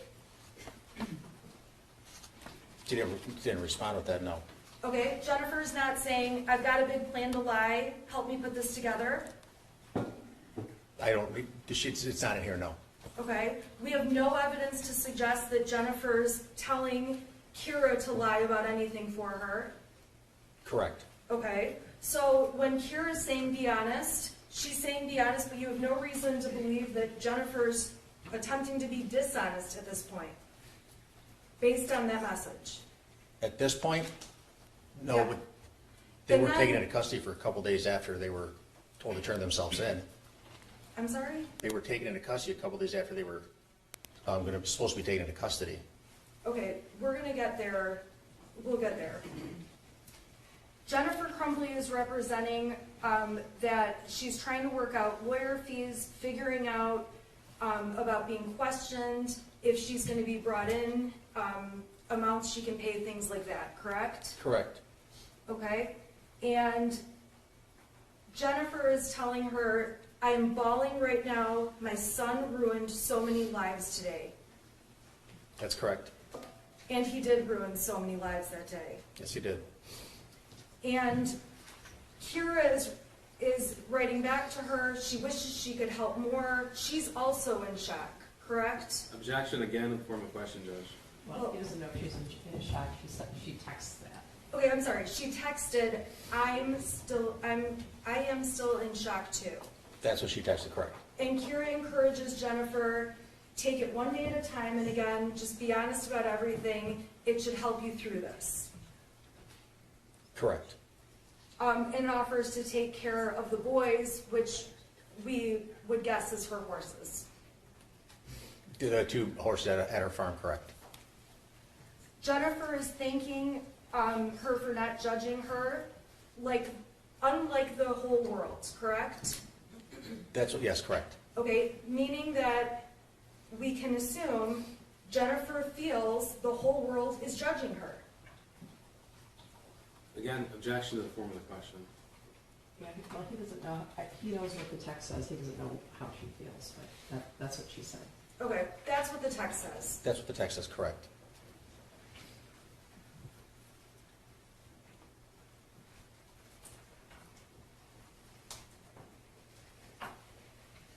Kira says that she's not going to essentially judge Jennifer. It doesn't remotely make her think it's their fault, correct? That's what Kira texted, yes, correct. And then Kira says, it sounds like Ethan was a troubled kid. Correct. It's unfortunate this happened. That's correct. Okay. And Jennifer is texting her back, I wish we had some warnings. Something. That's what Jennifer texted back to her, correct? Yeah, the hallucinations, back to that, could have been warnings or seeing demons. Okay. And again, you didn't know these people, you don't know the context, you don't know what they discussed. We've already covered that earlier in your testimony, right? I do not know them before this prior. Okay. Correct. So you've talked about the hallucinations many times, the jury gets it. There's a text about hallucinations. We all agree, those are there, okay? To you, those would have been alarming. You would have acted differently based on getting that text. Absolutely, I would have. Okay. Jennifer Crumbley is texting her friend Kira in this text thread. That's what we're going over right now. Okay. And her texts are saying, I wish we had warnings. Correct? Correct, that's what she put, yes. Okay? And Jennifer Crumbley wrote, he's a good kid. They made a terrible decision. And there may be typos, but it says, he's a good kid. They made a terrible decision, correct? That's what she typed, yes. Okay. Kira responds back, there probably were warnings, but nobody saw them. Hindsight is always 20/20.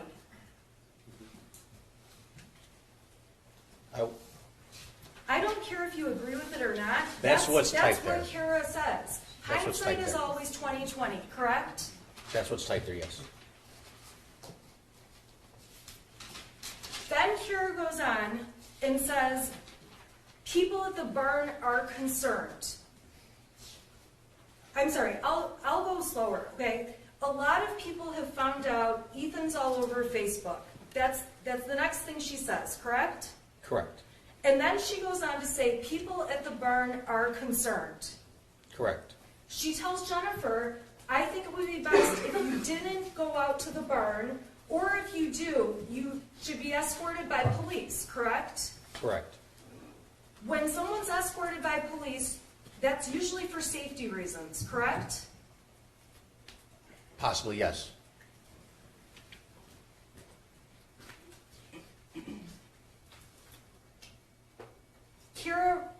Jennifer says, seriously, those horses are the only thing good in my life right now, and this is after the shooting, correct? Correct. And Kira responds, I understand that, but we all need to be careful. Correct. So it's fair to say there was a concern about safety regarding Jennifer after the shooting, and also other people around her were concerned for their own safety. Correct. And it's also fair to say, and if you don't know, please just let me know if you don't know, a lot of people in this state hated Mr. and Mrs. Crumbley when they heard about this shooting. Judge, he can't possibly I don't know. answer that question. I don't know how we can testify to that. Okay. There was a widespread attention. There was widespread attention. Yes, there was, of course. And there were many news articles, Correct, yes. and people on anything like this are naturally upset to see a school shooting, Absolutely. and people naturally are angry to hear that children have died. Absolutely. And this was the kind of event that sparked a lot of emotion in a lot of ways. That's fair to say. That's fair to say for you personally. Absolutely. You would imagine that for other people, they were personally affected by this, very emotional. Yes. And it's fair to say that this kind of a tragedy it was just horrific. We can agree it was horrific. The shooting, yes, it was, absolutely. Jennifer tells Kira to call her on Facebook. She's on a track phone, needs to figure some things out, correct? Correct. If they did have a phone call, you're not aware of it. Well, and I'll slow down. The next message says, sorry I missed your call from Kira, correct? Correct. But we don't know what happened in between the text about calling at 11:23 and the text the following day at 2:34. We don't know if there ended up being conversations or not. Is that a fair statement? Correct. You can't tell from this Not thread. from this, correct. So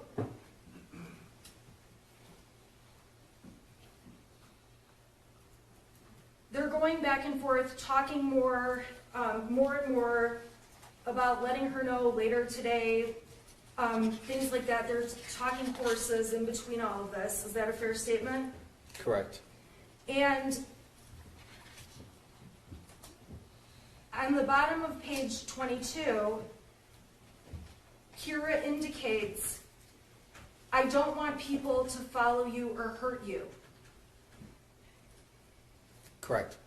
And Jennifer says, we are out of the area for a few days in a safe place until we have a better grasp on everything, correct? That's correct. She doesn't say, we are trying to get out of state, we're trying to get out of the country. She doesn't say anything like that, correct? Not in this chat thread. Okay? In this, she says, we're trying to be in a safe place, Correct. which would indicate safety is, of course, a concern to the Crumbley parents. By saying they're in a safe place, yes, I would say that. Kira says, I'm glad you're safe. I care about you guys, correct? Correct. She assures her she'll take care of the horses. They'll talk about buying them, figuring out somebody to buy them, correct? That's correct. A few more text messages back and forth about meeting before then, and then on page 24 of that exhibit, Jennifer says, "What's your number? I want to call and set up a safe place to meet," correct? That's correct. Okay, she mentions that her messenger is probably being monitored, She does say that, yes. okay? And she's talking about she needs to get stuff, discuss the horses, correct? That's correct. And let's see, they're going through more about whether cash or checks are best. What page is that? That's I see on that, yes, I'm sorry. 25. Yes. Okay, and you're aware that after the night of the night of the shooting, the Crumbleys went and stayed in a local hotel. Yeah, correct. They went to a hotel, yes. Okay, and the next day they went to a different hotel. Correct. Okay, which was also, I mean, maybe an hour from here, a local hotel, not out of state, not out of the country, right? Within an hour, yes. Okay, and so in the days following the shooting, the Crumbleys did not return to their home in Oxford. They did not know. And as far as you know, since the day of the shooting, the Crumbleys have never returned to their home in Oxford. No, they've never been back.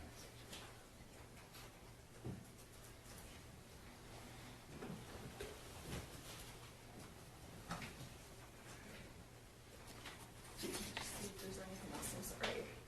Okay, and then the rest of this is talking about possible charges being announced, and things. Jennifer is saying, she's anticipating there may be charges announced, criminal charges. Yes, at the night before, I believe, on the page 26, yes. After the shooting. Yes, And when she's talking about charges, she's trying to figure out if they're charges, well, I'm sorry, scratch that. She's talking about charges against herself, correct? I'm not entirely certain if she's, it doesn't say whether she's referring to herself or somebody else. Okay, so she's waiting to basically just figure out what's going on. Judge, is what- again, counsel can't narrate what she thinks her client was thinking. She can have him read the text message. I admitted it into evidence. They can have it all. Yeah, okay, so there's a text. Okay, Maybe there for that. so the text says, Jennifer Crumbley wrote, "I'm not sure what's happening."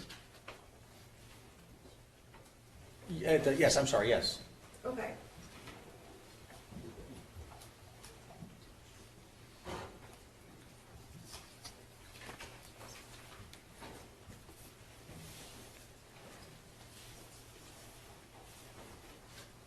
From the text message thread that the prosecution introduced between Jennifer Crumbley and Brian Maloche, we also can conclude, and if you can't, let me know, that Jennifer Crumbley was trying to deactivate and delete social media accounts.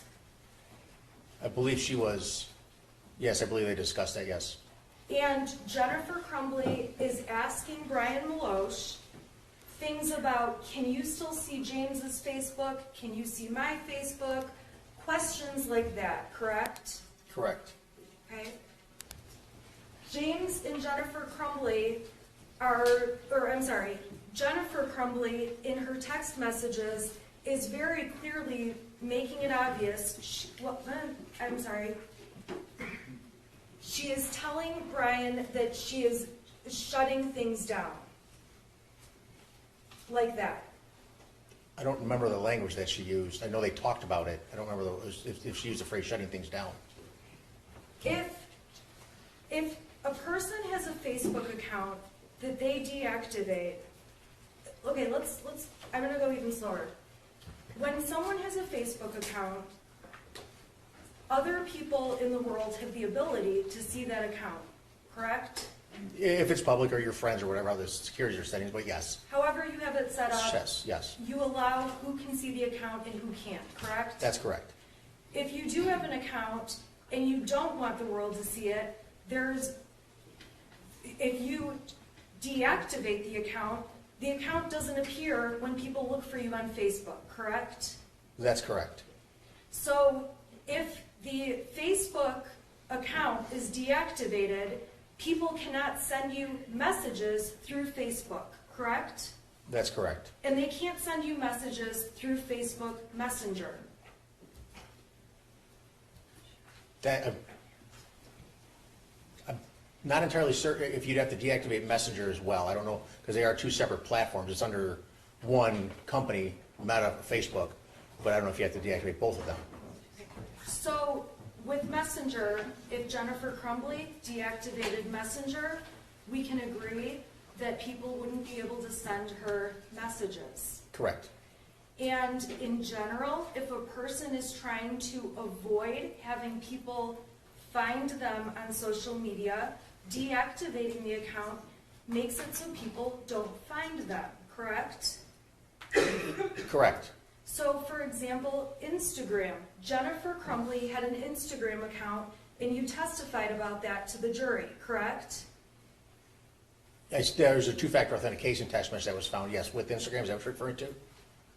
I'm not referring to the two-factor authentication, but you testified that Jennifer Crumbley had an Instagram account. Well, we can agree, she had an Instagram account. Yeah, she did. There were posts that were admitted the other day, I believe, right? Right, Yes. and in that, on Instagram, the whole point of Instagram is to post photos or videos, correct? Correct. And we can see the Instagram account that Jennifer Crumbley had with videos and pictures she had posted over time. Correct. And when a person turns off or deactivates their Instagram account, other people in the world don't have the ability to see those photos any longer, correct? That's correct. Other people in the world don't have the ability to send messages through Instagram to the person that's deactivated their account. Correct. So, as a computer expert, if a person is trying to avoid having people see them or find them or see posts of theirs, even old posts, deactivating the account will accomplish that task. Correct.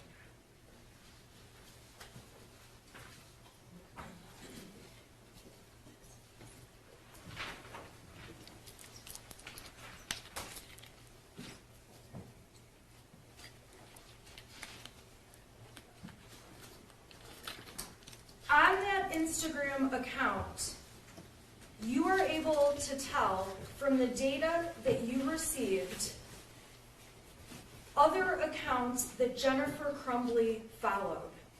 Correct. So, meaning that from her account, Jennifer Crumbley had certain people she was linked up with where she could see what they posted on their accounts, correct? Correct. And on the flip side, people she was friends with on Instagram or connected to could see what she posted. That's correct. And we know that Jennifer's son had an Instagram account, e.crumbley, correct? Correct. And we can tell that Jennifer's account was connected with her son's in a way that she could see what he posted on that account. Correct. And we can presume he could see what his mother posted. Correct.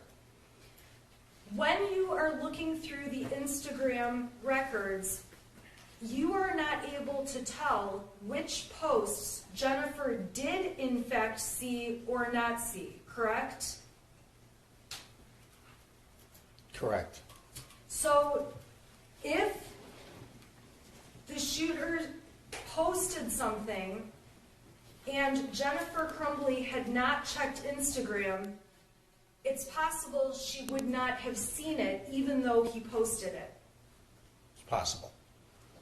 If he posted it and she looked at Instagram and looked at his account, or looked at his profile, is that what it's called? She would certainly see anything he posted. Looked at his account, you're saying, I'm sorry? Yes. Correct. But in terms of all of the data you don't have any way to determine which Instagram pictures she did or did not see. Correct. Now, if she made a comment on a picture, you would know she obviously saw it because you couldn't comment unless you had seen the picture to put the comment on there, correct? That's correct. And on the Instagram photos, there are not comments from Jennifer Crumbley to her son about the posts, correct? On all the photos or a particular one? I suppose the ones that we've admitted as exhibits in this case, the photograph of the gun, for example. Correct. And there's no doubt the shooter liked guns, Correct. and there's no doubt Jennifer posted photos of the gun Correct. and videos, Correct. and in that,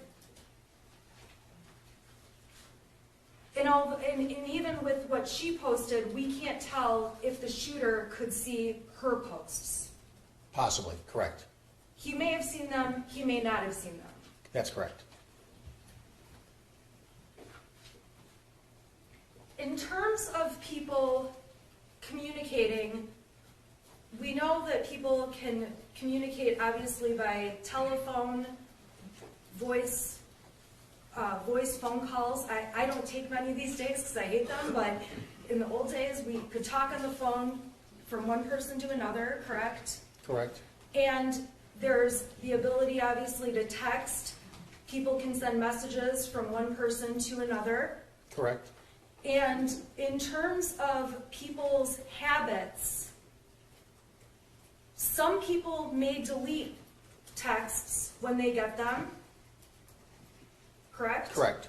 Some people may keep every text they've ever had. That's correct. Some phones will delete texts after a certain period of time. Not unless the user tells it to. No. If someone gets a new phone, there are occasions where the old text from the old phone may not come up on the new phone. I mean, I can't say for certain. I don't know. I haven't tested something like that yet. I don't know. We can agree that everyone's personal habits in terms of how many texts they keep on their phone or don't are individual to each person. Correct. So when you're testifying and telling the jury about posts that you can tell or texts that you can tell are deleted or not deleted, you have never sat down and talked to Jennifer Crumbley about her habits with deleting posts or pictures or texts, correct? That's correct. The best you can do is look at what's deleted, what's not deleted, and tell this jury your findings. Correct.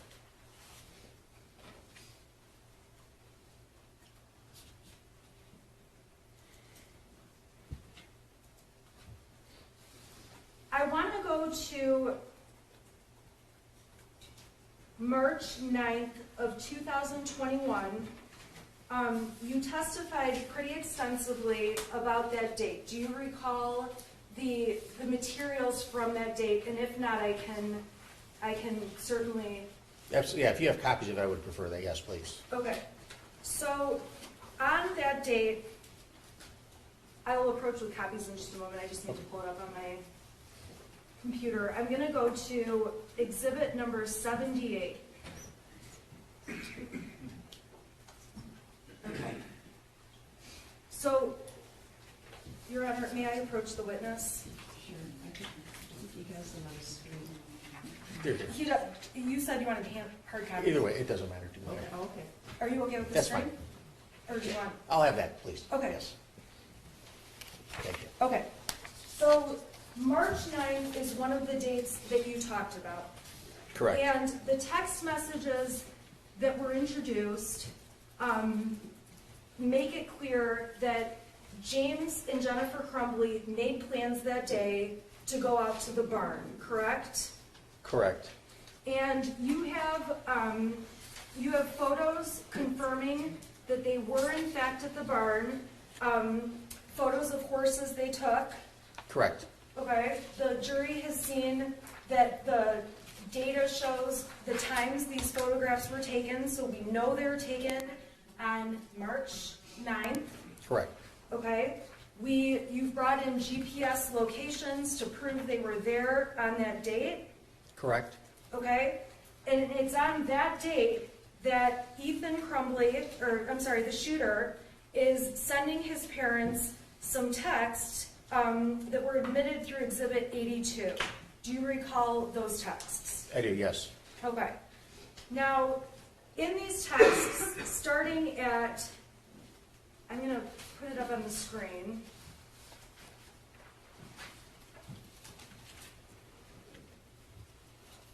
This has been admitted as Exhibit 82. At 3:17, we can see that the shooter asks his mom, "Where are you?" Correct. And I'm sorry, I have that one in my hand. Do you want me to trade with you? I should be fine with this. Okay. Thank you. I think council misspoke. I'm sorry, Jennifer, I'm so sorry. Jennifer Crumbley asked the shooter, "Are you home now?"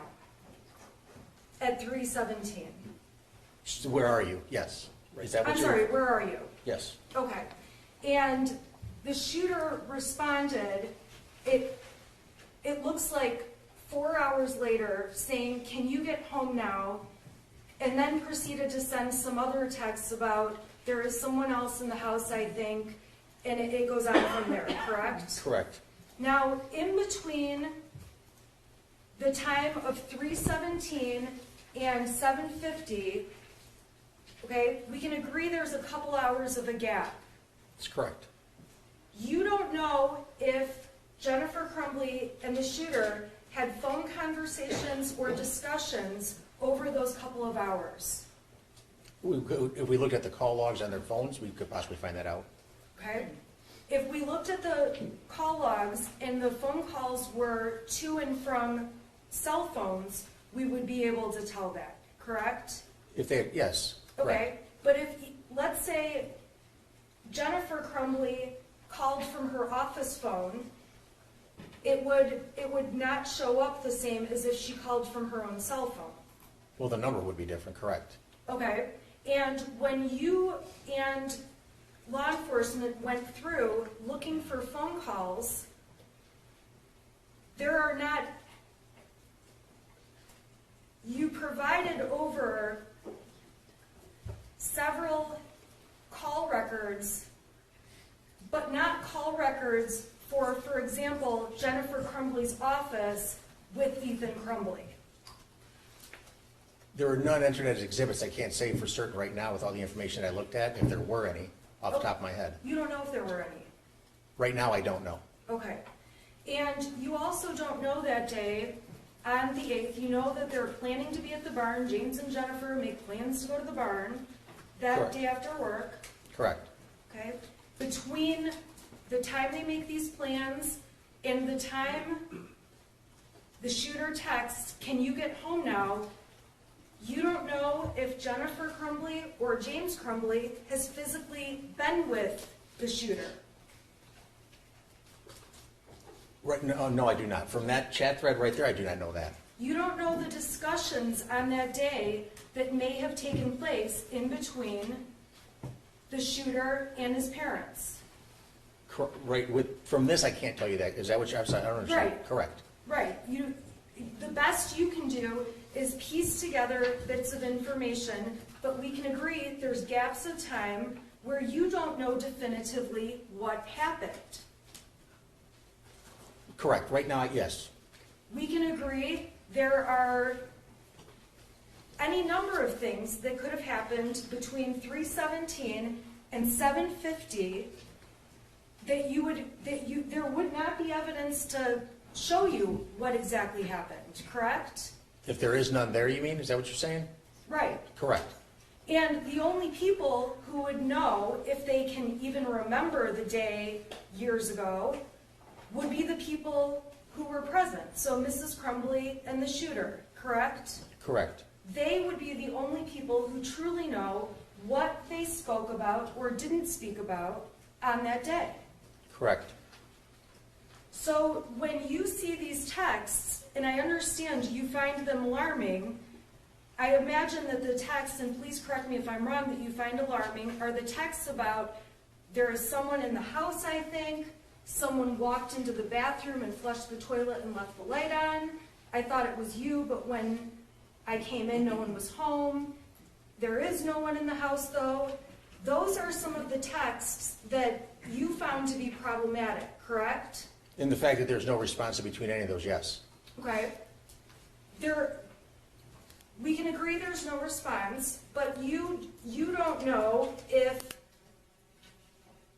okay, we can agree there's no response by text between Mrs. Crumbley and the shooter, correct? Correct. But you also have no way to tell, when you see text messages like this, at what time Mrs. Crumbley read those texts. Correct, you'll be able to tell that it was read, but yes, not what time. Okay, so for example, when the shooter texts, "Can you get home now?" and then there's someone in the house, I think, a few seconds later, and then about 30 seconds after that, another text, you have no idea if Jennifer Crumbley checked her phone to see the first text message, checked and saw the second. You don't know which ones she saw or when, correct? I don't know the time they were read, no. All you know is that you don't see any response to them. They're correct, there's no response. So there's a number of possible things that could have happened in between these texts. From 7:50 to the end of the last text, Yeah, she could have texted back, you mean, or called? she could have, well, she didn't text back, we agree with that, right? Correct, yes. Okay, when I say there's a number of things that could have happened, I mean, she could have read the text and thought this is garbage or he's joking and just set the phone down, correct? She could have. Okay, she could have not seen the texts because she was busy doing something. Correct. She could have been, we know she's at the horse ranch. Are you aware of how strong Jennifer Crumbley's cell signal is out at the farm, at the barn, where the horses are kept? I have no idea about that, no, I do not. Okay, if her cell signal doesn't work out where the barn is, it's possible these texts are not getting to her until she gets to a place where data uploads into the phone, correct? That's correct. So while we see these texts being sent, we cannot conclude that Jennifer Crumbley is reading these as they are coming to her. Fair to say? I mean, that's the time that they were sent, the 7:50 and 14 seconds, and then 17 seconds and 39 seconds. That's when they were actually sent, and they were received on the other end. That's marked at that time. Otherwise, it would have come in at a later time. Okay, but my point is you don't know when she saw them, when Mrs. Crumbley actually read them. No, but they would have been on the phone at that time. If the phone had a signal and was able to get text, they'd be on the phone at that time, correct? It would have been at a later time, at the time that they came in. Okay, but if the signal wasn't working, she might not have been able to see those texts until she got to a point where the signal came in. Correct. Okay, there's times where you're in an area, people can be in an area with their cell phone, and the signal is bad, and texts are coming into them, but their phone shows nothing. That's a possibility, correct? That's correct. And then when the person gets to a spot with better cell phone signal, all of a sudden, all the texts they missed over whatever period of time the phone wasn't working will flood into the phone, correct? That's correct. And just because they come into the phone at that time, they were still sent possibly hours before. No, without testing, I can't say for certain. You don't know. I can't say for certain without testing, correct. Okay, so the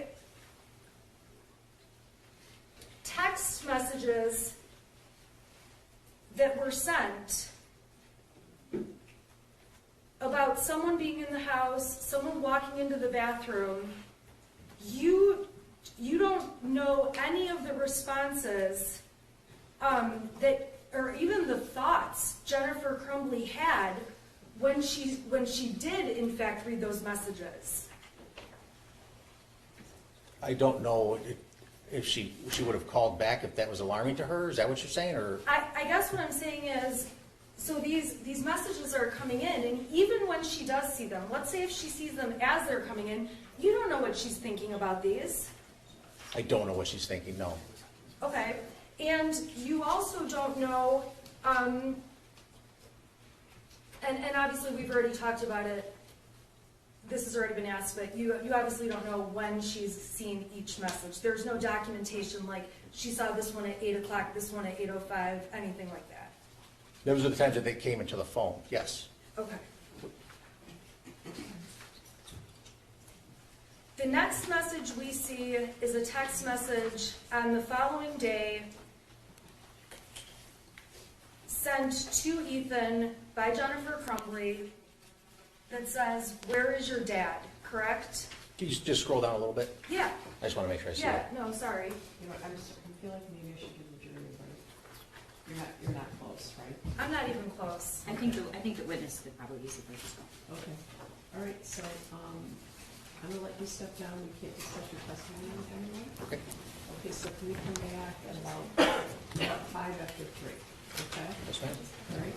All rise for the jury.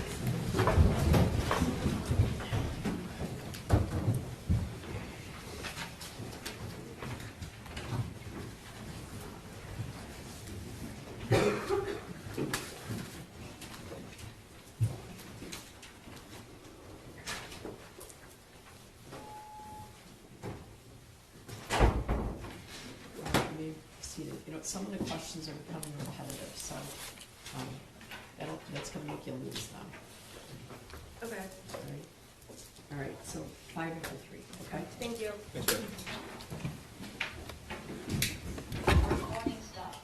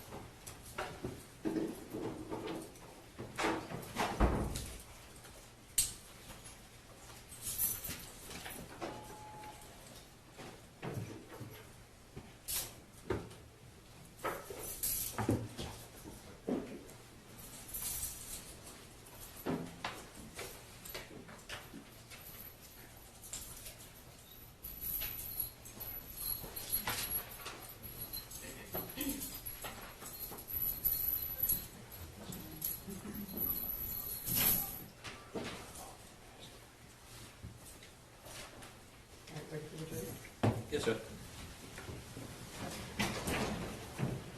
You can retake the stand.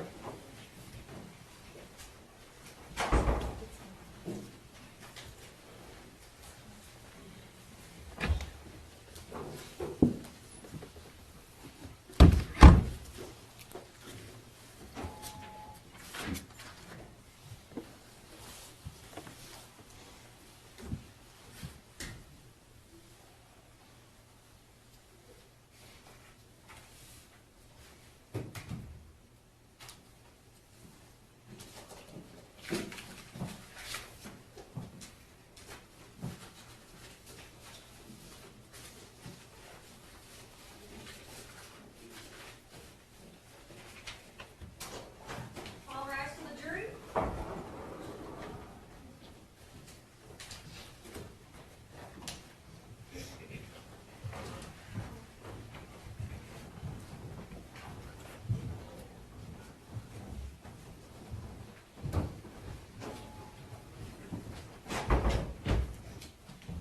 All right, I need to see that. You were sworn, okay? Yes, ma'am. Go ahead. Thank you.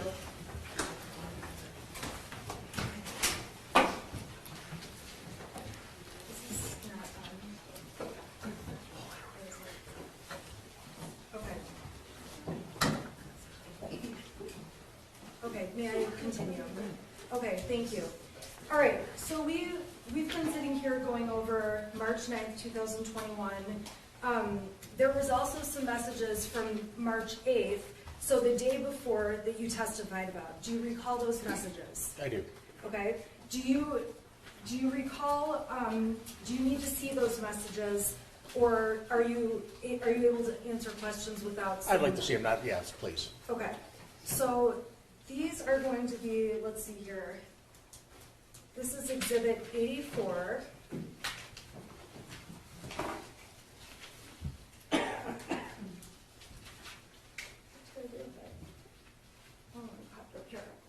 Okay, Exhibit 84, can you see it up on your screen? Yes, I can. Okay, these are texts that are between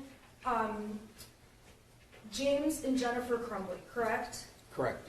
Now, these texts are confirming that Jennifer is saying she's swamped at work and is going to have to not go to the barn that night, correct? I'm sorry, do you have a copy I can, don't scroll to the I slide. don't know what I did with my copy. Let me just, I'm I sorry. don't have that. Here it is, it's right You're here. just scrolling too fast. Here you go, sorry. No, it's fine.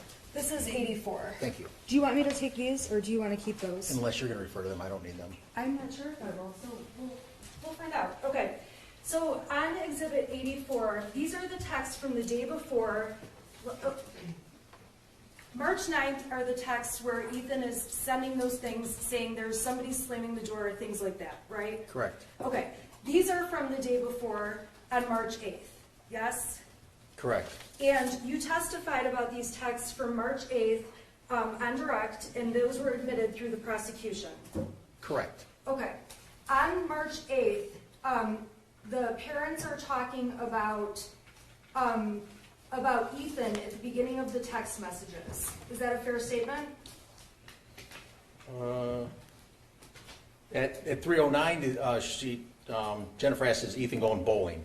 Okay, so on page 386, she starts off with, is Ethan going bowling? He says IDK, which is I don't know. We can agree Correct. on that. Okay. What do you mean, I don't know?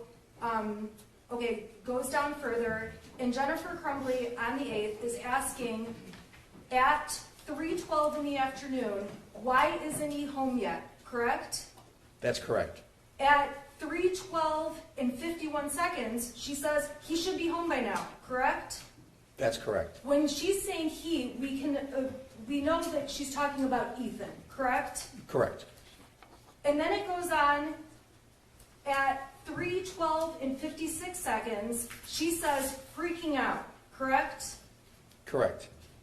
And James responds to her at 3:13, so not even a minute later. He doesn't get home until 3:16, correct? Correct. That's what he says, yes. So These parents are communicating about when their son gets home down to the minute of when he can be expected. Yes? Correct. Jennifer's text back to him is, I told you to pick him up because he's upset and I don't want him to do anything stupid, god damn it. Correct? Correct. That's Jennifer saying that to James. Correct.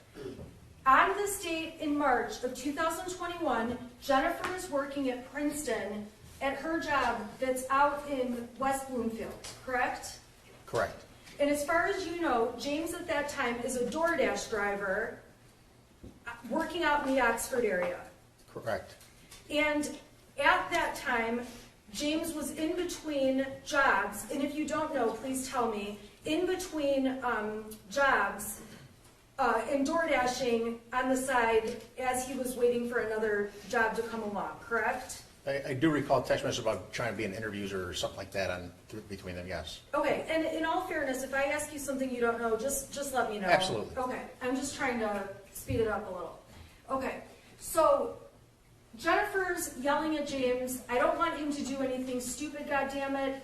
When she says that, it's fair to say you don't know what she means by I don't want him to do anything stupid, correct? I have no idea, correct.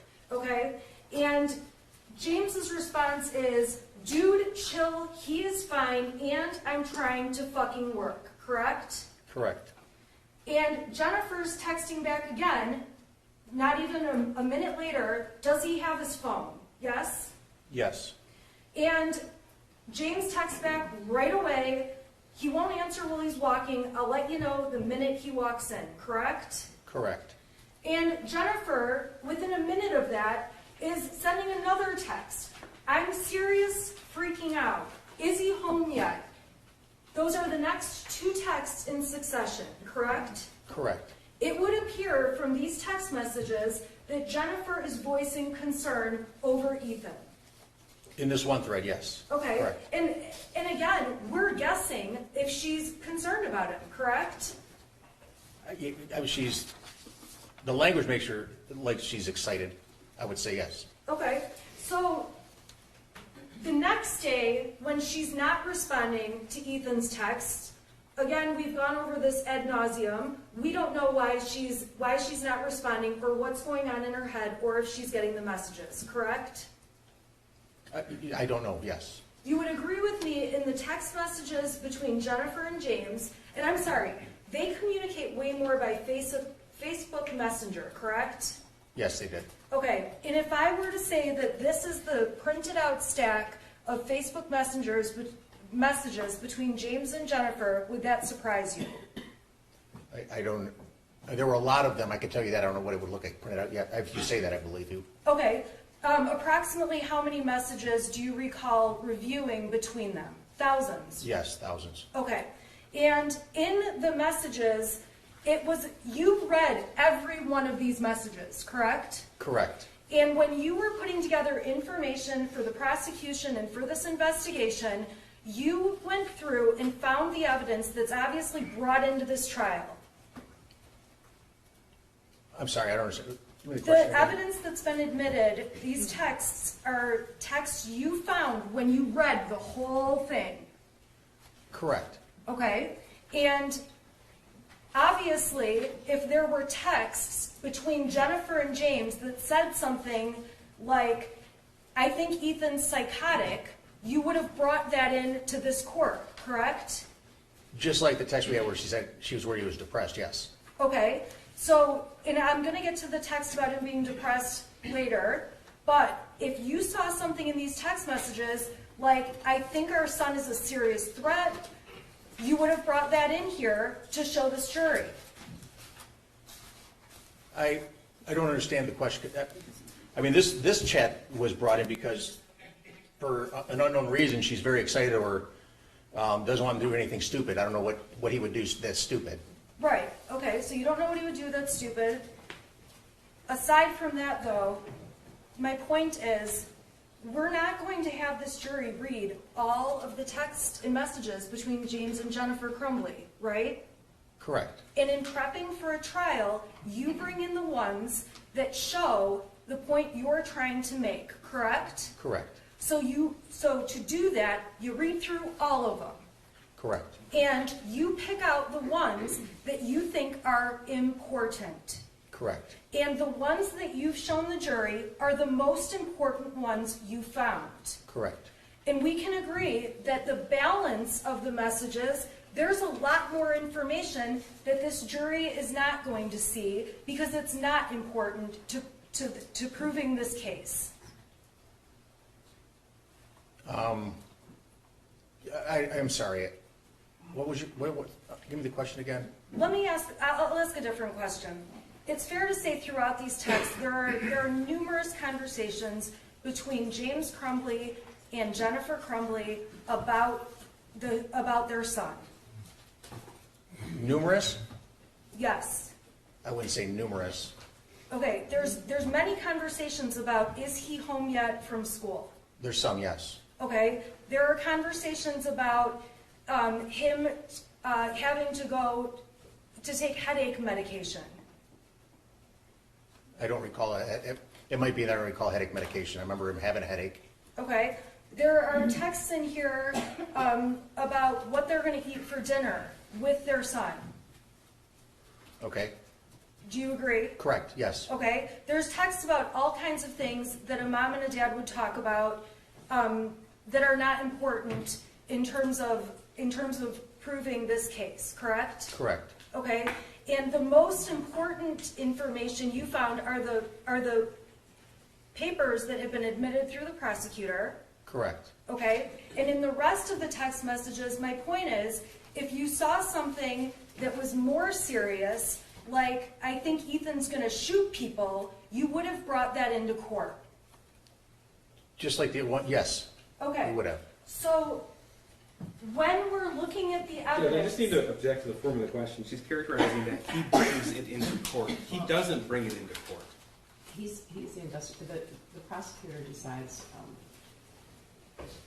what they're asking to be admitted. So, Right, she's She's insinuating that he's taking certain things out and not telling anybody else. And everything's been turned over. I mean, it's the I'm same not argument. insinuating that. I'm starting to think it might be shorter to ask the jury to read that whole staff, right? Would that be shorter? Yeah. Okay.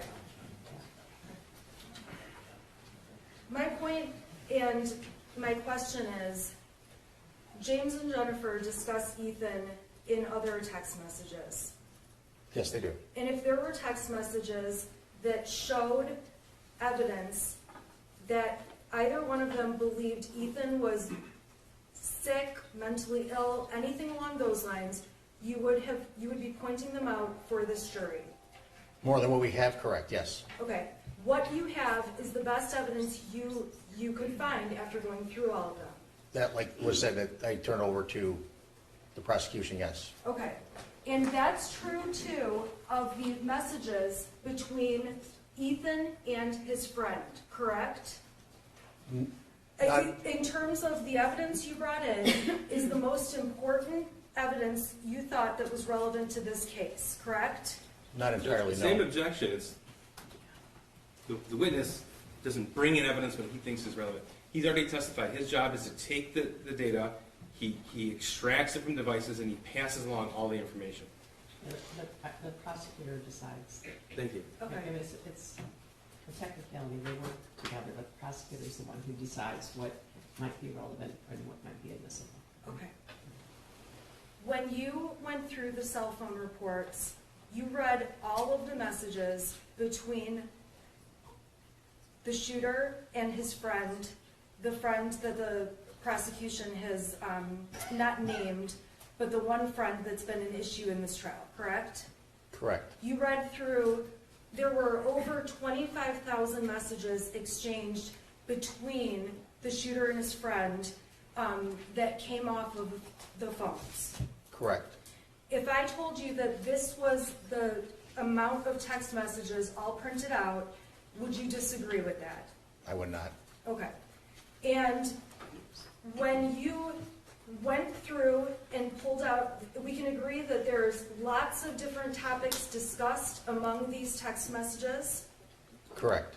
And the text messages that were brought in and entered as evidence were from this large stack of texts as a whole?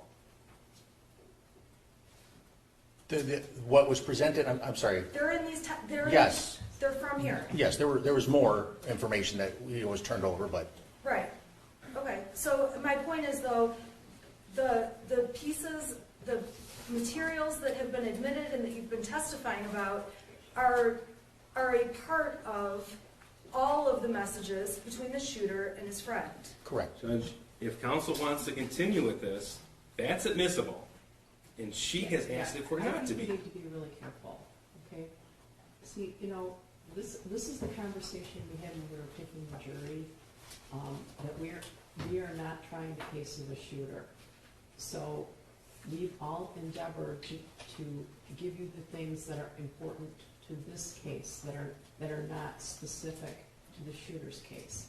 So, you know, I don't want the jury to think that they are not allowed to see something, all right? So I don't want the jury to think that either side is hiding something, because they're not.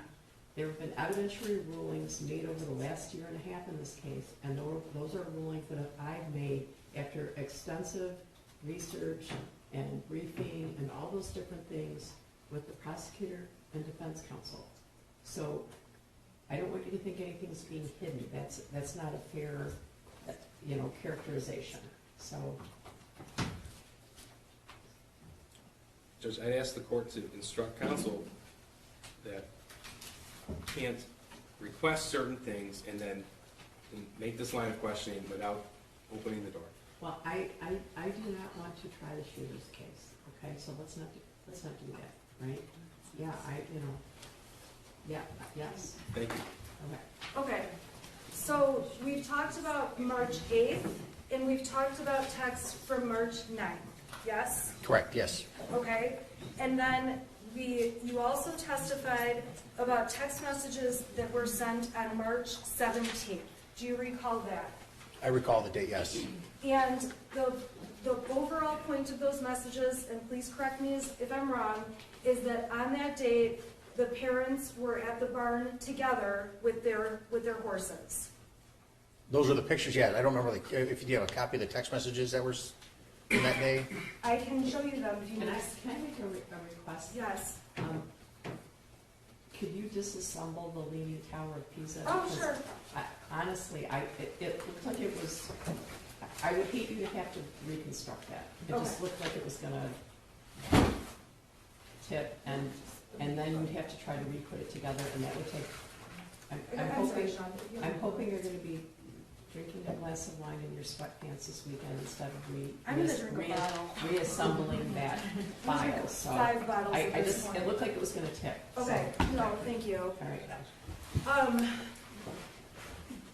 All right.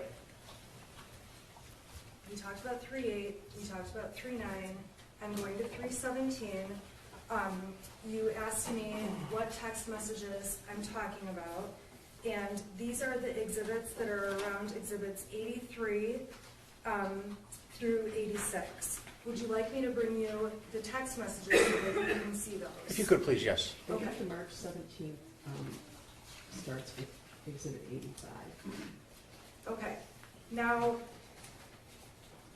on 85, we amended it, so there are texts that I remember, were. yes, ma'am. Okay, and then I'm also gonna hand you right now, what's on 86, okay? Okay, thank you.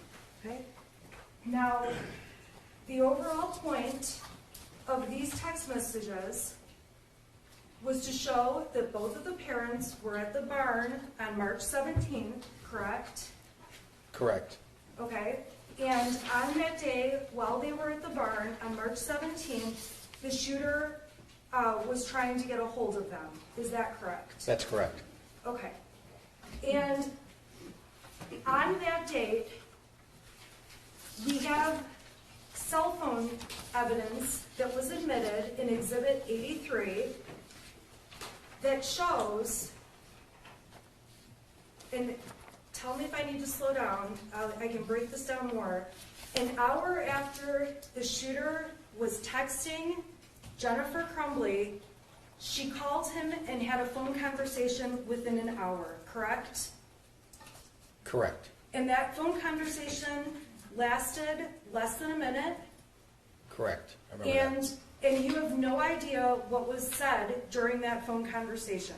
No, I do not. You have no idea what happened after Jennifer left the barn that day, or James left the barn. No, I do not. You have no knowledge that the family, whether they were together that night or not, correct? Correct. You've done the best you can do to put together the information with materials you have. Correct. Okay, so we've talked about March 17th. Now I want to talk about March 20th. I'm sorry, the 19th and the 20th. On March 19th, there were text messages that were introduced, and tell me if you need them, they're exhibits 95 through 100, where there's a discussion about Ethan waking up and seeming hungover. Do you recall those? I do, yes. Would you like me to give you those? I just like having a copy in my Yeah, hand or that's- on the screen either way.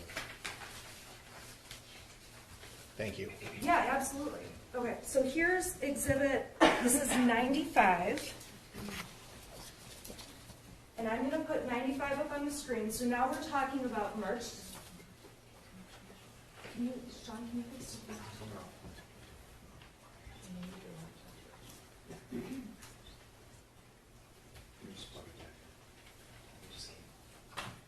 Okay. All right, so we're looking at exhibit 95, okay, which has been admitted. And this is from March 18th, correct? 1995? Okay, exhibit 95 is from March 18th. It's, You know what, it goes over multiple days. Okay, may I please approach with 96 also? Sure. Okay, there's two that are in order, and they both contain multiple days, correct? correct. Okay, so I'm sorry, this is a little bit confusing because we've got two different dates on two different exhibits. Okay, so I'm gonna go to 96 first. These texts actually come before 95. On this date, these are the texts where Ethan says, I just finished picking up the room. I cleaned until clothes started flying off the shelf. This stuff only happens when I'm home alone, correct? Correct. Okay, and I am totally off. I am so sorry. March 17th. I need to be on exhibit 85. 85. 85 is, it says is the thread from March 17th, 2020. Yes, and 85 is one that I cannot display because it's been redacted. So I'm asking if the prosecution can please put 85 up on the screen. Can you put redacted 85 on the screen? I kind of just need a minute, Judge.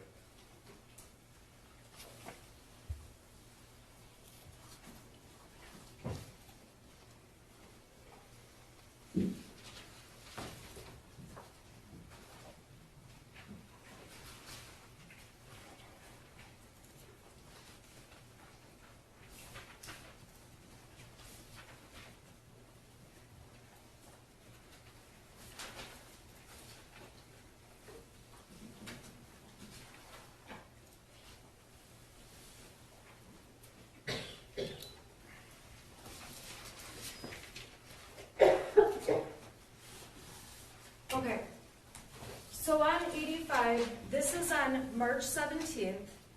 This is the text where it started off, gonna get drunk and ride my horse. Jennifer Crumbley sent that at 1:30 p.m. Correct. Okay, and I'm sorry, Mr. Keys, can you please scroll down? Okay, Jennifer Crumbley's indicating that afternoon, I hate my job. Can you bring Outlast, please? And I don't know what that means, you don't know what that means. Would you agree with that? I don't know what she's referring to. I don't either. Okay, can you go down, please? Okay, Jennifer Crumbley indicates at 4:02 that she's left work, yes? Correct. I'm sorry, I might be going too fast. Nope, you're good. Okay, and then if we can go down more, please.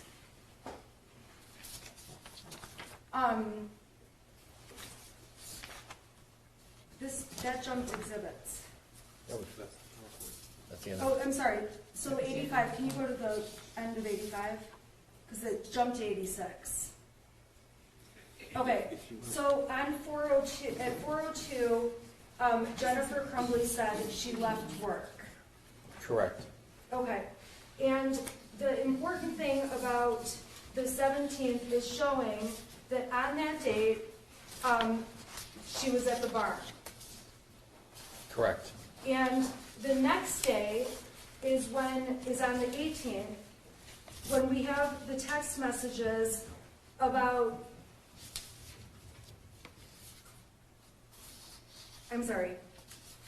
March 19th, exhibit 95. Do you have 95 in your hand? I do not. It would be easier probably just to admit the whole thing and go page numbers, but obviously, we're not gonna do that. I'm just having a difficult time with these pages. Do you have exhibit 95? I do not. I have 96.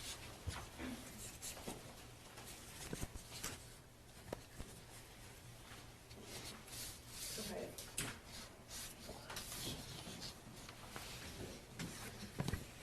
I am so sorry that this is a mess. Okay. On March 19th, I've got it up on the screen. This is when Jennifer Crumbley and James Crumbley are talking about Ethan acting like, or seeming like he was way hungover that day, correct? Correct. And it appears from the text that Jennifer is asking if he's okay. She says, "How is he?" Correct. Okay. Why is this doing this now? I am gonna kill myself. Okay. Okay. So he woke up acting like he had way too much to drink last night, complaining about a headache. That's what James said back to Jennifer, correct? Correct. And, okay, Your Honor, I need like a minute, and I'm so sorry. Now I've got exhibits that are doubles on the page, and I'm having a really tough time with the exhibits. I apologize to the jury. Can I please have a minute? Okay, well, I'm probably not gonna excuse them because, are Can you you able help to me do, get this are you back able to on? do it while they're here? 'Cause- Yeah, I'm trying to Because just get the it next time I done. excuse them, I send them home. I was hoping to finish this witness. I have this task completion thing. So, I like to. You know what, we can just leave it 2 pages on the screen. So right now it's got on 440, page 441's on the left, 442's on the right. Okay, so starting with 441, this is where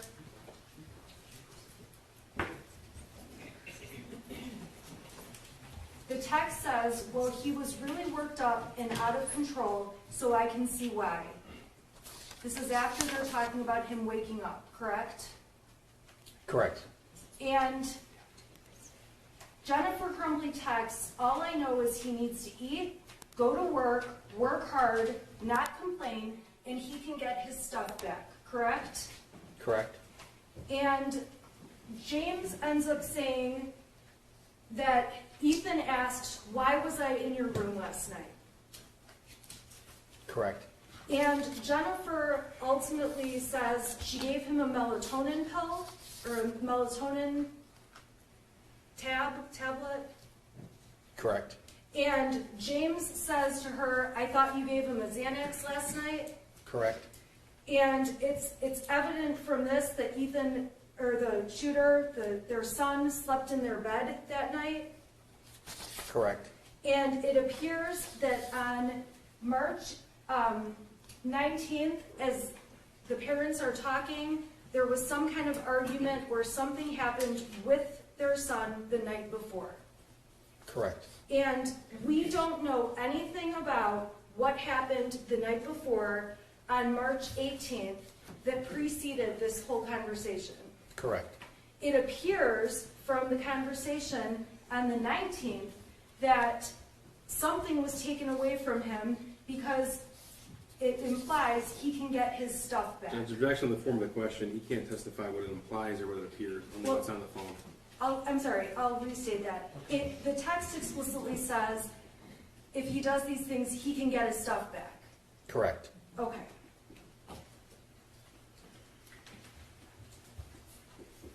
All right, now I'm gonna skip ahead to the 20th of March in 2021. On the 20th, we admitted exhibits 97 through 100. The 96 are text messages dated March 20th. And the 97 starts with some pictures. Okay, so 96 are the text messages that are up on the screen. Do you see those? Yes, I do. I have Okay, them.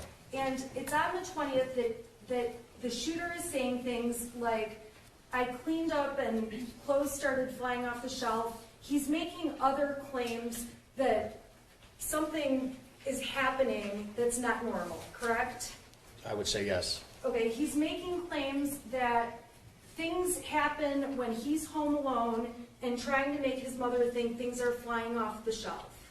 That's what he said, yes. Okay, and you don't see any response from Jennifer Crumbley that day, Correct. and you showed the jury, we introduced and admitted all of the exhibits to show on that day she was at the barn again, correct? Correct.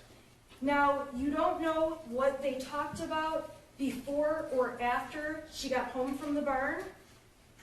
Correct. All we know are that we have these couple of text messages making it sound like something is flying around in the house from Again, her Judge, son.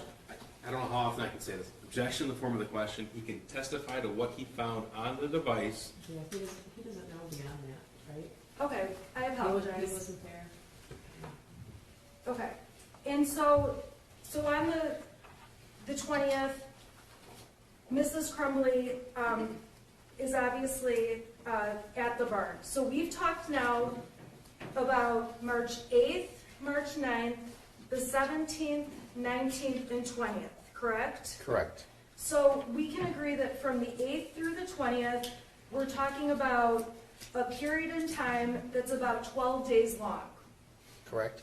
And we've seen bits of the 8th, the 9th, 17th, 19th, and 20th. Correct. Okay. In April 4th are the dates of the texts between the shooter and his friend, correct? There was a lot of text messages, I would assume, I believe they texted on that day. Okay. And I believe it is Exhibit 101. Okay.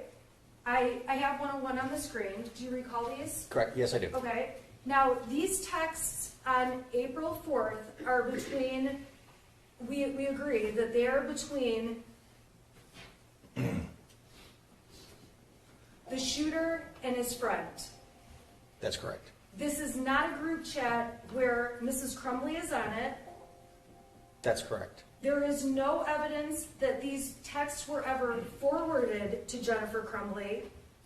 Correct. There is no evidence to show that Jennifer Crumbley ever saw these text messages. Correct. For example, there isn't a text like, oh my gosh, you should see what our son sent to his friend today. There's nothing along those lines, correct? Well, not in this group, are you talking about this chat still? I'm just saying in general, if you found evidence that Jennifer Crumbley saw these texts, that would be important. If she saw it, I would say yes. Okay, and we don't have anything to show she saw them. Not that was on the phone, no. So, on this text thread between the shooter and his friend, he talks about how he hears people talking and he sees someone in the distance, correct? That's correct. There's no response from his friend. Correct. We don't know if his friend saw those texts and didn't respond, or if his friend didn't see those texts and the shooter just kept texting, right? They came in rapid order, so yeah, they were one after another, correct? Okay, so this is around, so 11:56, and then we go down 11:57, says, it's at the point that I'm asking to go to the doctor.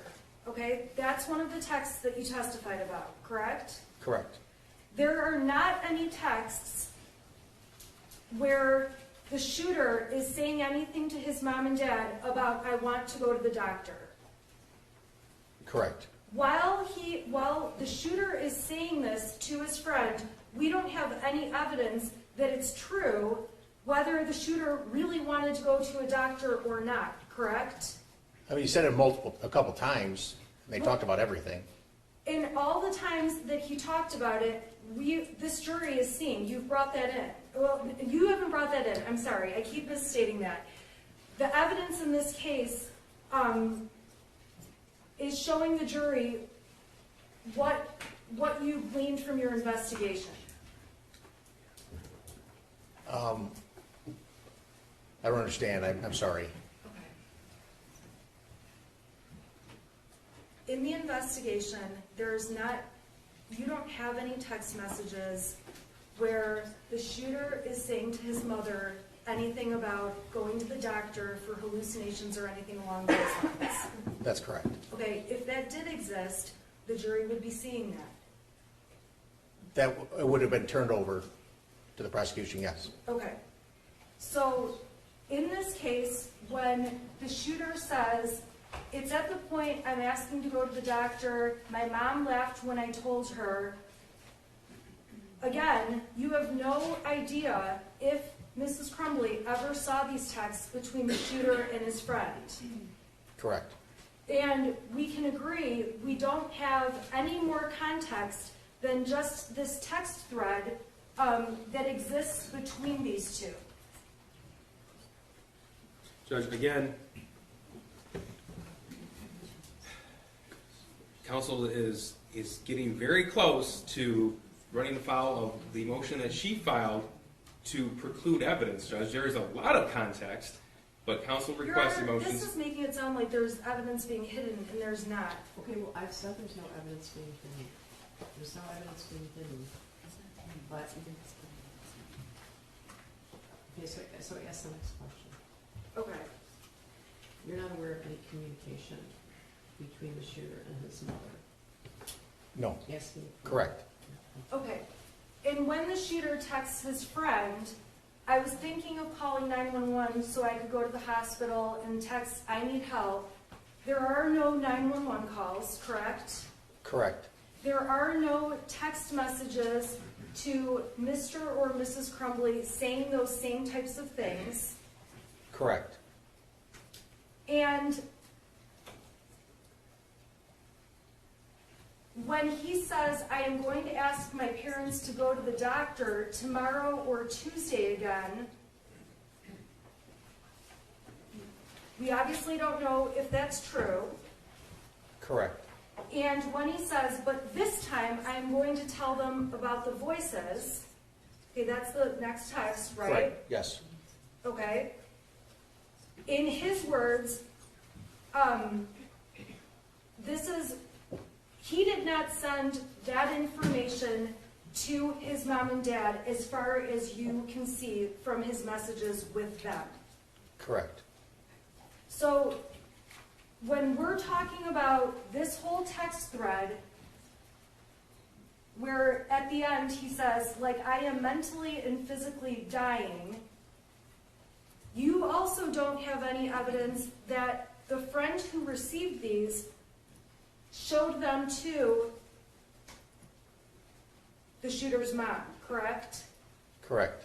There's no evidence that his friend did anything with these text messages beyond the fact that they exist. Correct. We don't know if... Judge, we just need to clarify. There's thousands and thousands of text messages. She needs to be more specific. Is she asking to comment on the 20,000 page text thread? Is she asking to comment on certain days? It isn't fair to the witness who reviewed all this information. Okay, well, is there any evidence that the friend shared anything with the parents? Not that I know of. Okay, thank you.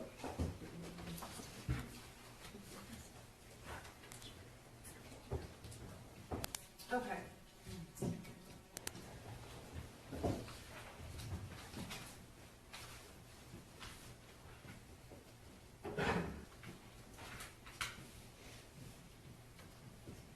Now, on April 29th, okay, so we've talked now about April 4th and 5th, the text between the shooter and his friend. Okay, we just finished that, correct? Correct. Okay, now I want to go to April 29th, and this is exhibit number 104.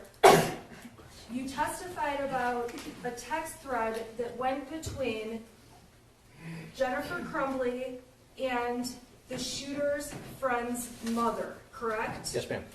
Now, in this text thread, the moms are, you would agree with me, talking about the difficulties of online school and how it's wreaked havoc, essentially, on their kids. Correct.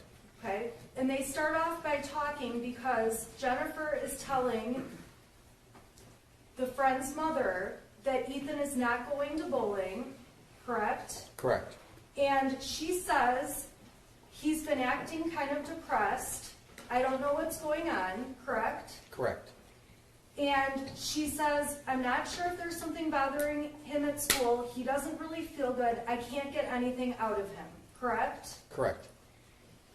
She doesn't say anything in here like he's seeing things, he's hallucinating, I'm noticing that he's paranoid, correct? Correct. She uses the word, he appears to be somewhat depressed. Depressed is the word she uses. Correct. In terms of the word depressed, that could have meanings.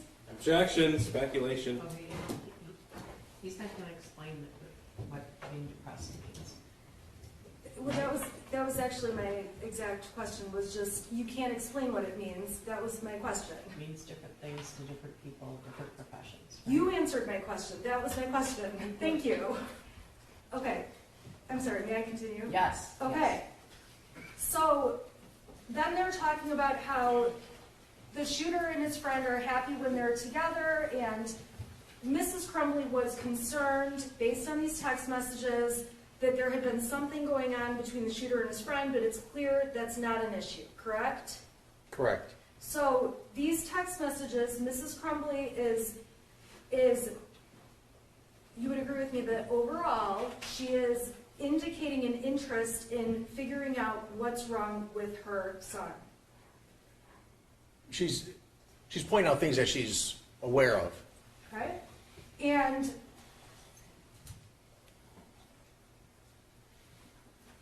this text thread, there are more texts between Jennifer Crumbley and the friend's mother, correct? Correct. And there's one other set that we're going to talk about, but this evidence about, there's not any further explanation of what the word depressed means in the messages or not, correct? Correct. All we have is what's in these text messages. I'm sorry, scratch that.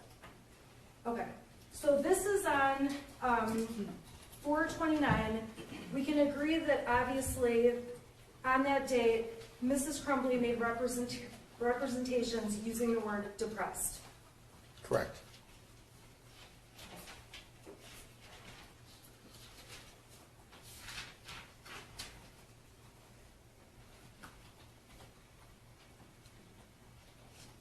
The next set of text messages with the shooter's friend's mother were admitted as Exhibit 105. And we can agree these are months and months later, in October of 2021, correct? That's correct. So this jury is seeing texts from April 29th and then October 31st. That's correct. On October 31st, there is discussion between Jennifer and the shooter's friend's mother about the decision they had to make to send the friend away, correct? There wasn't discussion, she didn't reply back till the 4th of November, like Jennifer texted her, or sent a message to her. Okay, send a message to her asking how they're doing, saying you're thinking about them. Correct. Okay, and the friend's mom writes back, talking about how hard it is. I appreciate you checking on our family, those kind of things, correct? Correct. And in these texts, Jennifer mentions, I know Ethan misses him, meaning his friend, correct? Correct. And she's asking just how things are going for the friend who's away. Correct. Okay. Now, at the end of these text messages, there's a few texts from December of 2021, correct? Correct. Now, those text messages are not about anything related to the shooter being sad or depressed, correct? Those text messages are after the shooting has taken place, correct? Correct. And those text messages, there's not many. We're only talking about a couple. The friend's mother asks if Ethan is safe on November 30th, correct? Correct. So on the day of the shooting, when the friend's mother asks at 3:47, is Ethan home safe? It would be fair, and if you don't know the answer, you can tell me, it would be fair to assume she's asking, is he safe from the shooting? He can't answer that question, and these are Facebook messages, not text. Yeah, he doesn't know. Okay. So Jennifer Crumbley says, I'm sure you've seen the news, and ultimately says, I'm sick to my stomach, correct? Correct. And she mentions to the friend's mother that they're getting threats all over social media, which is something we talked about earlier, correct? Correct. And she also says that they're staying in a hotel because the news is camped out at their house. Correct. Yes? Yes.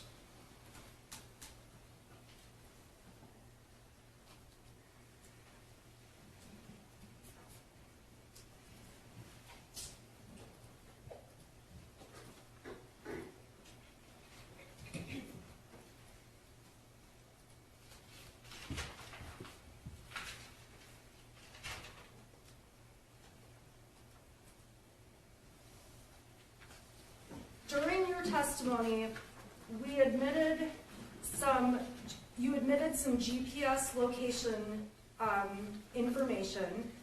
Yes. And if you need to see the exhibits, let me know, but I think these will be simple questions.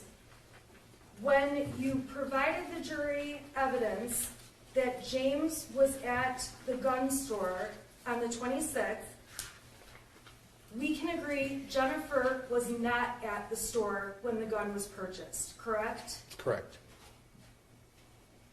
And when that day, there was a video on the 26th that the shooter made of him holding the gun. It's a short video that was admitted as Exhibit 417. Do you recall that little video? Yes, I do. And in that little video, we can't see who else is around while the shooter is filming himself with holding the Sig Sauer gun. In the video, correct.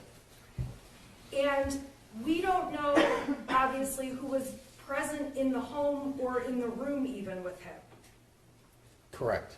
That was the day the gun was bought, Correct. and the shooter took that video himself, as far as we can tell. It was on his phone, yes. It was on his phone. And he, and it was a video that he sent to, it was a, I'm sorry, let me back up. There were also photographs taken that day of the gun, Correct. the day they purchased it. Correct. Jennifer Crumbley actually posted a photo that was taken of the gun. After they went to the gun range? No, the day before, on Friday, the day the gun was bought, and if you don't recall, you can just, I believe it came in through the witness before you, and so if you don't know, you can just let me know. Yeah, I don't know. Okay, thank you. So the gun was purchased on the 26th, and the next day is Saturday, the 27th, correct? Correct? On the 27th, we know that James Crumbley was door dashing that day. Correct. That's the day that the shooter and his mother went to the gun range. Correct. That is the day where there was posts about a mother-son experience at the range, in terms of shooting the gun, going to shoot the gun. I remember those, yes. Okay. Now, there is not any information about where the gun was stored or placed in the Crumbley's home overnight between the 26th and the 27th. Judge, I'm going to object. These exhibits weren't introduced to this witness. It's inappropriate to ask this witness of those questions. Agent Brandon testified yesterday. It's the same questions that she asked to him at cross-examination. He doesn't have the foundation to give that sort of testimony. Well, I guess I don't understand the question. Are you asking, is there any communication on a text or a Facebook or a picture about whether the guns were where they were stored or whether they were Yeah. not? Okay, so did you? On the phones, no, I did not find. Also, in the very minimum, he should be given the opportunity to review the exhibit before he's asked the question. I don't know if she specifically asked him about it. She was asking about Instagram posts. Oh, the Instagram post, okay. All right, there's no Instagram posts about storage or being locked up or anything like that. Not that I saw, no ma'am. Okay. You don't see So, any locked guns on Instagram? Locked guns, no. and the evidence that you showed us from the 27th, there's not any information about who put the gun in the vehicle that drove the gun to the target, to the shooting range, correct? I don't know anything about that. We don't know anything about who did anything aside from the fact that we know when Mrs. Crumbley and her son went over to the shooting range. I don't know anything about the transportation of the gun, no. Okay. We know when they got to the range that Mrs. Crumbley and her son went in and they shot some targets, correct? Correct. Just- Well, the ATF guy testified to that, do you know that? What, what, Video? I do know the video, yes. Oh, The okay. gun range video, All right, I have seen it. okay. Okay. And in terms of the text messages and all the evidence that you have reviewed, from the night of the 27th to the 28th, there are not any text messages or Facebook messages about where the gun was that night, where it was in the home, where it was in general, correct? Correct, I don't know anything Okay. about that.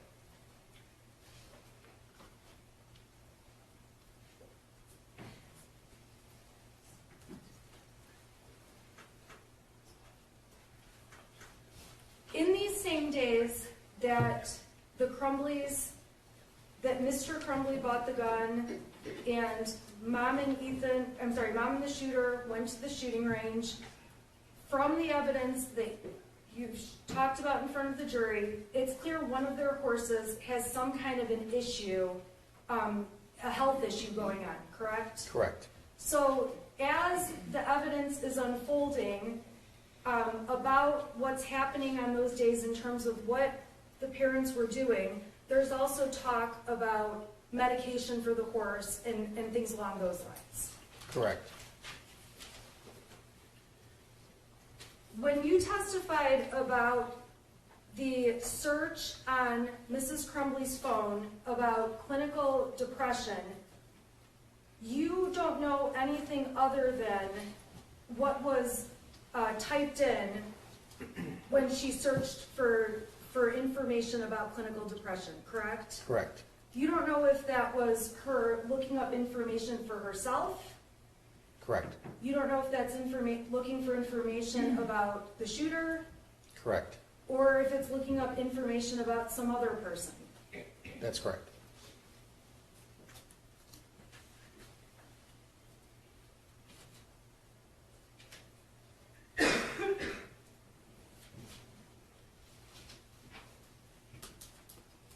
On the 29th, that was a Monday. Does that sound right? Yes, ma'am. Of November. And, yes, I'm sorry, of November. yes, Okay. And that was the day that the voicemail was left that was played as evidence as Exhibit 115 from Miss Fine. Do you know what voicemail I'm talking about? yes, I recall it. Okay. So going a little bit backwards, that day, on that Monday, the voicemail indicates that Ethan was caught looking at bullets on his phone, correct? That's correct. The voicemail, we saw lots of evidence, was left on Jennifer's cell phone. Correct. We know Jennifer Crumbley listened to the voicemail. That's correct. We all heard the voicemail. Correct. And the voicemail did not ask Jennifer Crumbley to call back, to return the phone call, correct? I don't believe so. That message indicated that Ethan was not in any trouble, but the teacher wanted, or Miss Fine wanted to make Mrs. Crumbley aware that Judge, they the had a exhibit discussion. speaks for itself. He can't interpret the exhibit. Yeah, that's the best evidence of what was said, right? Okay. You can have all the exhibits, so you can listen to them again. Thank you. Yeah. The conversation, in that conversation, there is talk about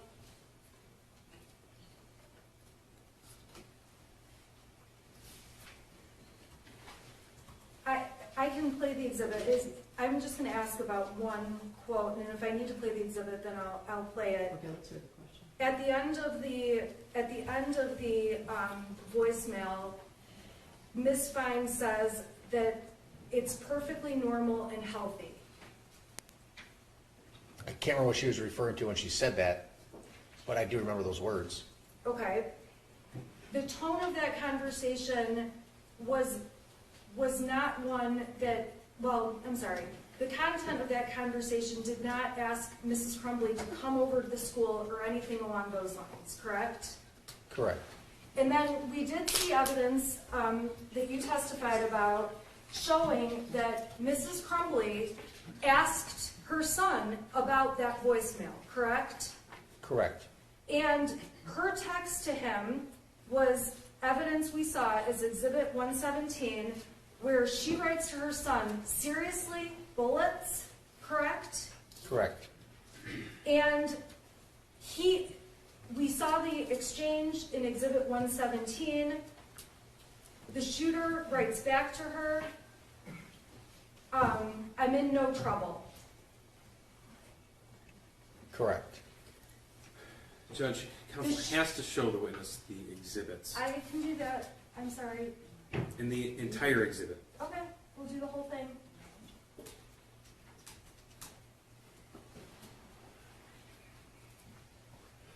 All right, so this is Exhibit 117.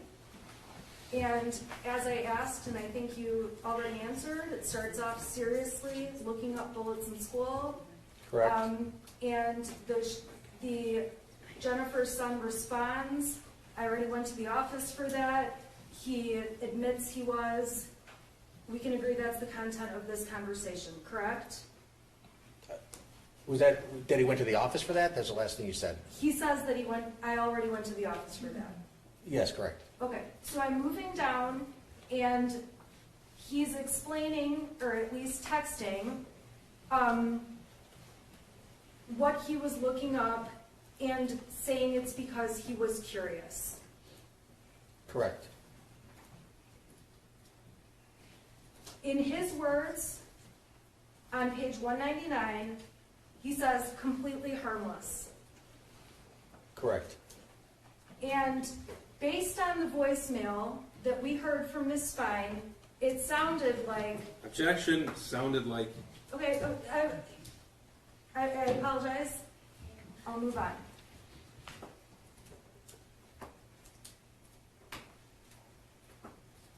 Jennifer told her son the school left me a voicemail, correct? Correct? And asked her son, did you show them your new gun? Correct? And obviously he says, no, he did not, and says, I did not show them the pic, my God, Correct? okay? Again, says it was a harmless act, Correct? gives more explanation to her, Correct? and ultimately, at the end of the conversation, he asks if he can hear the voicemail later, and she says she saved it. Correct.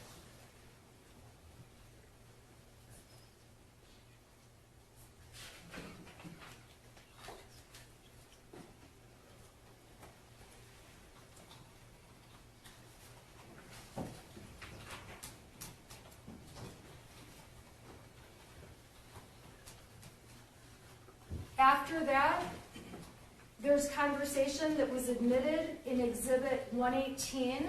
I've put it on the screen. Judge, if counsel's just going to read exhibits, it's not a cross-examination.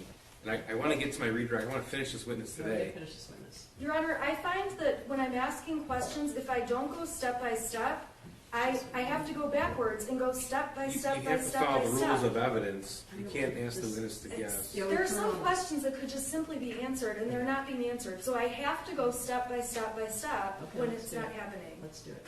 Well, yeah, but they're sort of hearing the same. Direct, so.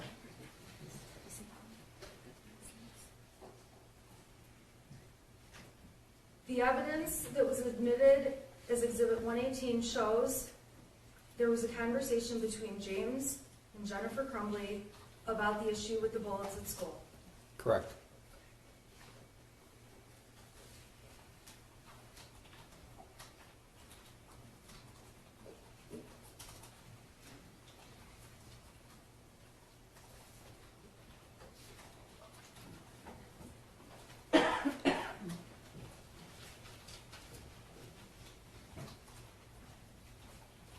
We went through the timeline from November 30th, 2021, in great detail earlier. You would agree with that. Correct.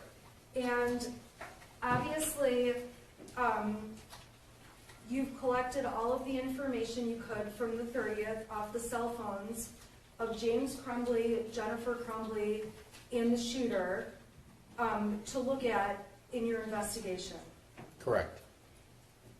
It's fair to say that you did not seek a search warrant for people at the school who dealt with the shooter that day. Hold on. To clarify the form of the question, seek a search warrant for the people at the school. That's not even an investigative Who? method. Okay, A search warrant for who? For the people, right, exactly. Yeah, there's a lot. all right, sorry, I'll back up. And for what?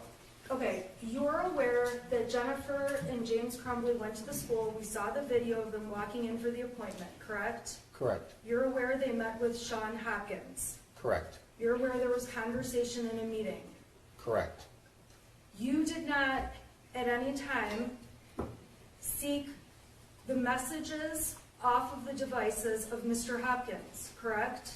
That's not for me to decide. That's the officer in charge of the case to decide what to collect and bring to me to get data for them. Okay, so that's not something you did. That's my only question. It's not something that we would do in computer crimes, correct?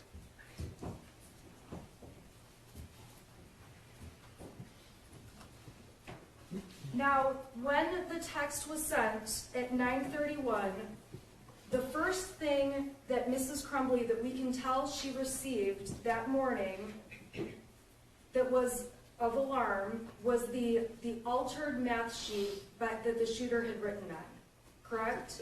Could you pull it up real quick just so I could see? Sure. So that was Exhibit 123.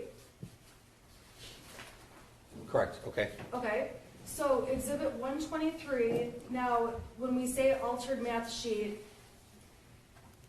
the shooter initially wrote things on a math paper that was introduced as a different exhibit. It was introduced as exhibit 74. And I'll open that up. So I've got exhibit 74 on the right, and we can agree that was initially what the shooter wrote on his math paper. Correct. And after writing all the writings on exhibit 74, he added to the math paper and added the things that we see on exhibit 123. Correct. Now, the first thing that Mrs. Crumbley receives is exhibit 123, which is the altered drawing, correct? Correct. And in terms of what's on the drawing, it speaks for itself, but it has things like, I love my life so much, harmless act, we're all friends here. It has a bunch of writings like that on there. The jury can see what's on there. It speaks for itself, fair to say? It does, yes. Okay. And when Mrs. Crumbley got that, we know that she immediately, because we have the timestamps, sent Mr. Crumbley a message to let him know that something was going on. Correct. And in the text messages, or Facebook messages, which were admitted as Exhibit 125, and I'll put it up,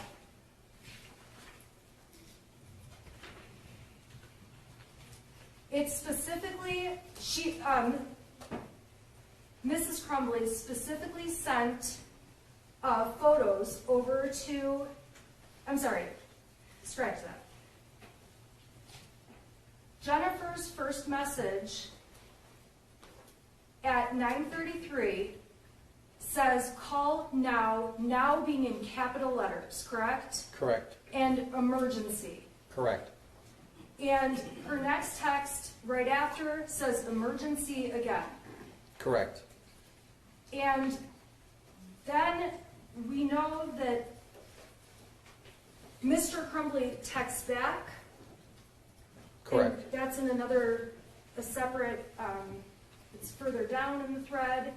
And his response is, my God, WTF, which stands for what the fuck, correct? Correct.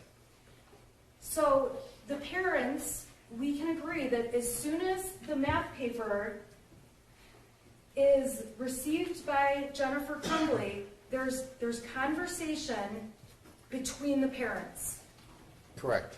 In addition to the messages, there's also phone conversation. Correct. And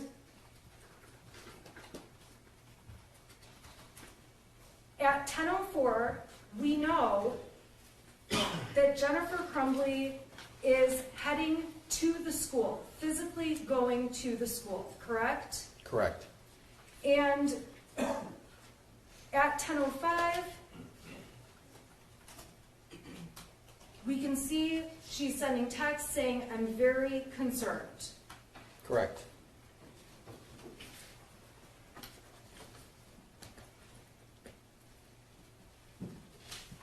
We know, obviously, they get to the school and have a meeting with the counselor. Correct. And we know that that meeting only lasted 12 minutes long. That was your testimony. Correct. We don't have any kind of record or recording of that meeting in the counselor's office. Not that I was made aware of, no. Correct.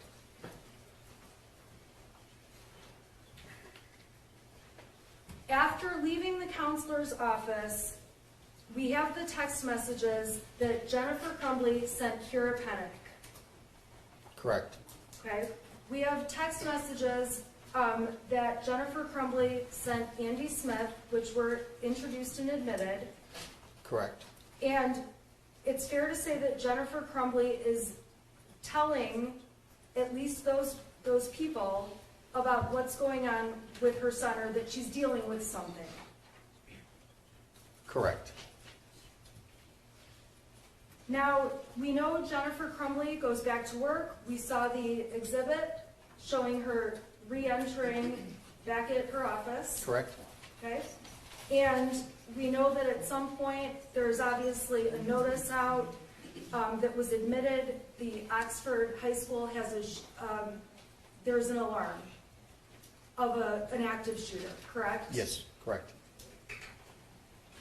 Upon hearing that, we saw all of the evidence about Mr. and Mrs. Crumbley heading back to the school, correct? Correct. And all of that evidence speaks for itself in terms of the timeline of events that happened. And you went through those times on the record already, so we don't need to do that again. Correct. In those messages, there was not anything from Jennifer Crumbley saying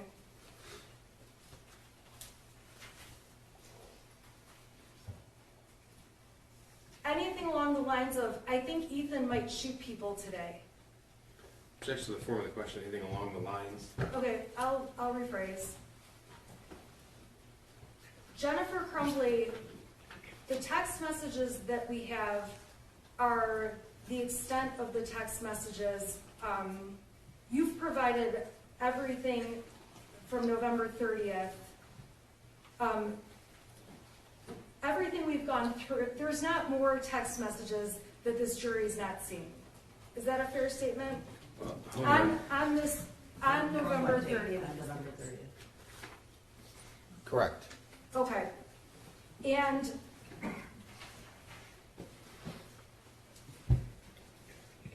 we can see the messages that Jennifer sent over to her son at the time. You introduced those when you testified. Correct. And there's various exchanges, obviously between them, that speak for themselves, and the jury can read those. There were changes, yes. Okay? And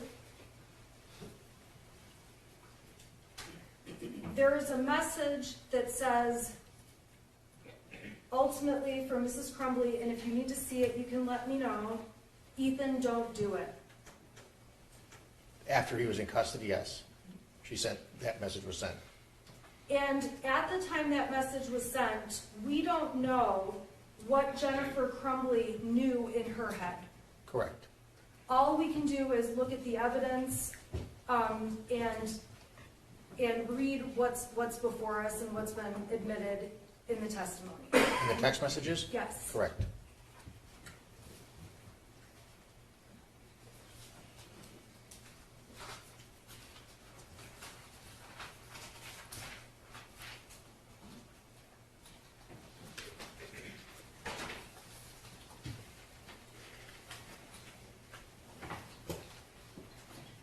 You testified about alarm images in exhibits 149 and 150. Do you recall that?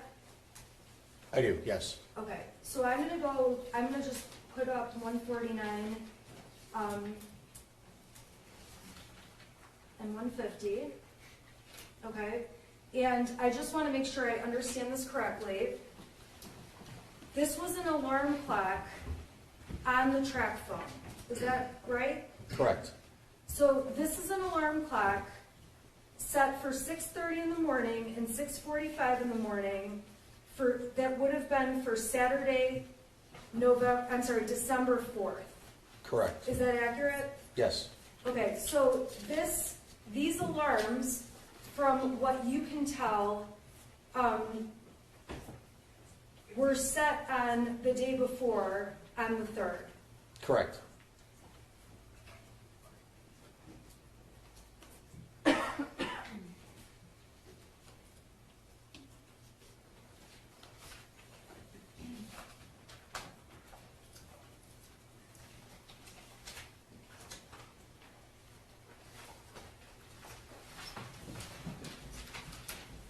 Okay, and then again, there was some testimony, and I believe we've mostly covered this. Ultimately, when you looked at the cell phone, between Jennifer Crumbley and Kira Pennick, you testified, I believe, that there were 26 messages still on the phone. Correct. And from the data, you could see there was actually 4,047 that existed at one time between them. Correct. So obviously, many messages had been deleted between Kira and Jennifer Crumbley by Jennifer Crumbley on her phone. That's correct. And again, there's not any texts or anything that say that have explanations about deleting things. All we know is that they were deleted. Correct, just that, yes. May I have one moment, please?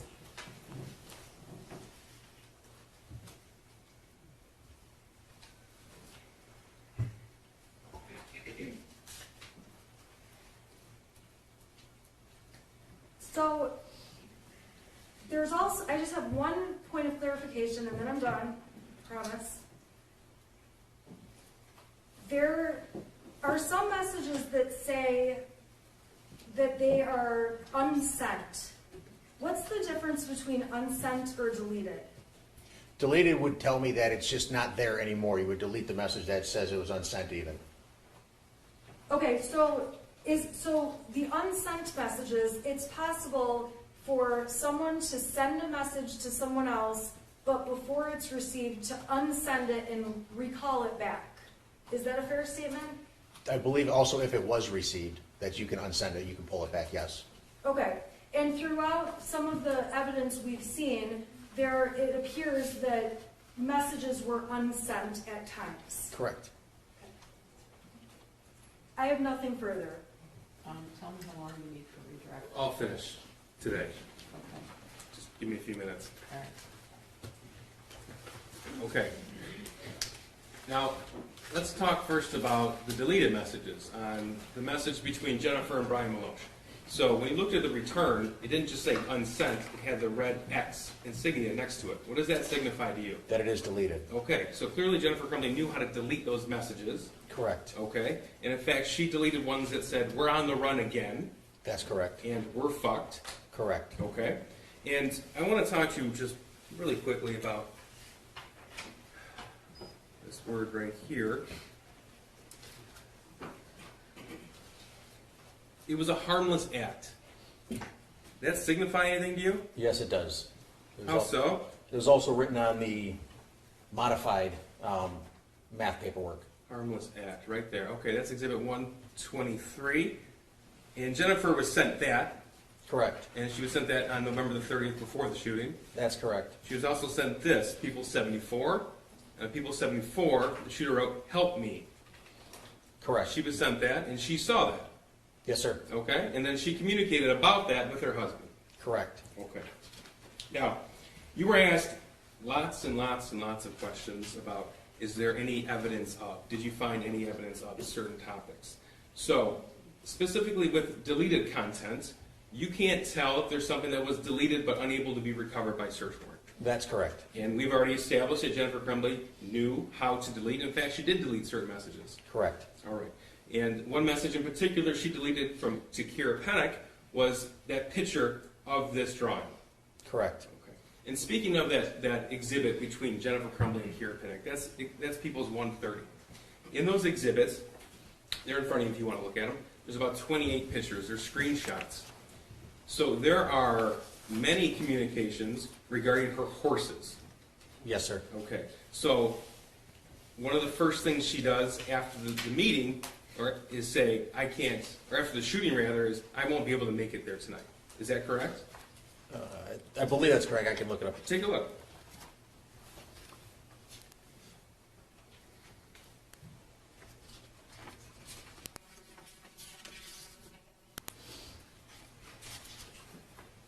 And tell us the time that came into.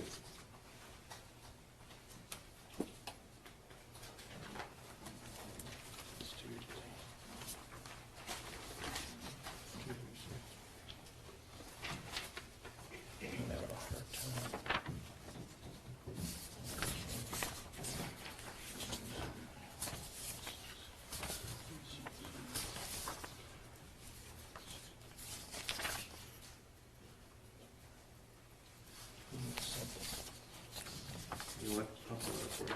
Yeah, I don't see it real quick. That's all right, I'll pull it up for you.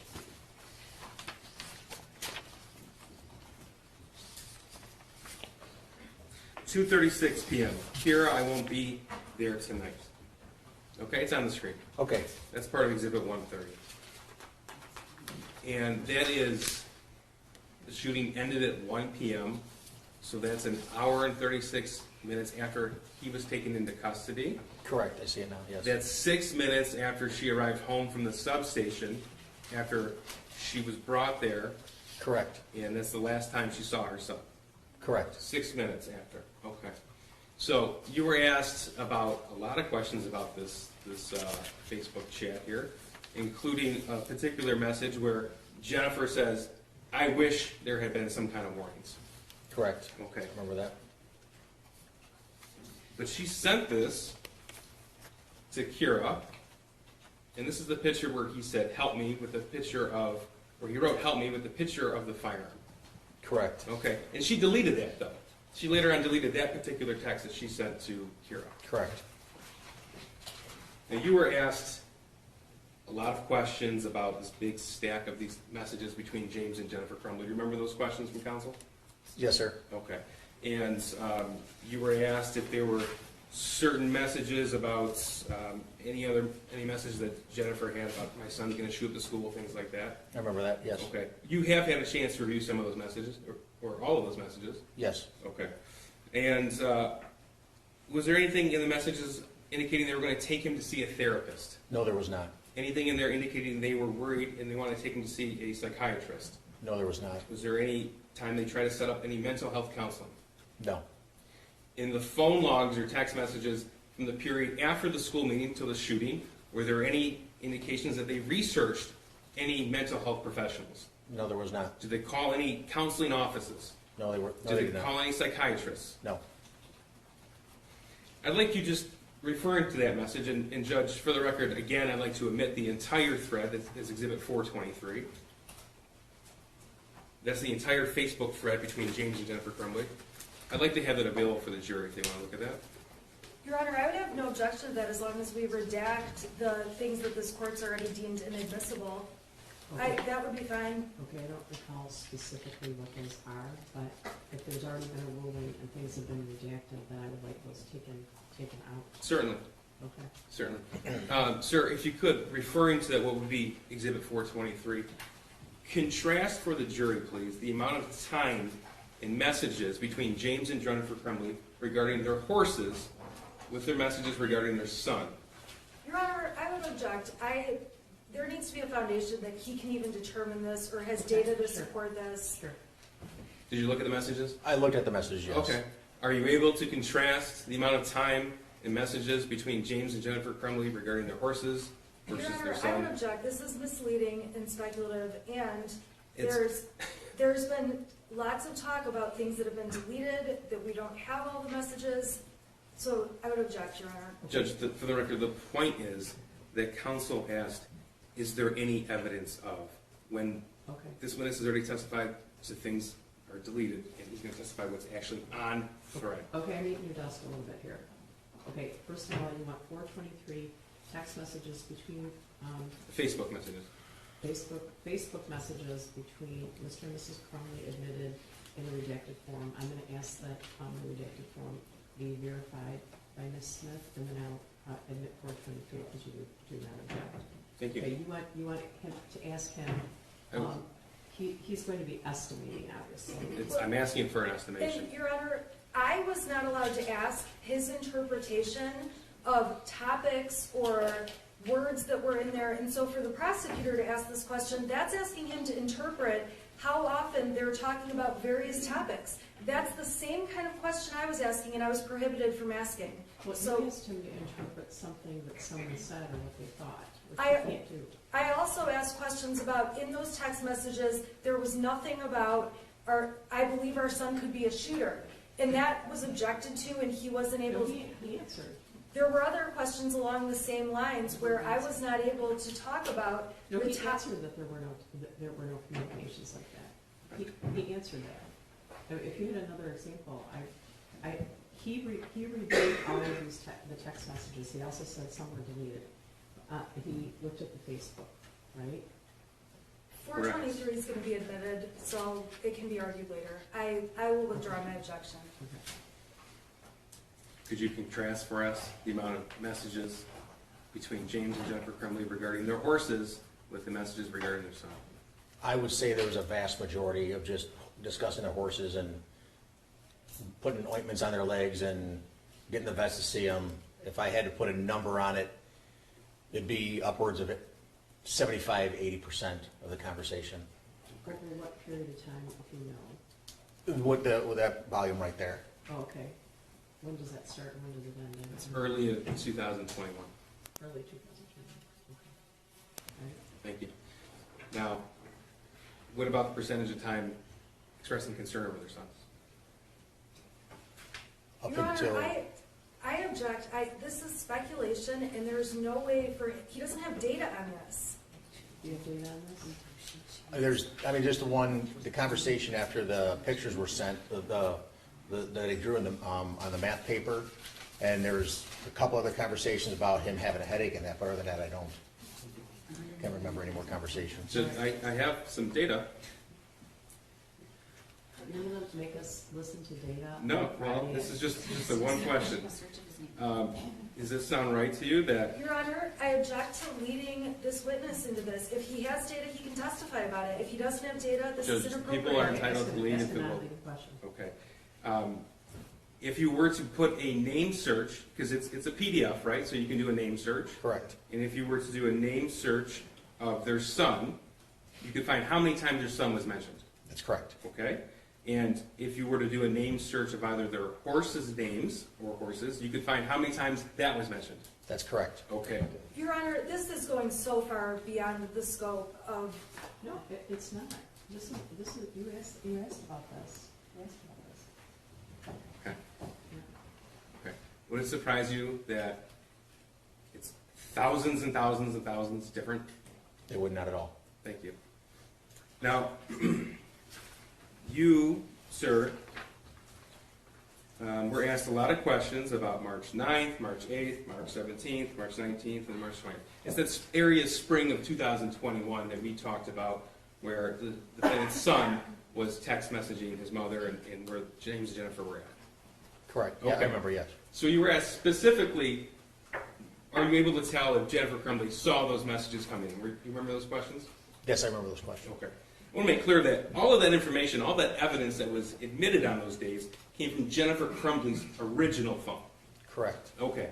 So, if she wouldn't have received it because either her phone was off or no service, it wouldn't have had the same timestamps that we see in here. Correct. Okay. So, the timestamp of 6:03 on her phone, the exhibit, that means that's the time it actually got to her phone. Correct. Okay. And let me ask you something, sir. I don't think you need to be an expert to identify this, but when you take a picture, do you have to open your phone? I mean, you have to access you have to take the picture, yes. Right. Do you have to look at your phone? Not necessarily, you just push the button on the You have to side. hold it up and push a button. Correct. Okay. And so when we have pictures on Jennifer's phone from the exact same time that her son is sending her text messages, what does that tell you? That she would have seen them. Right. Now you were asked about the alarm sent on December the 4th of 2021, and it was up on the screen. It's an exhibit. I remember. It was set for 6:30 a.m. and 6:45 a.m. on December the 4th, 2021. Correct. Okay, and it said when it was set. It said from 7 hours and 30 minutes. Correct. So then we can tell that she actually set that alarm at around 11 p.m. on Friday, December the 3rd. That's correct. Were you aware that Detroit police were actually on scene at that date and time, at that specific time, at the location where she was found? Your Honor, I object in terms, If he knows. I would, at that, Oh, yeah, what is the objection? well, the objection is the lack of foundation about whether he knows. Well, you can tell us. Well, he could tell us if he knows. I don't know. I was not aware when Detroit police was, Okay. You were aware that they were on scene that evening? yes, I was. Okay. Yes, I am. You were also asked about what counsel referred to as threats. and her, Jennifer Crumbley, receiving threats. Do you remember those questions? Yes, Okay.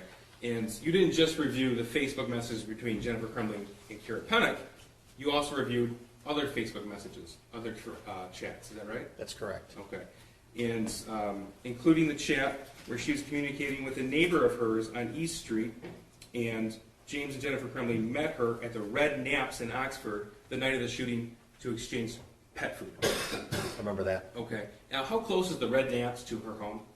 It's just down the road. It's right in downtown Oxford, Yep, right? correct, Like a block away. correct.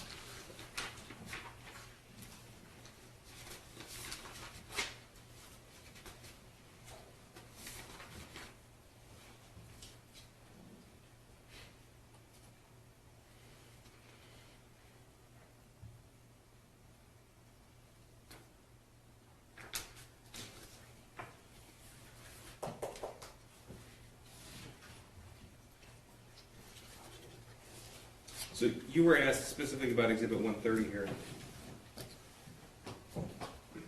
If Jennifer Crumbley expressed some sort of concern over what her son did,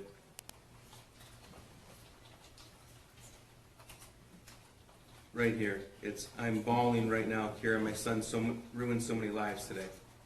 Yes, correct. Okay, now, that was substantially after she was asking to sell her horses for cash, Correct. asking cash stats, I think it was Correct. stats. Yes. Okay. And is there any text messages at all in this exhibit expressing any sort of sympathy over the victims after this? Not that I recall. And in fact, the conversation continues about liquidating her assets. Correct. And it continues about her not being able to see her horses That's correct. and expressing how upset she is that she can't see her horses. That's correct. Nothing further, Judge. All right, you step down, you excuse. Artist working in Oakland County.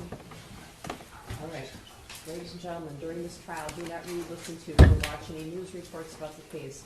Under the law, the evidence you consider to decide the case must meet certain standards. For example, witnesses must swear to tell the truth and the lawyers must be able to cross-examine them. Because news reports do not have to meet these standards, they could be incorrect or misleading information that might unfairly favor one side or the other. So to be fair to both sides, you must follow this instruction. You must not go on social media, you must not post, you must not do research, you must not discuss the case with anyone. We're moving quickly. Please follow my instruction. It's so important. I don't want to have to put you in the local holiday in. All right? I can still do it. Okay? So follow my instructions so that we don't have to do that. Okay? I'm going to have you return at 8:30 on Monday. Don't look at anything over the weekend. I should have served you some vitamins with your lunch.